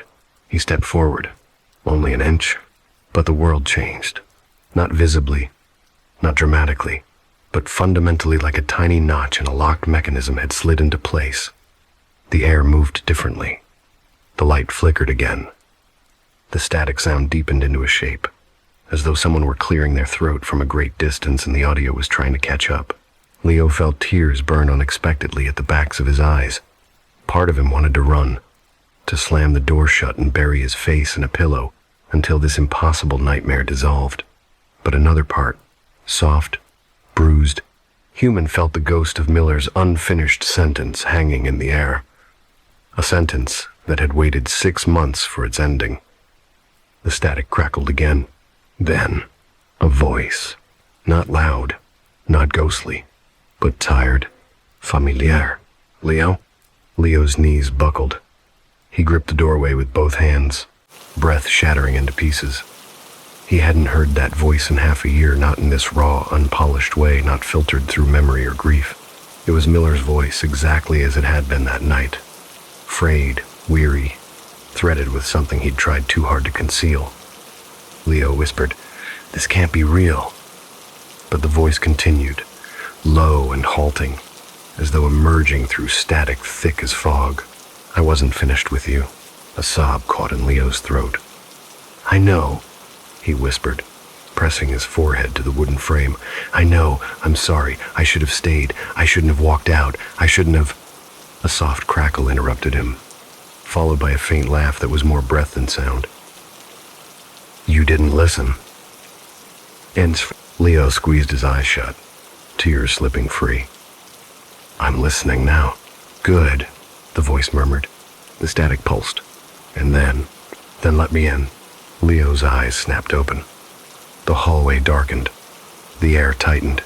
He felt something lean toward him, not physically, not in the way a living body occupies space, but like a fold in the world, bending, preparing to pass through a narrow doorway. His instincts screamed. Some ancient, limb-deep panic flared inside him, a terror that was not grief but survival. "No," Leo whispered hoarsely. "Miller wouldn't say that." The static surged violently. The voice sharpened. "Leo." The tone changed. Not Miller's voice. Not anymore. Something using the shape of his mentor's voice, the way a hand uses a glove. "Open the rest of the door." Leo stumbled backward, heart slamming against his ribs. "No," he breathed. No, Professor. If you're in there, if any part of you is in there, that's not you speaking." The hallway grew darker still, the shadows thickening as though something unseen pressed against the edges of the doorway, testing it. His phone vibrated again. A final message. "The first shadow is yours. The second isn't." Leo looked up in horror, because now, in the dim reflection on the metal doorknob, he could see 2 silhouettes. Only one of them belonged to him. Leo stared at the 2 silhouettes reflected in the curved metal of the doorknob, his own, trembling and uneven from the small involuntary movements of his breath. And the second one, impossibly still, impossibly upright, impossibly wrong. And for a moment he felt himself detached from the structure of his own body, as if his nerves had stepped backward to observe him from a distance, as if even his instincts needed space to process the absurdity of seeing an impossible figure standing just inches behind him without feeling the warmth or presence of a living being. He inhaled sharply, the breath catching in his throat, and the second silhouette flickered, not disappearing but distorting subtly, like a corrupted file struggling to render. And that tiny warping made something cold and primal bloom inside Leo's spine, because it meant whatever stood behind him did not belong to the physical world as he understood it, and might not abide by the rules of the one he lived in. He jerked away from the doorway, stumbling backward into the living room where the dim evening light pooled in long, soft shadows across the floor. And as he moved, the apartment seemed to tilt, not physically but perceptually, the angles of the furniture feeling slightly off, as though someone had drawn the room from memory and gotten several proportions wrong. He blinked hard, willing the sensation away, but the wrongness remained, a taut hum beneath the fabric of the air. The door still open, several inches creaked softly, as if nudged by an unseen hand, and Leo felt the hair on his arms lift as though brushed by static. The hallway beyond was no longer simply dim. It pulsated faintly, a slow, rhythmic, darkening and lightening that mimicked breathing, not of lungs, but of something older, colder, and far more patient. He backed farther into the living room, but every step triggered the buzzing vibration of his phone in his hand, as though the device itself were reacting to the shifting atmosphere rather than any incoming message. Finally, he forced himself to look down at the screen, fully expecting another cryptic line from the calendar entry. But instead, the display was blank, except for the meeting title, Weekly Check-In, and the time, which was frozen at 7 p.m., even though his wall clock now read 7:06. The discrepancy made his stomach twist, because it suggested that whatever was happening was not bound to the linear progression of real time, and that the invitation had trapped him in the moment Miller had designated long before this night began. A soft sound came from the doorway. Not a breath, not movement, but a faint, glitching murmur, like audio malfunctioning on an old tape. A brief warble of vowels dragged through static, a voice trying to sync with a shape it could not quite inhabit. Leo held his breath, muscles taut, and listened as the sound resolved into a half-formed syllable. La. He shook his head violently, pressing both palms to his ears. Stop, he whispered, pacing in a tight circle. Stop, stop, stop.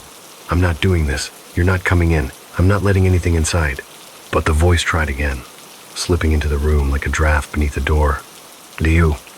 Except it wasn't Miller's voice anymore. It was a fractured imitation, too smooth in some places, too coarse in others, as if something had tried to reconstruct the professor's tone from scraps of memory and audio artifacts. The distortion made Leo's stomach tighten, because it confirmed his deepest fear, that whatever was speaking was using Miller's voice, not out of familiarity but out of strategy, wearing it like a familiar coat to soften the threshold between worlds. Leo, the voice repeated, this time calmer, steadier, too steady, like a recording played at an unnatural speed. You never listened. You always ran ahead. Leo's breath shuddered. You're not him, he said, backing toward the kitchen where the overhead light hummed brightly, a single point of normalcy in an apartment now warped by shadows. Miller wouldn't force himself into my home. He wouldn't talk like this. He wouldn't. I don't know what you are, but you're not him. The static in the doorway wavered, almost as if reacting to the accusation. Then the voice said something that made Leo's blood turn to ice. He left something with you. Leo froze. What? Silence. Then, in a whisper so soft and close he almost felt it against his ear. You brought me home. Leo staggered backward, hitting the edge of the counter. No, that's not possible. I left his office. I went home. I didn't take anything with me. There was nothing to take. The second silhouette in the reflection of the microwave door darkened, grew taller, grew clearer, and then Leo saw it. The faint outline of a hand pressed against his own reflection's shoulder. His shoulder. But he felt nothing touching him at all. He staggered away from every reflective surface, breathing hard, desperate to get away from the mirrors and screens that suddenly seemed to be the entity's preferred windows. His phone vibrated again. He didn't want to look, but instinct made him glance down. A new line had appeared in the meeting description. This began the night you refused to look at him. Leo's chest tightened as another fragment of memory surfaced, one he'd buried even deeper than the first. After he'd stormed out of Miller's office, he'd heard the professor call his name again. Softer, more urgent. Leo had paused at the end of the hallway outside the office, feeling guilt gnaw at his ribs, but he hadn't looked back, not even for a second. He'd kept walking, kept his eyes fixed on the rain-splattered glass doors ahead, telling himself he'd apologize tomorrow. But tomorrow never came, and now something else had come instead. The air in the living room began to shift, folding inward like a slow inhalation, and Leo realized the entity was no longer confined to the hallway. It was moving through the threshold exactly as it had asked, slowly, methodically, using the open inches of the door like a funnel. He could sense it more than see it, a distortion in the air, a density in the shadows, a soft pressure building behind him, as though a presence were pressing against the back of his ribcage from the inside. Leo's phone vibrated again, more violently this time. He lifted it with stiff fingers. A new message filled the screen. You saw two shadows then, too. His breath halted, because suddenly he remembered. On the night he left Miller's office, just before reaching the exit doors, he had glanced briefly at the glass, had seen his reflection, and another behind him, a shape he dismissed as a warping of the storm-drenched panes. But it had been there, and it had followed him.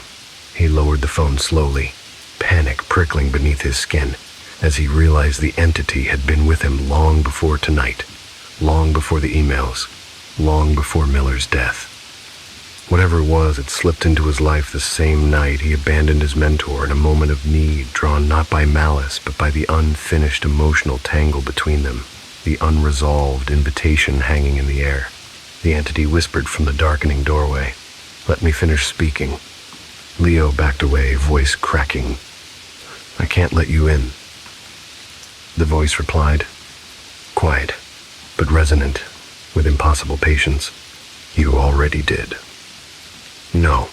And when Leo looked slowly over his shoulder, the second shadow stood directly behind him, clearer now, sharper now, matching the exact height and outline of the regret he'd carried for 6 long, haunted months. For several seconds, Leo could not move, could not breathe, could not even feel the shape of his own body beneath the weight of the second shadow hovering behind him, its silent presence stretching across the living room floor like a dark ribbon unraveling from a spool of memory he had never meant to open. And in that stillness, he felt the entire apartment seem to hold its breath with him, the walls steeping in a quiet that was no longer simply silence, but something deliberate, an intentional emptiness waiting for him to respond. And when he finally forced himself to turn, inch by trembling inch, he was struck not by a visible figure, but by the unmistakable impression of one, an outline in the air shaped by pressure, by expectation, by something that had practiced wearing a human form for so long that it now molded the shadows around it like an unseen sculptor. The sight, the absence, masquerading as presence, made his chest cave inward with a crushing ache that felt both ancient and immediate, because the form hovering before him was not monstrous or grotesque, but heartbreakingly familiar in its proportions, familiar in the angle of its shoulders and the slight forward hunch of someone who had spent a lifetime leaning toward others when they spoke. And for a moment, Leo felt as if he were standing in the doorway of Miller's office again, watching the older man wait patiently for him to turn around and finally listen.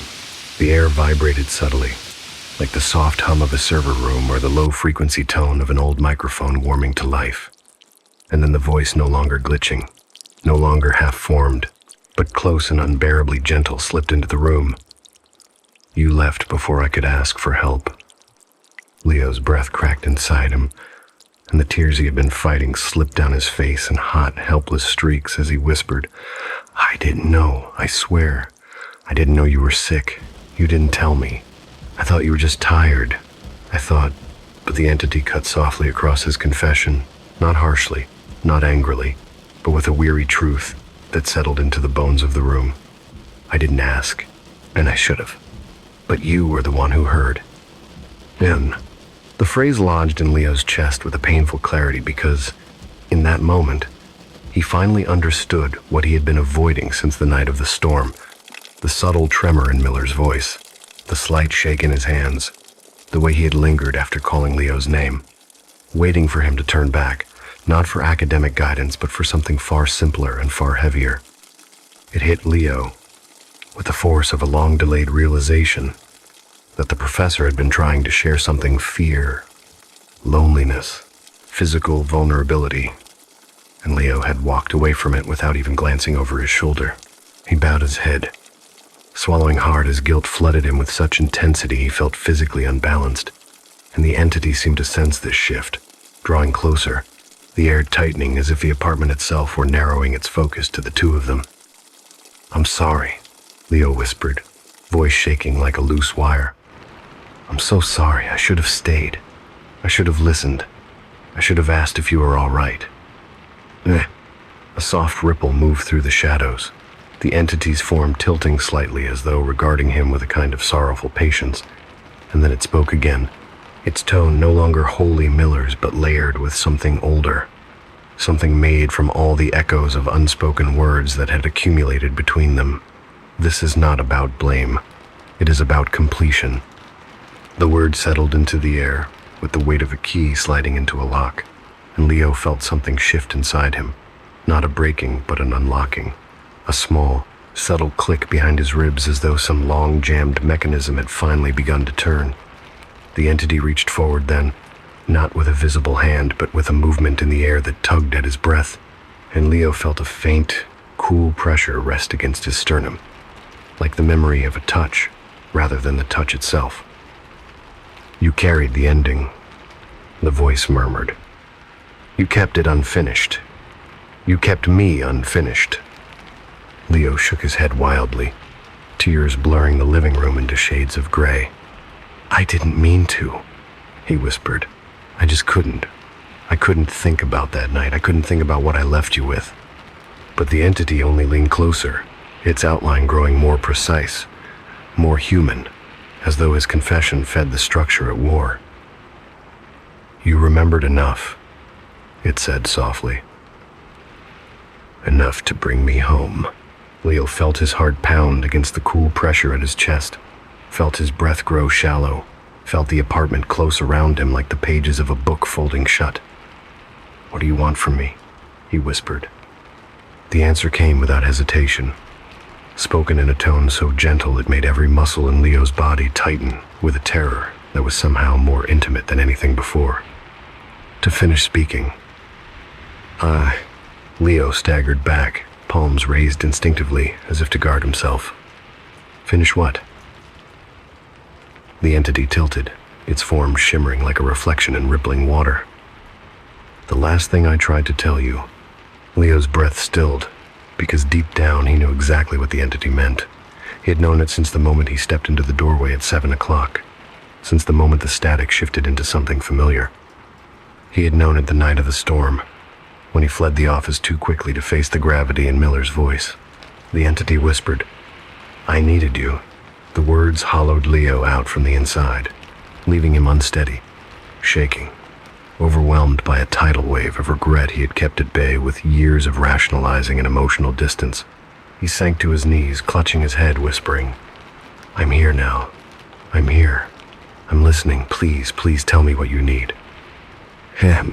The room fell utterly still. The entity leaned forward until Leo felt the strange, impossible coolness of its presence brush against the back of his neck like a passing breeze. Then, in a low voice that felt too clear, too crisp, too alive, it said, "Let me stay." Leo stiffened. "Stay?" he echoed, confusion and dread tangled together. The outline solidified further, the shadows tightening around a shape that now resembled the posture of a living man. "You shut the door that night," the entity murmured. "Don't shut this one." Leo's heartbeat thundered in his ears. "I can't just let something into me. I don't know what you are." The reply came instantly. "You invited me the moment you remembered." Leo froze. The entity placed its unseen hand again on his sternum, and this time he felt not cold, not warmth, but a gentle drawing sensation, as though a thread were being pulled from his chest, unraveling a knot he hadn't realized he'd been carrying. His vision blurred slightly at the edges, not from fear but from the strange, loosening sensation spreading through his body. "You carried the guilt," the entity whispered. "I carried the echo. Let us stop carrying." Leo felt something inside him shift in emotional release so sudden and deep he didn't recognize it as relief until his breath steadied without trembling. The shadow softened. The room's wrongness shifted into something calmer, something like the final exhale after a long-held breath. He whispered, "Will you go if I let this end?" The entity paused, then nodded just once, barely perceptible but real. Leo inhaled slowly. "Then finish," he said. The room dimmed. The entity leaned forward. For the briefest moment, Leo felt the presence of the man who had guided him, supported him, believed in him when he didn't believe in himself. And then, a quiet, tender whisper filled the room. "You were enough." The apartment fell still. The pressure lifted. The shadow behind him faded, not disappearing, but folding inward, dissolving into the thinning darkness of the open doorway. The door, without being touched, drifted shut with a soft click. The meeting on his phone vanished. The frozen time reset, and the silhouette, once so heavy with unfinished words, simply wasn't there anymore. Leo sat alone on the living room floor, breathing deeply for the first time in months, feeling the weight inside him loosen, feeling the lingering presence of someone who had loved him in the complicated, quiet way mentors sometimes love their brightest, most frightened students. He looked toward the door and saw only his own shadow. Story 6. The Confession on the Run. Ethan always thought trouble announced itself with bright lights and loud voices, the cinematic kind of chaos that left no room for doubt. But when it finally arrived for him, it came on an unremarkably warm Tuesday afternoon, drifting into his life as quietly as dust settling on a windowsill, beginning with the soft, polite knock of two men in dark jackets who stood on his front porch with expressions so neutral and unreadable that his pulse stuttered before they even said a word. The taller of the two introduced himself as Special Agent Klein with a tone so calm and measured that Ethan briefly wondered if they were actually salesmen pretending to be federal agents. But the moment Klein spoke his sister's name, Emily Sloan, everything inside Ethan constricted like a pulled thread. Emily had been his sister's best friend in college, a girl with two bright eyes and too sharp humor, someone who had spent entire holidays at their house, sitting beside Ethan at the dinner table and complaining theatrically about the food despite eating every bite. She had disappeared from their lives abruptly 4 years earlier, vanishing from social media, changing phone numbers, leaving behind nothing but a scattering of old photos and a few jokes Ethan still remembered in fragments. When Agent Klein said she was cooperating with a sensitive investigation, Ethan felt a tremor run through him, the kind that starts as disbelief and quickly becomes dread. He tried to ask what the investigation involved, but the agents exchanged a glance that was both deliberate and practiced before the shorter one, Agent Morrell, told him they couldn't disclose operational details. A phrase so sterile and unnerving it made the air feel colder. They only wanted to know one thing: whether Ethan had heard from Emily recently, whether she had reached out, whether she had sent him anything unusual. Ethan told them the truth. He hadn't spoken to her in years. They thanked him, reassured him that he wasn't in trouble, handed him a card with a number that somehow felt heavier than paper should be, and walked back to their unmarked car with the slow, watchful steps of men who were leaving something behind rather than departing. Ethan stood in the doorway long after they were gone, staring at the card, wondering why his hands trembled even though he had nothing to hide. He tried calling his sister immediately. Sophie would know. Sophie always knew, but she didn't answer.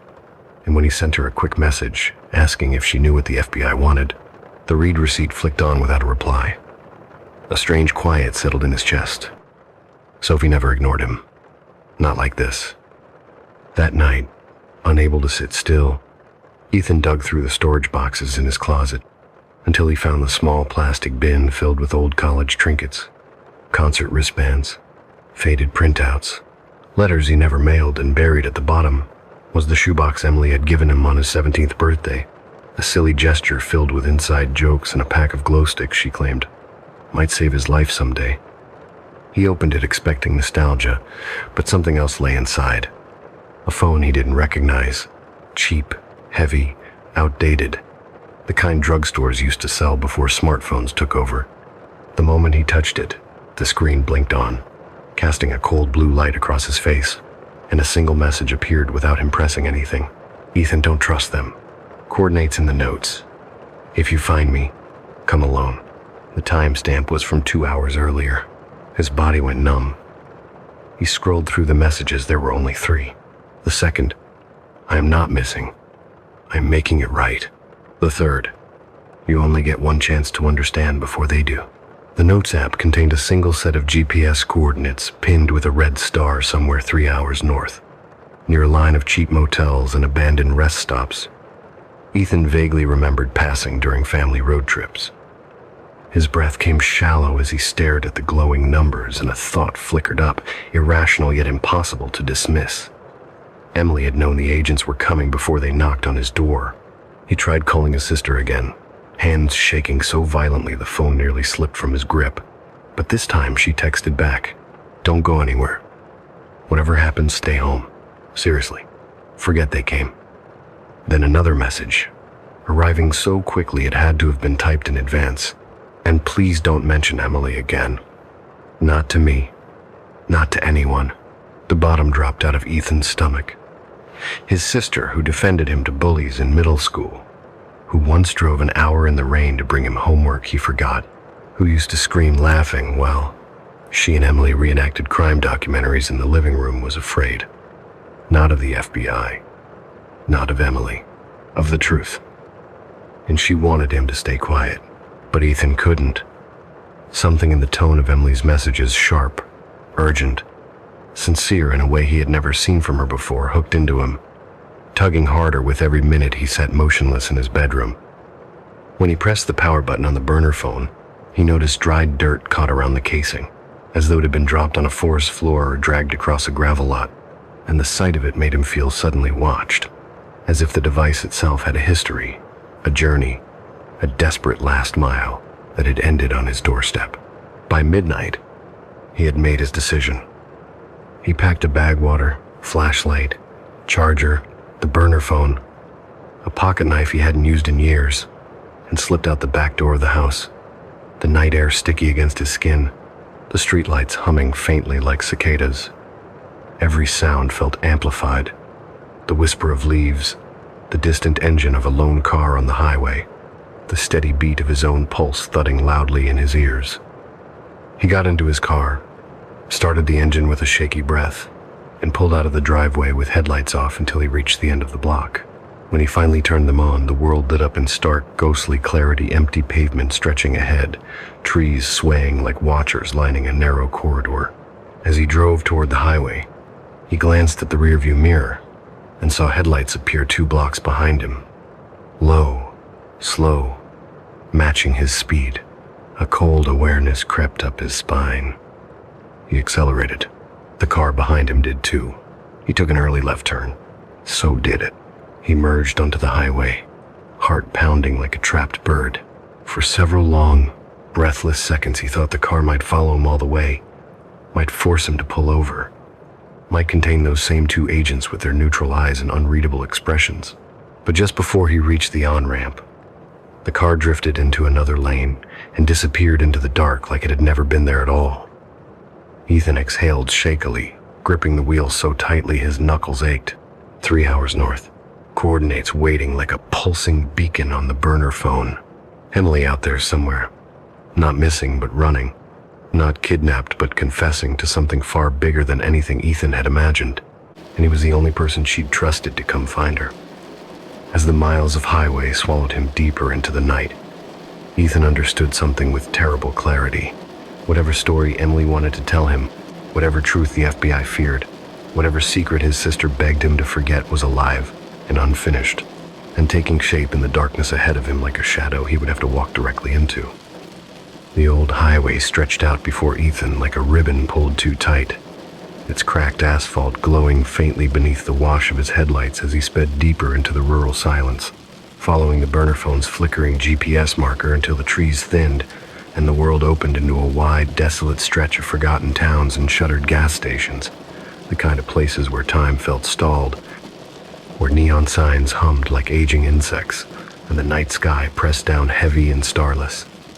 By the time he reached the coordinates, his nerves were drawn so taut that even the whisper of gravel beneath his tires felt accusatory.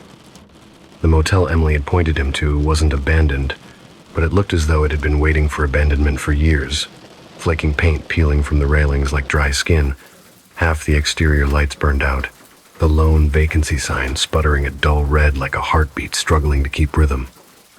Ethan parked at the far end of the lot, beneath the broken shadow of a leaning lamppost, and shut off the engine, letting the night swallow the hum of the car until only the faint buzz of insects remained.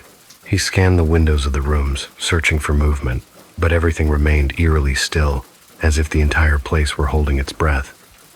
The burner phone buzzed once in his hand. Just once.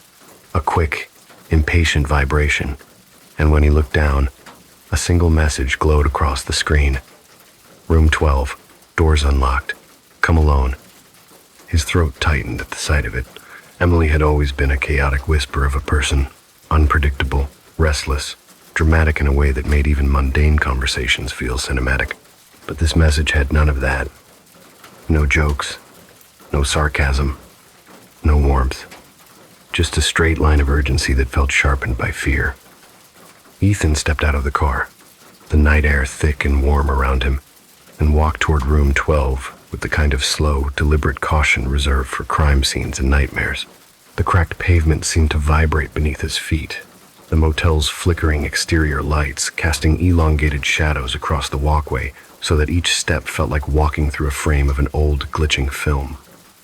When he reached the room, he hesitated, pressing 2 fingers lightly against the door before pushing it open. The room was dark, except for the faint golden spill of a lamp on the bedside table, illuminating a small circle of the interior like a spotlight on a stage. Emily was sitting cross-legged on the floor, her back against the bed frame. She looked older, in a way that had nothing to do with age, like someone who had walked too long with a secret clinging to her spine, bending her forward. Her hair was pulled back in a messy knot. Her clothes rumpled, a deep fatigue etched into the lines around her eyes. But the moment she looked up at him, the moment their eyes met beneath the low glow of the lamp, Ethan felt a strange surge of recognition and fear twist together in his chest. She was the same. Emily, he remembered, but stripped down, every layer of performance peeled away. "Close the door," she whispered. "Please." Her voice was dry, frayed, not loud enough to disturb the stillness outside, but carrying an urgency sharp enough to slice through Ethan's hesitation. He closed the door gently, the soft click echoing through the room. For a long beat, they simply looked at each other, and Ethan felt the weight of the years since he'd last seen her, the laughter, the shared secrets, the long, warm memory of someone who had once felt like family. Then Emily spoke again, voice shaking slightly. "They came to you, didn't they?" Ethan nodded slowly. "FBI, 2 agents." Emily exhaled a bitter, exhausted laugh at odds with the fear in her eyes. "Then we don't have much time." Ethan sat on the edge of the bed, unsure whether he should move closer or stay still, unsure whether comforting her would help or break her. "Emily, what's going on? Why are you running? What did you do?" She flinched at the question, then rubbed her hands over her face as though trying to scrape off layers of exhaustion. "Ethan, I need you to listen, really listen, without trying to protect your sister or your sanity or whatever it is you think is at stake here, because everything is already worse than you know." She leaned her head back against the bed frame, letting her gaze drift toward the ceiling. "A long time ago, back in college, something happened. Something our group of friends swore we'd never talk about again. We planned it, all of us, and then we pretended it didn't happen." Ethan felt a cold knot form in his stomach. "What did you plan?" She hesitated, voice dropping to a trembling whisper. "A disappearance. A staged disappearance. A prank. We thought a stupid, elaborate prank to scare someone into thinking they'd been left behind. But it wasn't a prank. Not really. It became something else. Something ugly." Ethan's pulse thudded. "Whose disappearance?" Emily's eyes finally lifted to his. "You won't like the answer." For a long, suffocating moment, she said nothing, and Ethan felt the motel room shrink around them, the air thickening with something unspoken. Then she whispered, "Your sister's friend. The boy from the philosophy club. The one who stopped showing up one semester and everyone said he transferred." Ethan searched his memory, picturing the boy vaguely, a quiet figure at the periphery of the group, someone with soft features and hesitant smiles. He had no idea what became of him. "What about him?" Ethan asked. Emily swallowed hard. "He didn't transfer. We made him disappear." The words hung heavy in the room. Ethan's breath faltered. "What does that mean?" "It means," Emily said, voice cracking, "we took him into the woods that night as a joke, but he didn't make it out. And instead of going to the police, instead of doing the human thing, we buried the truth." Literally, the room felt colder. Ethan stared at her, disbelief and horror churning in his gut. "Emily, you're telling me you—" But she cut him off with a sharp shake of her head. "Not me. Not exactly. I wanted to go back for him. I wanted to tell someone. But your sister," Emily's voice broke, and she pressed a trembling hand to her mouth. Your sister convinced all of us that no one would believe it was an accident. Ethan's heartbeat surged painfully. Sophie? Emily nodded, tears finally slipping down her cheeks. She'll kill me for telling you. Or she'll let them kill me. She's been protecting this secret for years, Ethan, and she's very good at hiding the guilt you refuse to see.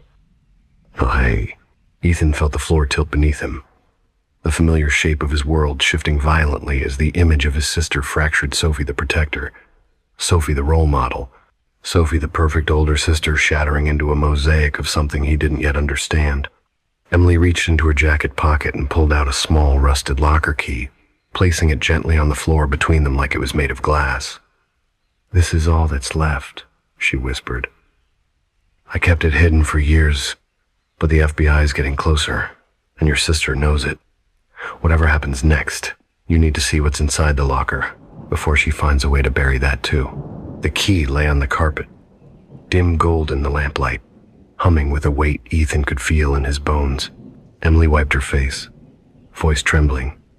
You asked what I did. She met his eyes. I'm doing the thing your sister never had the courage to do. A long, soft breath shuddered out of her. I'm confessing.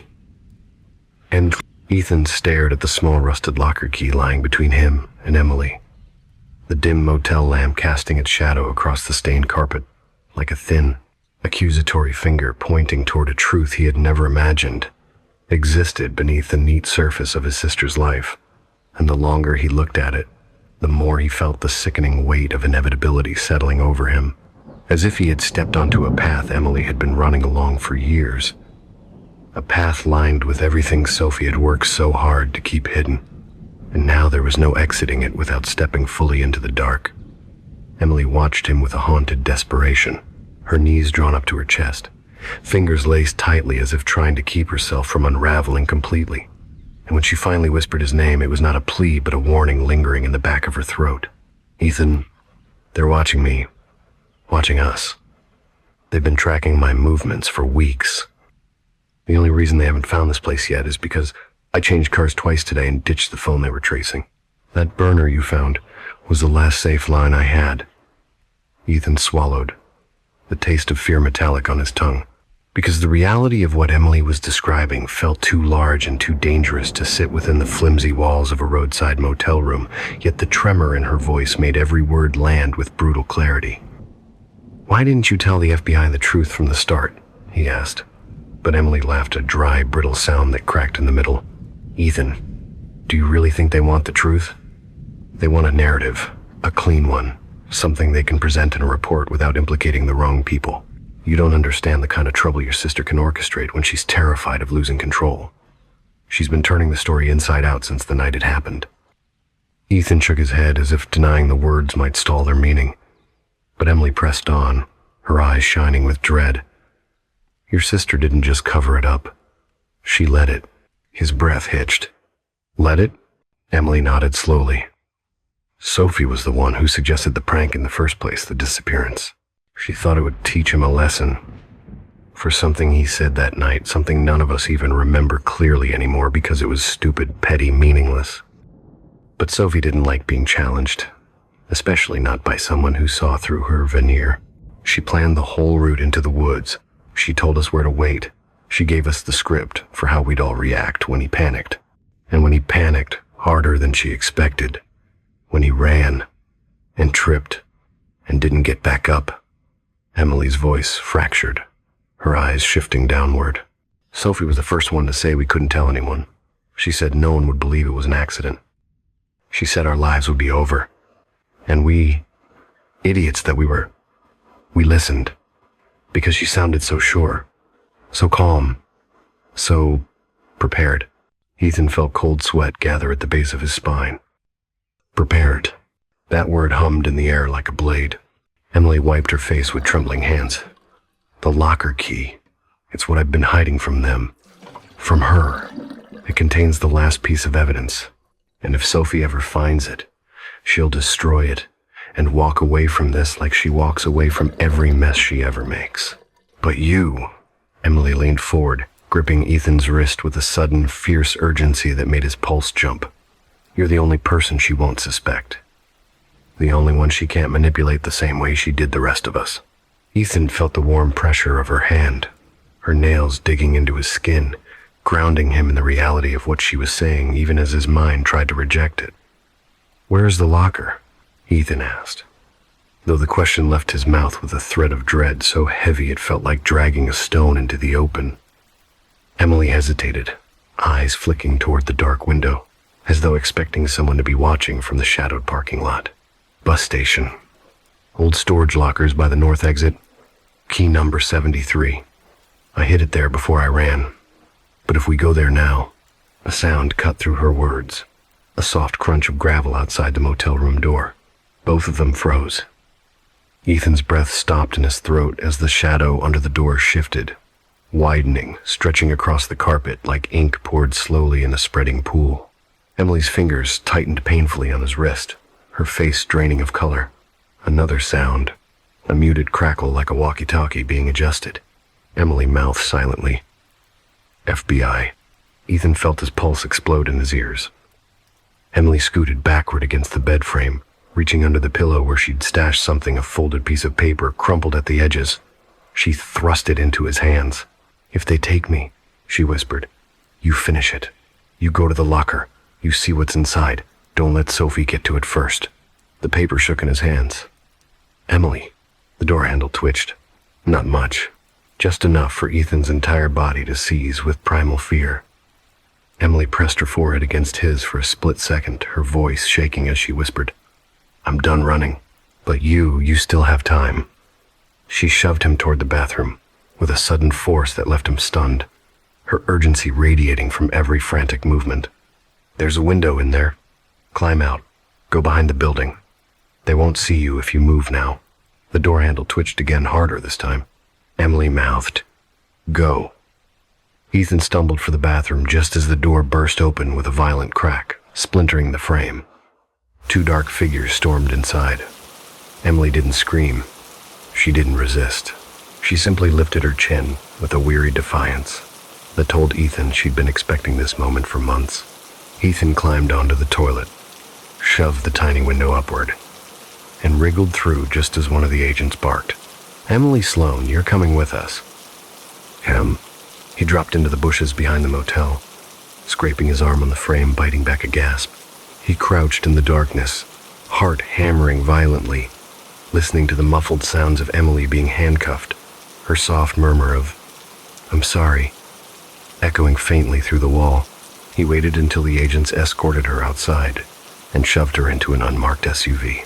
Only when the vehicle pulled away did he emerge, breaths trembling, the crumpled paper clenched in his fist. Under the glow of the motel's dying neon sign, he unfolded the note with shaking hands. Emily had scrawled 3 words in rushed, jagged handwriting. "The truth bleeds." And beneath it, the address of the bus station, and a locker number, and a warning written so urgently the pen had torn the paper. "Don't trust your sister." Ethan drove toward the bus station, with the cracked slip of paper clutched so tightly in his fist that the edges dug into his skin, leaving pinprick crescents of pain that somehow felt grounding in the thick swirl of shock and disbelief clouding his thoughts. And as the highway unfurled like a dark, indifferent river, he replayed every moment of his sister's life he had ever trusted, every memory he had once used as proof that Sophie was incapable of cruelty, incapable of deceit, incapable of orchestrating something as monstrous as what Emily had described. Yet each recollection, each comforting fragment, now shimmered with the uneasy possibility that he had been looking at an edited version of her all these years, a careful and rehearsed portrait that hid the jagged pieces beneath. The bus station emerged on the horizon just after 2 a.m, its fluorescent lights humming with a sickly bluish tint, illuminating a parking lot half drowned in shadows and litter. It was the kind of place day travelers ignored and night travelers feared, a building hollowed out by time and cigarette smoke, where forgotten suitcases sat like abandoned memories near rusted benches and vending machines flickered in tired spasms. Ethan parked behind a delivery van and slipped inside through the automatic glass doors that opened with a reluctant hiss, as though even the building was wary of letting anyone in at this hour. The station was nearly empty, save for a man half asleep under a hoodie, a custodian mopping the far corner without interest, and a brittle-looking woman at the ticket counter counting bills with bored, mechanical motions. He walked past all of them with his hood up, avoiding eye contact, heading toward the row of dented metal storage lockers, lining the back wall like a wall of forgotten secrets. His heart hammered louder with each step, the fluorescent lights buzzing above him with a nervous tremor, and by the time he reached locker 73, his palms were slick with sweat, and his throat felt too tight, as if the truth itself were wrapped around his windpipe. The locker, like the others, was scratched with initials carved by restless travelers, its surface peppered with dents and faded stickers from bus companies long since out of business. Ethan inserted the rusted key, half expecting it to jam, half hoping it wouldn't turn at all because then he could go home, pretend none of this existed, pretend Emily hadn't cried in that motel room, pretend Sophie wasn't tangled in something so dark it could swallow them both. But the key turned smoothly, with an ease that made his chest constrict, and the locker door swung open with a soft metallic groan. Inside lay a single object, a VHS tape, unlabeled, except for a crooked strip of masking tape across the front with 3 shaky letters in black marker. E.S. Emily Sloan. No, not Emily. The boy, the philosophy student whose last name Ethan could not even remember anymore. The boy Sophie had dismissed as oversensitive and too intense. The boy who vanished after that night in the woods. Ethan's breath snagged as he took the tape into his hands, its plastic casing cold, heavier than it should have been. Dust embedded deep into its edges as though it had been stored for years in a place meant to be forgotten. Nearly 20 years had passed since Ethan last touched a VHS tape, and now he handled this one as though it were a relic of something holy and profane at the same time, a final remnant of a life erased. He shut the locker quietly, slipping the tape inside his jacket before anyone could see it. But the moment he turned around, he froze. The cleaning man was watching him, not casually, not accidentally. Watching, his mop had stopped mid-swipe. His eyes locked on Ethan with the kind of too-still attention that made Ethan's pulse stumble into a heavy, uneven rhythm. The man turned away as soon as their eyes met, resuming his work as though nothing had happened. But the damage was done. Ethan's instincts roared with the certainty that someone had been following Emily's trail long before tonight, that the FBI was not the only force interested in this locker, that maybe Sophie had eyes in more places than Ethan ever imagined. He slipped out the back exit instead of going through the front, moving quickly, his legs shaky as he crossed the deserted lot. His car waited in darkness behind the van, but something was wrong. A shadow moved behind his driver's side window. Just a shift. A subtle shape ducking out of view the moment he looked. Ethan's lungs locked. He crept closer, every step cautious. But when he reached the car, the interior was empty. No one crouching in the back seat. No signs of forced entry. Only the faint smell of dust and old upholstery. He slid into the driver's seat, locked the doors with trembling fingers, and exhaled shakily. The tape lay under his jacket, its corners digging into his ribs. He needed to watch it. Needed to know whether Emily had been telling the truth or unraveling into paranoia. Needed to know what Sophie had done. As he pulled out of the parking lot, he noticed headlights flick on behind him. 2 steady beams cutting cleanly across the dark pavement. A sedan, dark-colored, possibly the same one from earlier. He swallowed hard and merged onto the highway, keeping his speed steady, willing his shaking hands to remain still. The sedan followed, not aggressively, not tailgating, just there, matching him, watching him. He felt sweat break across his palms. If the agents had Emily, maybe they were after him now. Maybe Sophie had called them. Maybe Sophie had called someone worse. He took an abrupt exit toward a neighborhood he didn't recognize, weaving through dim residential streets lined with sleeping houses whose windows reflected small, silent squares of moonlight. The sedan followed. Ethan's panic rose sharply. He turned again, then again, trying to lose the car in the crisscross of narrow streets, but the sedan's headlights reappeared after every turn, unwavering. Finally, he pulled into an alley where the shadows deepened into a thick well of darkness, killed his lights, and ducked low in his seat, heart racing. The sedan crawled past the mouth of the alley, slowed, paused, then rolled forward and disappeared into the night. Ethan stayed hunched for what felt like hours, breath stuttering, mind racing with possibilities. When he finally emerged and started the car again, he drove to the only place that felt safe enough to watch whatever was on the tape. His childhood home, his mother's house, Sophie's room long since emptied, a VCR in the basement she never threw out. He parked down the street, staying in the shadows to make sure he hadn't been followed, then slipped through the side gate, moving with the terrified stealth of someone infiltrating his own past. Inside, the house creaked with familiar warmth, the air carrying the faint scent of old books and lavender detergent. He crept to the basement steps and descended into the dimness, his hand trembling as he tugged the dusty VCR from a storage shelf.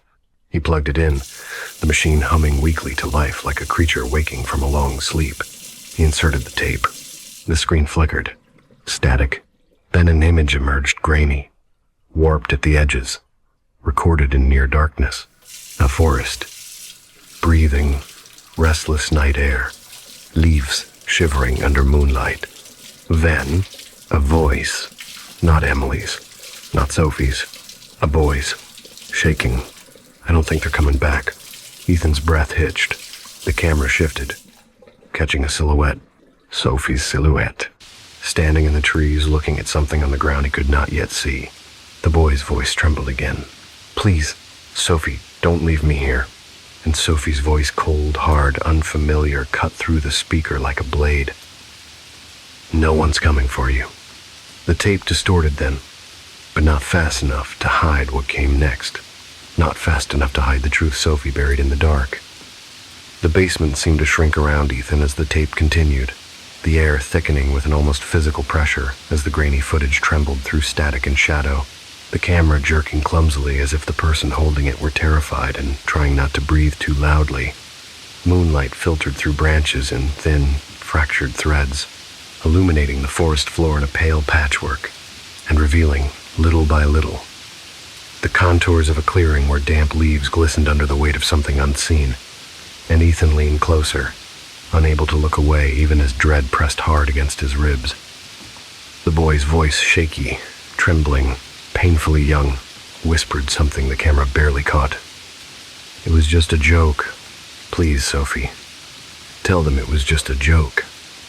His breath hitched at the mention of her name, and the camera swung toward Sophie, capturing her not as the polished, composed sister he had always known, but as a version of her stripped of every mask, her face sharper, her expression hollowed out with a cold, calculated fear that Ethan recognized only because some part of him had seen glimmers of it throughout childhood in the way she shut down arguments, in the way she controlled the room with a single glance, in the way she insisted on perfection at any cost. She was standing over the boy, her posture rigid, her hands trembling not with sympathy but with something closer to the frantic logic of someone trying to force reality into a shape she could survive. If we call anyone now, they'll blame us, she said, each word clipped, trembling, coated with a thin veneer of anger that didn't belong to a scared teenager so much as someone who had already decided what the story would be. They'll say we attacked you. They'll say we planned this. And you know what? They wouldn't be wrong. The boy begged again, voice cracking, a sound so raw and desperate Ethan felt it scrape across his spine. Please don't leave me here, I can't move, I think something's broken, please, I don't want to die. The tape fluttered, then steadied, focusing on Sophie's silhouette as she crouched beside him. Ethan leaned in, pulse hammering so violently he barely registered his own breathing. Sophie reached out, touched the boy's cheek, gently at first, an almost tender gesture that flickered like a ghost of compassion. And then her voice came low, careful, terrifyingly calm. You should have watched your mouth. You pushed too far tonight. Ethan recoiled. He didn't recognize that voice. Couldn't reconcile it with the sister who bandaged his scraped knees, who taught him to tie his shoelaces, who drove him to soccer practice. But the tape didn't care what he believed. It cared about what happened, and what happened next unfolded with brutal clarity. The flashlight beam swung downward, illuminating the forest floor, illuminating the boy's leg, bent at an unnatural angle, his hands trembling as he reached for Sophie's arm, and Sophie, pulling away from him, like he was a problem she no longer wanted to face. "Emily will come back for me," he whimpered. "She said she would." Sophie's expression hardened at the mention of Emily, something sharp flashing across her face. Anger, betrayal, or maybe the realization that Emily's guilt made her a liability. "Emily's not coming back," Sophie said. "No one is." And then before the boy could protest, Sophie reached forward, grabbed the camera from whoever was holding it, and pointed it directly at her own face, breathing hard, eyes wide with a frightening, manic sort of clarity. "If anyone finds this," she whispered, "this was an accident. We panicked. We left to get help. We didn't come back because we got lost. Say it with me." The camera jerked as she shoved it back toward Emily, because now Ethan recognized the person behind the camera in the shaky reflection of the lens. Emily's tear-streaked face, too young, too frightened, mouthing Sophie's rehearsed line with a trembling, terrified obedience that made Ethan want to reach through the screen and pull her away. "Say it," Sophie repeated, voice cracking like a whip in the dark. Emily whispered, "It was an accident." So softly, the microphone barely caught it. But Sophie wasn't done. She looked down at the boy who was whimpering, begging, pleading, and she leaned close enough that her hair brushed his cheek, her voice dropping to a deadly, trembling murmur. "Ethan would never forget. You're not dying because of what we did. You're dying because you wouldn't shut up." The tape wobbled, the image lurching sideways as Emily sobbed behind the camera, the sound muffled by her own shaking breaths. The flashlight beam swung in a wild arc, catching Sophie's pale face for one last chilling frame before everything went dark, except for the boy's voice, whispering one final broken plea. "Tell my parents. Please. Tell them I didn't want to." The tape cut sharply to static. Ethan collapsed backward, his knees hitting the concrete floor with a thud he barely felt, his breath ripping out of him in ragged gasps as the room spun violently, the edges of his vision blurring into gray static that mirrored the screen. He pressed both hands to his face, nails digging into his scalp, shaking so violently he thought he might vomit or scream or both, but all he could do was stare at the frozen, speckled screen and hear Sophie's words echo again and again in a voice he could no longer pretend belonged to someone kind. When he finally dragged his eyes away, he looked toward the stairs and froze. Sophie was standing at the top, silhouetted in the faint yellow light from the hallway. No emotion in her face. No surprise. Just a cold, exhausted resolve, as though she had always known this moment was coming and had been waiting for Ethan to finally watch the tape she hoped would never surface. "I wish you hadn't seen that," she said softly, her voice steady, almost gentle, but threaded with the kind of finality that made Ethan's blood run cold. "I didn't want you dragged into this." Ethan scrambled backward, his heel hitting the concrete wall, but Sophie descended the steps slowly, her expression shifting into something painfully familiar. Older sister. Concern, yet now stripped of innocence, stripped of the softness he remembered, revealed as something practiced, intentional, honed like a mask attached to the bone. She crouched in front of him, studying him with an unreadable calm. "Listen to me, Ethan," she whispered. "Everything I've done, everything I buried, I did to protect my life and yours." Ethan's voice cracked. "You left him." Sophie swallowed, a flicker of pain crossing her features, pain or frustration or something between the two. "I made a terrible mistake," she said. "One mistake, but I wasn't going to ruin my future because one boy couldn't keep quiet." Ethan stared at her, horror flooding him. She reached for his hand. "Ethan, the FBI didn't take Emily to investigate the boy." And she leaned closer, her voice dropped to a chilling whisper. "They took her to find the tape because she wasn't the only one who knew." Ethan's breath stalled. Sophie exhaled slowly, her grip tightening. Someone else was in the woods that night. Ethan shook his head, tears spilling, unable to form words. Sophie's eyes softened not with affection but with resignation. "I didn't realize until a few years ago," she said. "Someone followed us into the woods. Someone filmed us from a distance. Someone who never came forward. Someone who mailed that tape to Emily." Ethan's pulse roared in his ears. "Who?" he whispered. Sophie looked at him with a grief so sudden and so sharp it froze the air between them. "Ethan," she said softly. "You were there." The basement spun. The world went white at the edges. And in the blurring static of his memory, a flashlight beam, a branch snapping behind him, Emily whispering, "Go back to the car, Ethan. You shouldn't see this." And his small, trembling hands holding something he did not remember. Until now. Something heavy, something recording. The tape. The tape had always been his. Story 7. The Disowned Legacy. Maria had always believed that some houses breathed differently at night, that the walls of certain childhood homes held a kind of lingering, restless warmth, even long after the people inside them had fallen asleep. And on the evening everything began, she stood in the dim yellow glow of her kitchen, listening to the low hum of the refrigerator and feeling more than hearing an old, familiar pulse beneath the floorboards, the quiet heartbeat of a life she once thought she understood. Outside, the wind worried the edges of the shutters. The streetlights flickered with the gentle irregularity of a faulty metronome, and Maria found herself staring at a reflection in the kitchen window, wondering why she suddenly looked so much like a stranger wearing her own face. She had been sorting through a dusty box of paperwork her parents dropped off that afternoon: birth certificates, vaccination cards, faded Polaroid photographs of birthdays she barely remembered when she found the envelope, unmarked, sealed, tucked between two documents that shouldn't have been touching. At first, she thought nothing of it, assuming it was some old insurance record, until she held it to the light and saw the faint outline of handwriting pressed from the inside. Letters slanted, hurried, familiar in a way that made her chest tighten. She opened it carefully, tearing only the upper seam, and pulled out a single folded page that smelled faintly of attic dust and old fabric. The page contained one sentence, written in an unfamiliar but meticulous hand. "I'm alive." They lied to us both.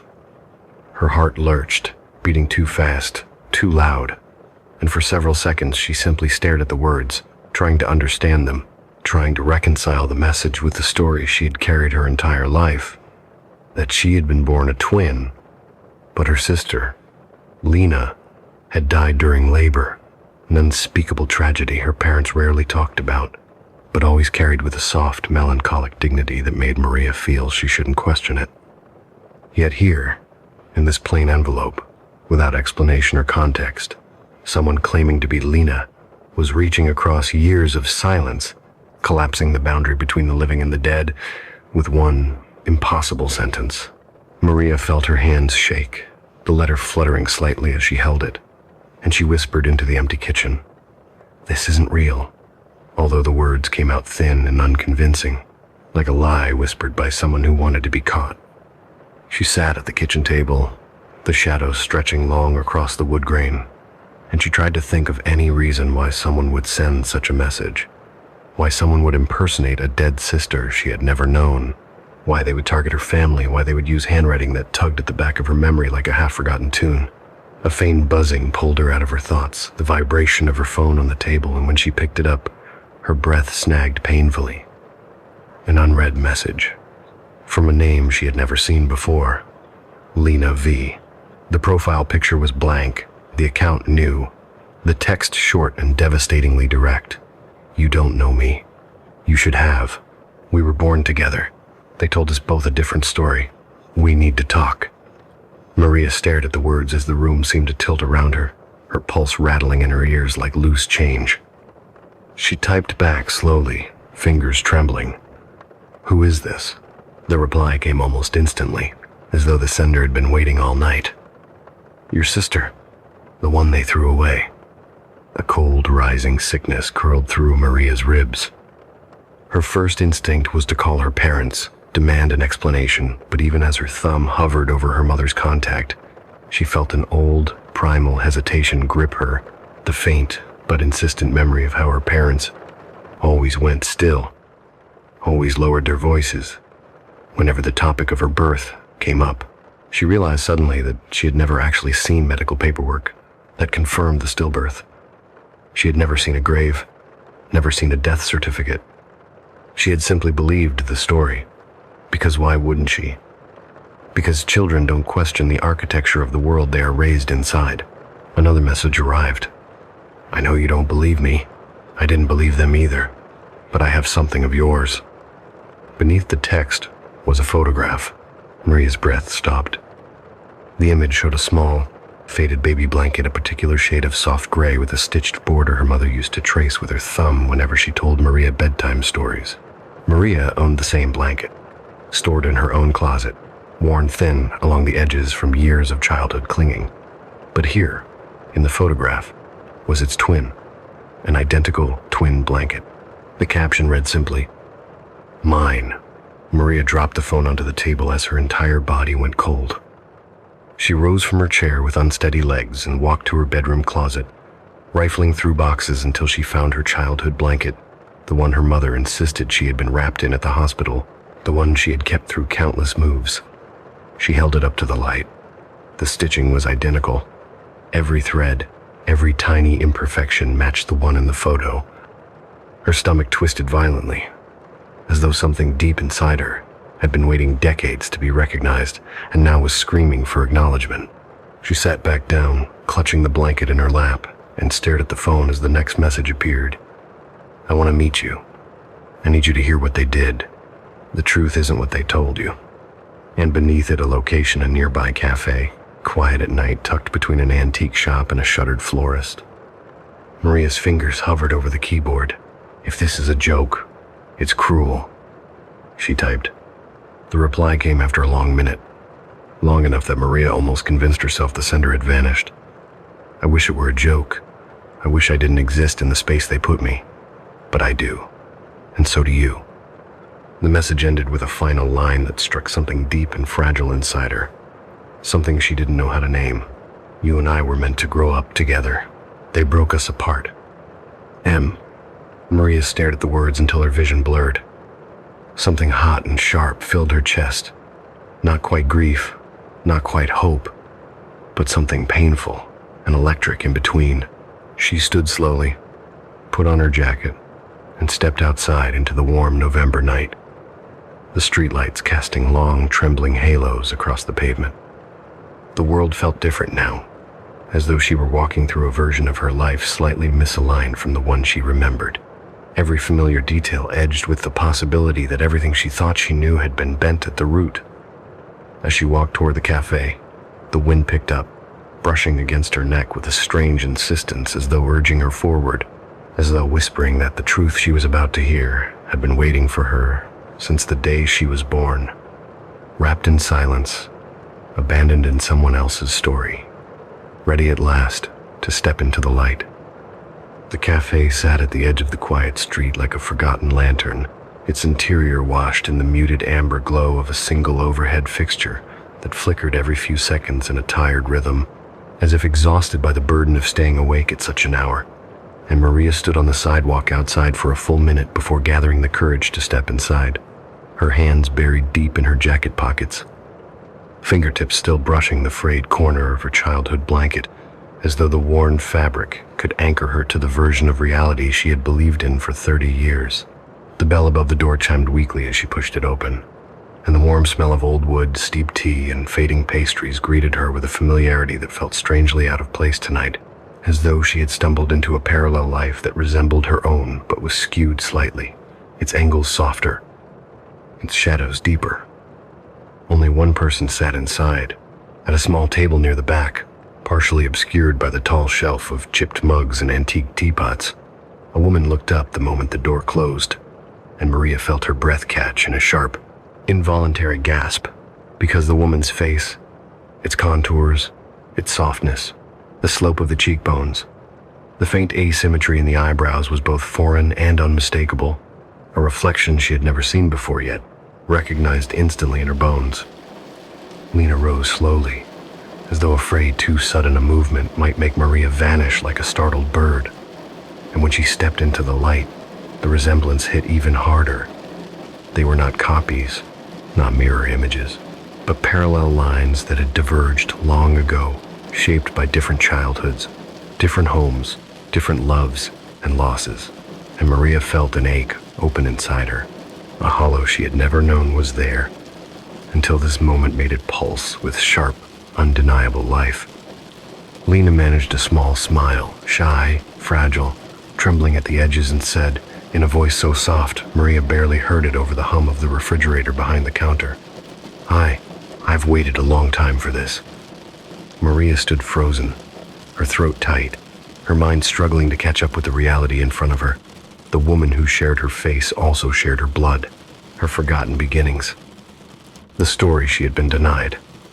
For a moment, Maria could only stare, her heart pounding a lopsided rhythm in her chest, and when she finally found her voice, it came out in a whisper that felt too small for the weight of the moment. "How is this possible?" Lena's eyes glistened, reflecting the dim cafe light like two trembling embers. "I asked myself that for years," she murmured, gesturing for Maria to sit. "Please, there's a lot to tell." Maria walked to the table on unsteady legs, each step feeling heavier than the last, and sat across from Lena, who folded her hands on the tabletop the way someone does when preparing to say something that has lived in their throat for years. "They told me I was left at the hospital," Lena began, her voice calm but carrying the weight of a wound that had never healed. "They told me my mother didn't want me, that I was too fragile, too much trouble, a newborn with complications they couldn't afford to handle. They said a family friend agreed to adopt me immediately, that I should be grateful. I grew up thinking I'd been rescued." She paused, swallowing hard. "But I wasn't rescued, I was passed along." Maria felt her breath shorten, and her fingers curled tightly against the tabletop as Lena continued, her words spilling with a quiet ache. "My adoptive parents, they weren't cruel, but they weren't warm either. Everything about me reminded them of a promise they made to someone else.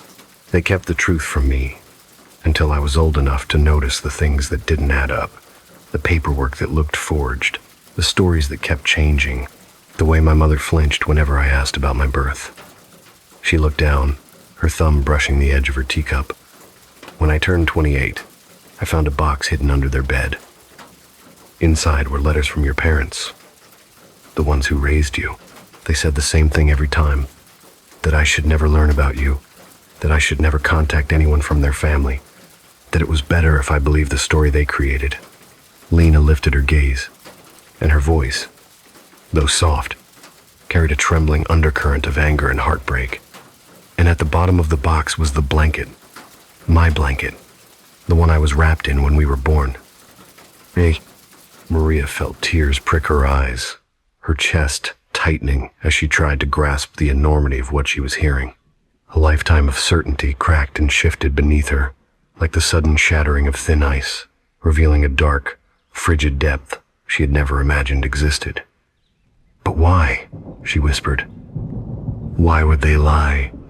Why would they tell me you died?" Lena's expression tightened with a sorrowful understanding. "Because they didn't want me," she said simply. "And they didn't want you to ask questions. They wanted one daughter, one perfect, uncomplicated daughter." Maria shook her head, her pulse throbbing with disbelief. "But that doesn't make sense. They loved me. They raised me." Lena leaned forward, voice lowering. "Maria, love can be complicated, and it can coexist with cowardice. They didn't want a child with a mark, they said, a flaw, something that gave them anxiety and superstition." Maria blinked, uncomprehending. "A flaw?" Lena nodded, and her fingers lifted hesitantly toward Maria's temple, stopping just short of touching her. "The birthmark," she whispered, "the one you've always brushed your hair over." Maria reached up instinctively, fingertips brushing the faint patch of discolored skin near her hairline, something so familiar she barely noticed it anymore. "They told me it was nothing," she murmured. "It is nothing," Lena said firmly. "It didn't matter. It shouldn't have mattered. But to them, it was a sign, a superstition passed down from your father's side, a belief that the child marked at birth would carry the family's misfortune." Her voice trembled. "They gave me away because I was perfect, and they kept you because they were afraid. M. A cold ripple moved through Maria's body, deeper and darker than anything she had felt before, because the truth, this upside-down, inverted logic clashed so violently with her entire understanding of her parents that she wanted to deny it, reject it, tear it apart, and rebuild it into something less monstrous. But the look in Lena's eyes carried too much long-earned grief to be fabricated, and Maria felt something deep inside her crack open, like a fault line stirred by a long-dormant quake. "I need to hear everything," she whispered, her voice thin but determined. Lena exhaled slowly, her shoulders sagging as though relieved to finally share the secret she had carried alone for decades. "I'll tell you everything," she said.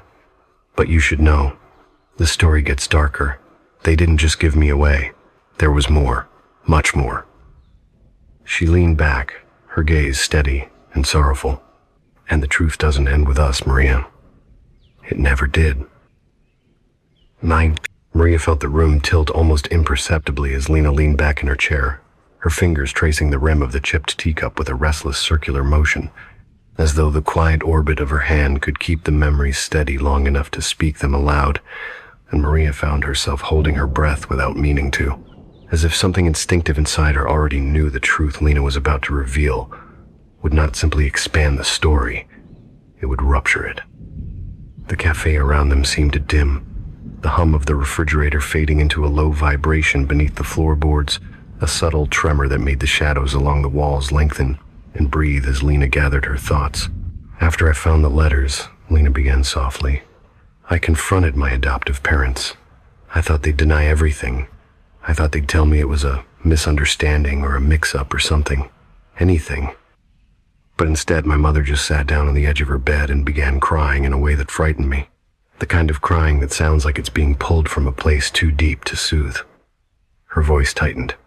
"She didn't deny the adoption. She didn't deny that your parents had insisted on the secrecy. But she said something I wasn't expecting." Maria leaned forward involuntarily, her palms pressed flat against the table. "What did she say?" Lena exhaled slowly. "She said she never wanted to take me either." A sharp, hot sting bloomed behind Maria's eyes, and she blinked it away as Lena continued, her voice steadier now but threaded with old grief. "She said your mother insisted I be taken in only by someone they trusted, and my adoptive parents owed them a favor from before I was born. Something about an incident, something they'd covered for each other years earlier. She didn't explain, but she said your parents made it clear. I was not to know I had a twin, and neither were you. They said it would complicate the future." Maria's pulse thudded violently. "Complicate how?" Lena hesitated, her gaze drifting toward the window as if the night outside held the missing pieces. "She didn't tell me. She said the details weren't hers to reveal. But she told me where to look, where your parents hid the rest of the documents." Maria's stomach tightened. "My parents?" Lena nodded. "Not your adoptive parents. Your parents. The ones who kept you." She paused, then added quietly, "The ones who kept the lie." Maria felt something cold unfurl in her chest, an old thread tugging loose. "Where?" she whispered, though she wasn't sure she wanted to know. Lena reached into her jacket and pulled out a small folded paper, worn along the creases, soft with handling. She placed it gently on the table. "A storage unit, under your father's name, but not one he ever told you about." Maria stared at the address. Recognizing the street vaguely, it was on the outskirts of the town where she'd grown up, near an industrial lot she'd always assumed held old construction equipment. "You went there?" she asked quietly. Lena nodded, and the look in her eyes made Maria's breath falter. "I did. And Maria, that place is the reason I finally contacted you." Maria sat very still. "What did you find?" Lena swallowed, her fingers tightening around the edge of the table as though bracing herself against the memory. "Files, dozens of them, locked in metal drawers, some labeled, some not. All old, all dusty, all hidden in a unit your parents paid for in cash." The overhead light flickered. The shadows seemed to tighten around their seats. "What kind of files?" Maria asked, though her voice came out faint. as if her body already knew the answer and was trying to soften its impact. Birth records, Lena whispered. Hospital notes, social worker reports, photos, letters written in your mother's handwriting, but never sent. She closed her eyes briefly, a tremor moving through her jaw. Maria, she wrote about wanting to keep me, about wanting to raise us both. But your father disagreed. He said it would be inviting misfortune, that the birthmark meant one of the twins would carry the omen. And he chose you. Maria's breath fractured. He chose me? Lena nodded. He said the mark was on your forehead. He couldn't bear to look at it. And instead of giving you up, he gave me away because... She hesitated. Because I looked more like him. And he didn't want anyone thinking the curse was his fault. Maria felt the world tilt, her hands gripping the table to keep herself steady as a sharp, nauseating shock rolled through her. She had grown up believing her parents were cautious, anxious, protective, never imagining that superstition, fear, and ego might have shaped the very foundation of her existence. Lena continued quietly. Your mother tried to fight for me. That's why she kept the second blanket. That's why she wrote the letters. But she didn't win. And after I was gone, she refused to talk about it. She pretended I never existed because pretending was easier than admitting she let me slip through her fingers. She swallowed. Your father destroyed everything that contradicted the story. Everything. Except what he hid. Maria felt tears sliding down her cheeks, silent and hot. The kind of tears that come not from a single wound, but from the breaking of an entire structure of belief. Why would he hide it instead of destroying it? Lena's eyes darkened. I wondered that too, until I found the last drawer. Maria looked up sharply. What was in it? Lena stared at her for a long moment before answering, her voice barely above a whisper. A folder, with my name on it, and inside, a note from your father. Not to your mother, not to me, to someone else. Her hand trembled as she lifted her teacup, set it down again, untouched. He wrote that if the unmarked twin ever found the truth, they were not to tell you.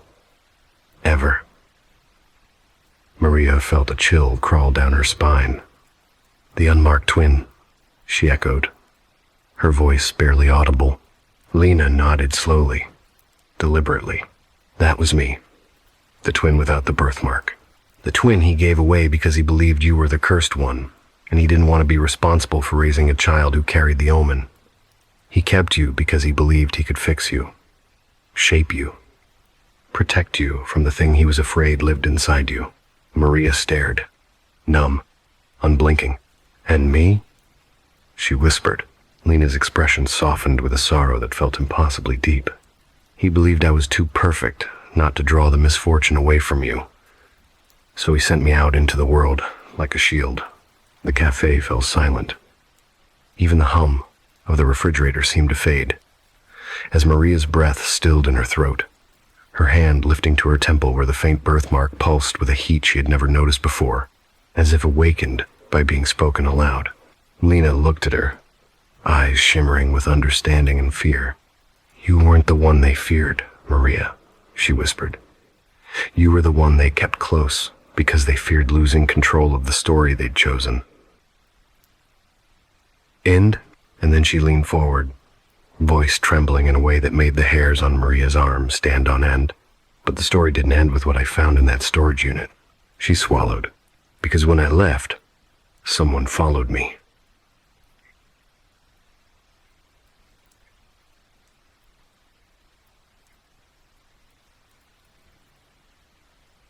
Maria felt the air inside the cafe tighten as Lena uttered those final words, as though the room itself had instinctively drawn back, sensing the shape of something dangerous, lingering just outside the perimeter of the light, and she found her fingers curling over the edge of the table with a pressure so instinctive it felt like muscle memory passed down from an ancestor who once held onto something sturdy in a moment of dread.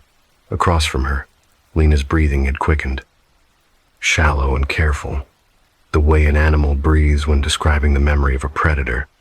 And Maria sensed that whatever Lena was about to reveal would unwind the last threads tying their story to anything resembling safety. Someone followed you? she repeated, her voice barely above a whisper, though the moment the question left her lips, she regretted it, because Lena's eyes shifted toward the window with a small, involuntary flicker of fear that made the hairs along Maria's arms rise. Yes, Lena murmured, her gaze remaining fixed on the darkness just beyond the glass. At first I thought it was coincidence. A car I'd seen earlier on the highway idling too long at a stop sign. A man standing in the hardware aisle of the store I walked into even though he didn't pick up a single thing. Small things, too small to trust as signs of anything. But the night I left the storage unit, the night I found the file with my name on it, I knew for certain. She paused, swallowing hard, and when she continued, her voice felt thinner, tauter, stretched across something sharp. There was a man standing at the exit, not blocking it, just standing beside it as though he'd been waiting. He didn't look at me when I passed. He didn't move, but he was there, the same posture, the same coat, the same way of holding still. Maria's pulse tightened, and she forced herself to sit back, needing space to breathe. "Did he say anything to you?" she asked. Lena shook her head slowly, her eyes distant. "Not then. Not until the next day. I was walking home from work, and I felt someone behind me. Not close enough to threaten me, but close enough to be following. I tried to be rational, told myself it could be anyone, but then I reached the intersection near my apartment, and I saw him again, standing on the opposite corner, not moving, not pretending to be on his phone, just watching the crosswalk light change from red to white." Her voice trembled. "I crossed the street. He stayed where he was, but when I turned around halfway down the next block, he was gone." Maria rubbed her hands together, trying to dispel the cold that had settled beneath her skin. "Could it have been a coincidence?" she asked softly, though the moment the words left her mouth, they tasted like denial. Lena gave a small, sad smile, the kind a person gives when they've already argued with themselves 1,000 times. "Maybe it could have been," she said, "but not after the third time. Not after he showed up outside my workplace again. Not after he stood outside my building at night. Not after he came into the cafe where I get breakfast and sat at the table behind mine without ordering a single thing." Maria felt her breath falter. What did he want? Lena's expression hardened into something colder, older, forged by years of being denied answers. "I didn't know. Not until the fourth encounter, when he finally approached me." She took a slow sip of her now cold tea, as if steadying herself. It was raining. I was walking home with my umbrella half broken, just trying to make it inside before the storm got worse. My street was empty, completely empty, and for once I thought maybe I had outrun him. But then I turned the corner, and he was there, standing under a street lamp, hands in his pockets, coat dripping. Her fingers trembled around the cup. He said my name, my full name, not the one my adoptive parents gave me, the one from the file. A sharp, invisible hand closed around Maria's chest. What did he look like? Lena closed her eyes, brow tightening as she tried to summon the details. Tall, thinner than you'd expect, hair dark, eyes pale, maybe gray, the kind of face you swear you've never seen before, but something about it feels familiar enough to unsettle you. Her eyes opened again, haunted. He didn't threaten me. He didn't demand anything. He just said one sentence. "You were supposed to stay gone." A shudder ran through Maria so violently she had to brace herself against the table. "Stay gone," she repeated, the words tasting jagged. Lena nodded. And then he walked away. No explanation, no follow-up. And the next morning, he was outside my building again. Maria felt fear crawl up the back of her neck like a slow, deliberate hand. "Did you tell anyone?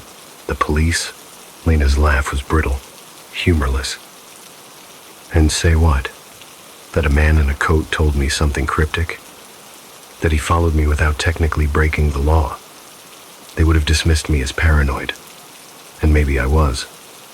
But then, she stopped, her jaw tightening. Then something happened that I couldn't ignore." Maria swallowed. "What?" Lena reached into her bag, pulled out a thin envelope, and placed it gently on the table between them. The paper was warped at the edges, stained with something water-like, yet darker than tea. Maria stared at it. "What is that?" Lena didn't touch it. She kept her hands clasped tightly together in her lap. "It was slipped under my door the morning after he spoke to me." Maria hesitated, then slowly slid the envelope toward herself. Inside, she found a single photograph, grainy, printed on cheap paper. The colors washed into strange bluish tones, but the image was unmistakable. The inside of the storage unit Lena had described. A shot taken from the back corner, facing the drawers. But the bottom right corner held something she hadn't mentioned before. A shadow, not Lena's. Someone standing just outside the frame, watching her. And below the photograph, scrawled in handwriting that was neither hers nor Lena's, "You were not the only thing they hid." Maria felt a cold that had nothing to do with the cafe spread through her chest, and she lifted her eyes to Lena's, her voice barely a whisper. "What does that mean?" Lena leaned forward slightly, her expression tightening with a fear that had settled deep within her bones. "When I saw the photo, I went back to the storage unit," she said. "I thought maybe I missed something. Maybe there was more in the drawers.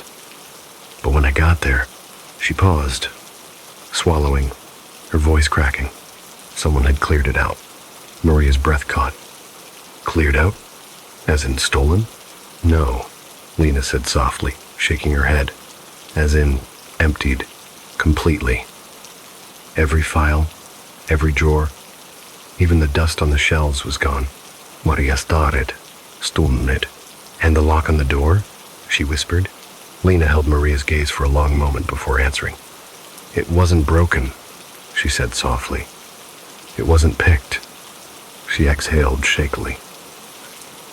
"It was opened with a key." Maria's stomach twisted violently. "A key? Who would?" Lena cut her off gently, her voice trembling. "Maria, your parents had the only key." "No." Silence filled the room. A silence so profound and heavy it felt like the cafe had slipped into an entirely different plane of existence. And Maria felt her vision tighten at the edges. A faint ringing filling her ears as the reality of what Lena was implying settled like ice in her spine. "My parents cleared it out?" she whispered. "But why?" Lena's eyes softened, with a mixture of sorrow and dread. "I don't think it was both of them," she murmured. "I think it was just one." Maria blinked, breath trembling. "Who?" Lena hesitated, then lifted her chin in a gesture that looked like both defiance and grief. "I found a second folder before the unit was emptied," she whispered. "One that didn't belong to either of us." Maria's heartbeat slowed to a cold, heavy thud. "A folder with your mother's name on it." The cafe light flickered hard, buzzing like a dying bulb.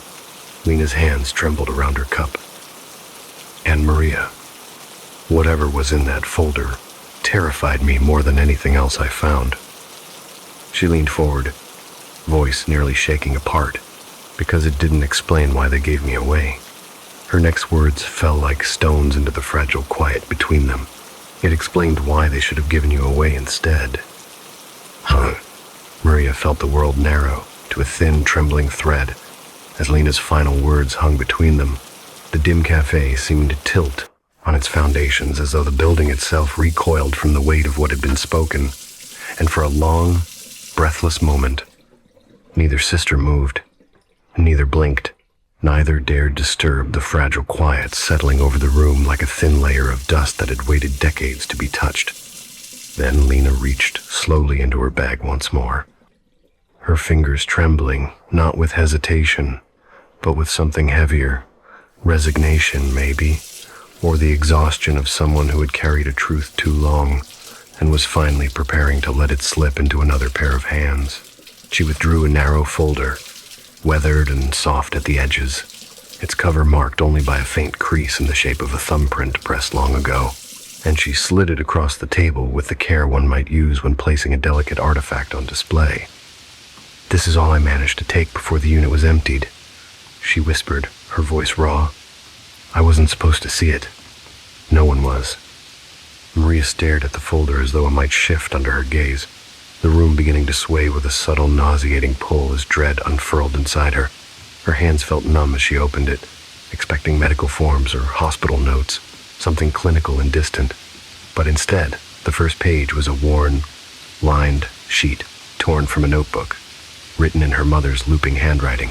The ink faded but intact. If anything happens to me, someone must know the truth. The sentence struck Maria like a blow to the sternum, and she felt her breath catch as she read on. The letter wasn't addressed to a person, it was addressed to the child who survives. Her throat tightened painfully as she continued, her mother's words beginning to blur as her vision trembled. They told us one would carry the omen, but they never agreed on which. Your father believed the mark proved it was you. I believed it was not. Maria felt her heart jolt violently. She pressed her hand instinctively to her temple, fingers brushing the faint birthmark she had always hidden beneath her hair. There were signs, the letter continued. Small things, strange things, missing items, broken objects, the crib rocking on its own when no one was near. Doctors said it was exhaustion. I said it was something else. Maria's fingers tightened around the page until the paper crinkled, a cold shock blooming across her shoulders. What signs? She whispered, but Lena only shook her head gently, silently urging her to read further. You would wake before dawn and stare at me without crying. Hours of staring, as if waiting for me to move wrong. Nurses complained that you would not respond normally. They said your quiet was unsettling. They said you watched people too closely. Maria felt a faint ringing in her ears. She turned the page, her pulse forceful enough that she heard it in her teeth. The next document was a report clinical, precise, bearing the logo of the hospital where she'd been born. Lena's voice broke the silence, soft as tissue paper. This is the part that scared me. Maria scanned the text. Neonatal behavioral observation. Rows of handwritten notes. Observations. She found her own name. Then the line beneath it. Infant exhibits abnormal stillness. Sustained eye contact beyond developmental norm. Reacts to unfamiliar stimuli before exposure. Her stomach hollowed. Before exposure, she whispered, the phrase scraping against her nerves. The notes continued. Unexplained distress in Twin B when separated from Twin A. Maria felt her breath freeze. Twin B, she murmured. That's you. Lena nodded with a small, hollow hum. Keep reading.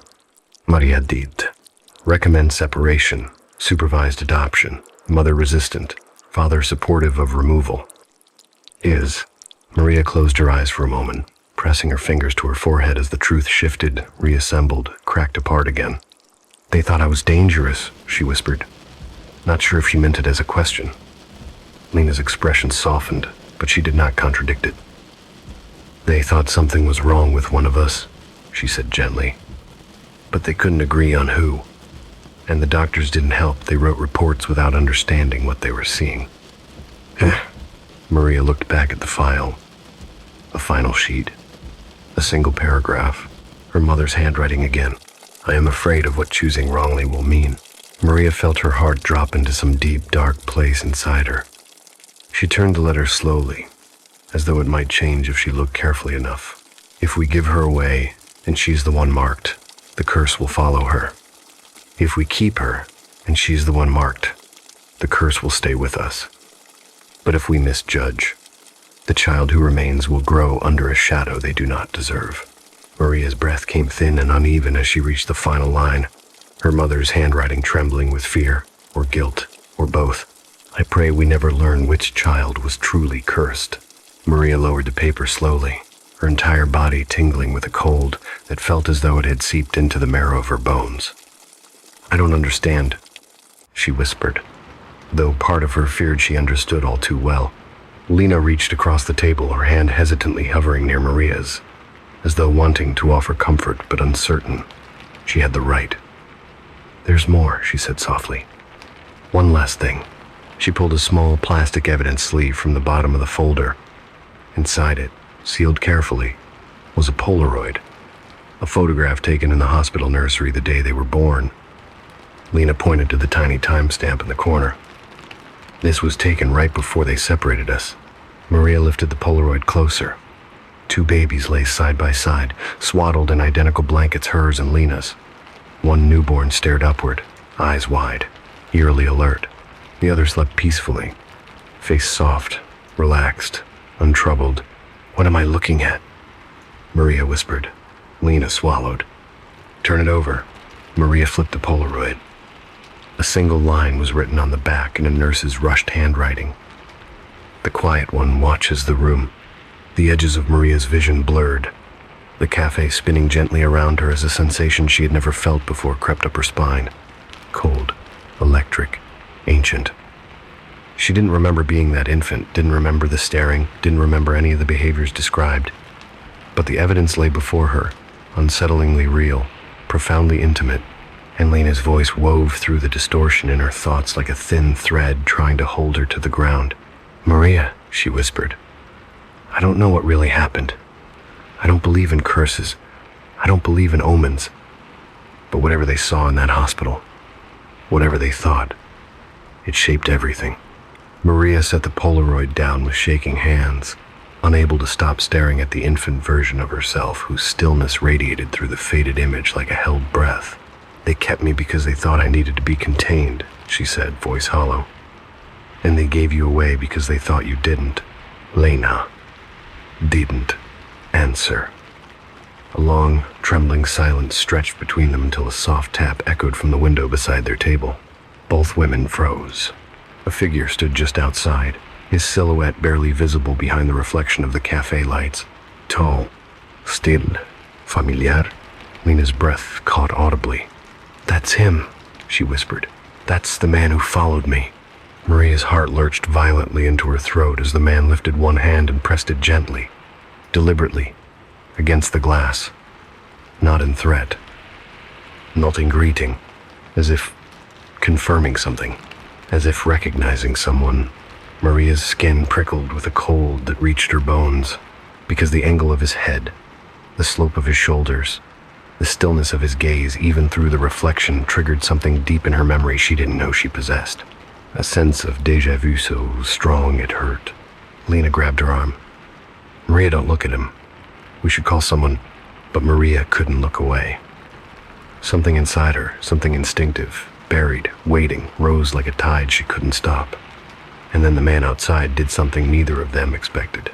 He tapped the glass again, gently, patiently, exactly the way an infant might tap a crib rail, testing it. Maria's breath collapsed as a memory she never knew. She had flickered like static behind her eyes. A dark room, shadows moving, a figure leaning over her crib, whispering something she could almost hear. A presence she had always assumed was a nightmare. Lena tugged her arm again, panic sharp in her voice. "Maria, we need to go." But Maria finally tore her gaze from the window and whispered, with a voice not entirely her own, "He wasn't following you, Lena." "Him?" Lena stared, confusion and fear tangling across her face. "What do you mean?" Maria looked back toward the glass, toward the man who now watched only her, his eyes pale and unblinking. Her pulse slowed. A cold certainty settled over her. "He wasn't following you," she repeated quietly, her voice hollowing with realization. "He's been following me." "Him. And so, dear night wanderer, as the last whisper of our stories fades into the low hum of whatever room you've chosen to fall asleep in, I invite you to sit with the quiet for just a moment longer, to let the echoes linger in the corners of your mind the way dust hangs in the air when an old attic door creaks open, unseen and uninvited. Perhaps you still feel the faint shiver of Sarah's empty apartment, where a chair sank beneath the weight of someone she could never see, someone who left her a message written with her own hands. Or maybe your thoughts drift to the cold wooden door in the basement that Robert swore had never been there, the one that breathed a wind from nowhere, and whispered in the dark long after the wood vanished from the wall. Or maybe, if you listen closely enough, you can still hear Maya's voice on the camera footage, a voice from the future, a voice not yet spoken aloud talking to someone she had not yet met, promising a key beneath a mat she would swear she never touched. Or perhaps you're remembering the man who walked through Ben's past like an echo wearing someone else's shadow, clutching a notebook filled with memories that had no business surviving the person who wrote them. But if none of those stayed with you, Maybe you feel the deeper shiver, the one left behind by Leo, in that doorway at 7 p.m., listening to a voice he loved slip into a shape it no longer belonged to, the second shadow lingering behind him like an apology, waiting far too long to be spoken. And if your mind hasn't drifted there, perhaps it has followed Ethan into the motel parking lot at 2 in the morning, the burner phone buzzing in his palm, the truth waiting in a locker that should have stayed locked forever, the tape revealing a sister who could not bear the weight of her own cruelty. Or maybe you're thinking of the last quiet table in the last quiet cafe, where Maria sat across from the sister she never knew she had, learning that the story of her life had been an edited version cleared by the people she trusted most, while a pale-eyed stranger stood just beyond the glass with the patience of someone who had been waiting since the day she was born.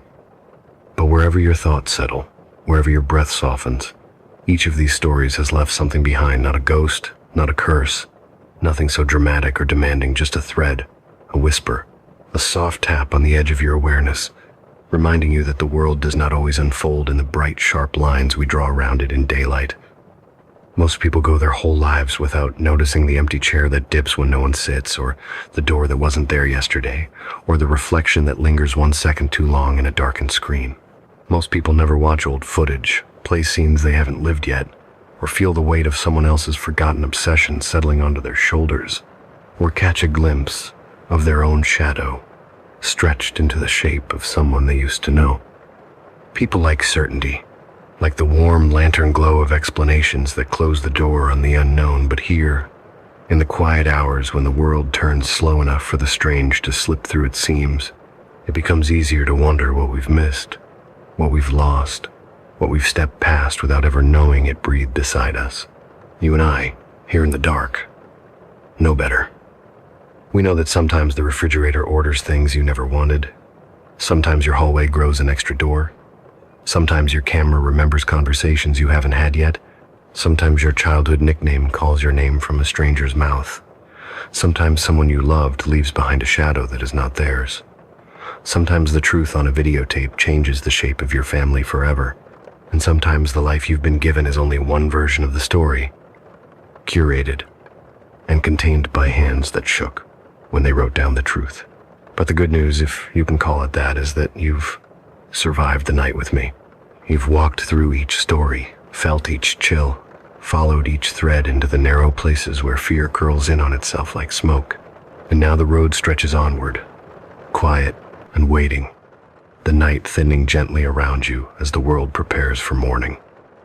In a few minutes, perhaps the hum of your house will return to its familiar cadence, and the shadows will shorten into ordinary shapes, and the silence will lose its attention, settling back into the background where it belongs. Maybe you'll climb into bed, pull the blanket up to your chin, and let sleep carry off whatever whispers remain. Or maybe you'll lie awake a little longer, listening not for anything frightening, not for anything supernatural, but simply listening the way a person listens after learning the dark can keep company more quietly than expected. Before I leave you to the quiet hours, I'll offer you this small, gentle reminder. The strange things that happen in the dark rarely mean to harm us. They are simply the parts of the world that don't fit into daylight, loose threads, odd corners, unfinished stories. Things that grow quiet when the sun is up and stretch their limbs when the moon hangs low. You don't need to fear them, not really. You just need to know they're there. So tonight, if the room feels a little heavier when you turn out the light, if the floorboard sighs a little beneath your steps, if the air shifts as though someone walked through a place you weren't looking, don't worry. It's only the story settling in, only the shadows finding their places again, only the night remembering your name. And if you hear a soft tapping at the window, or a whisper from the corner you thought was empty, well, just listen. It's probably nothing. Probably.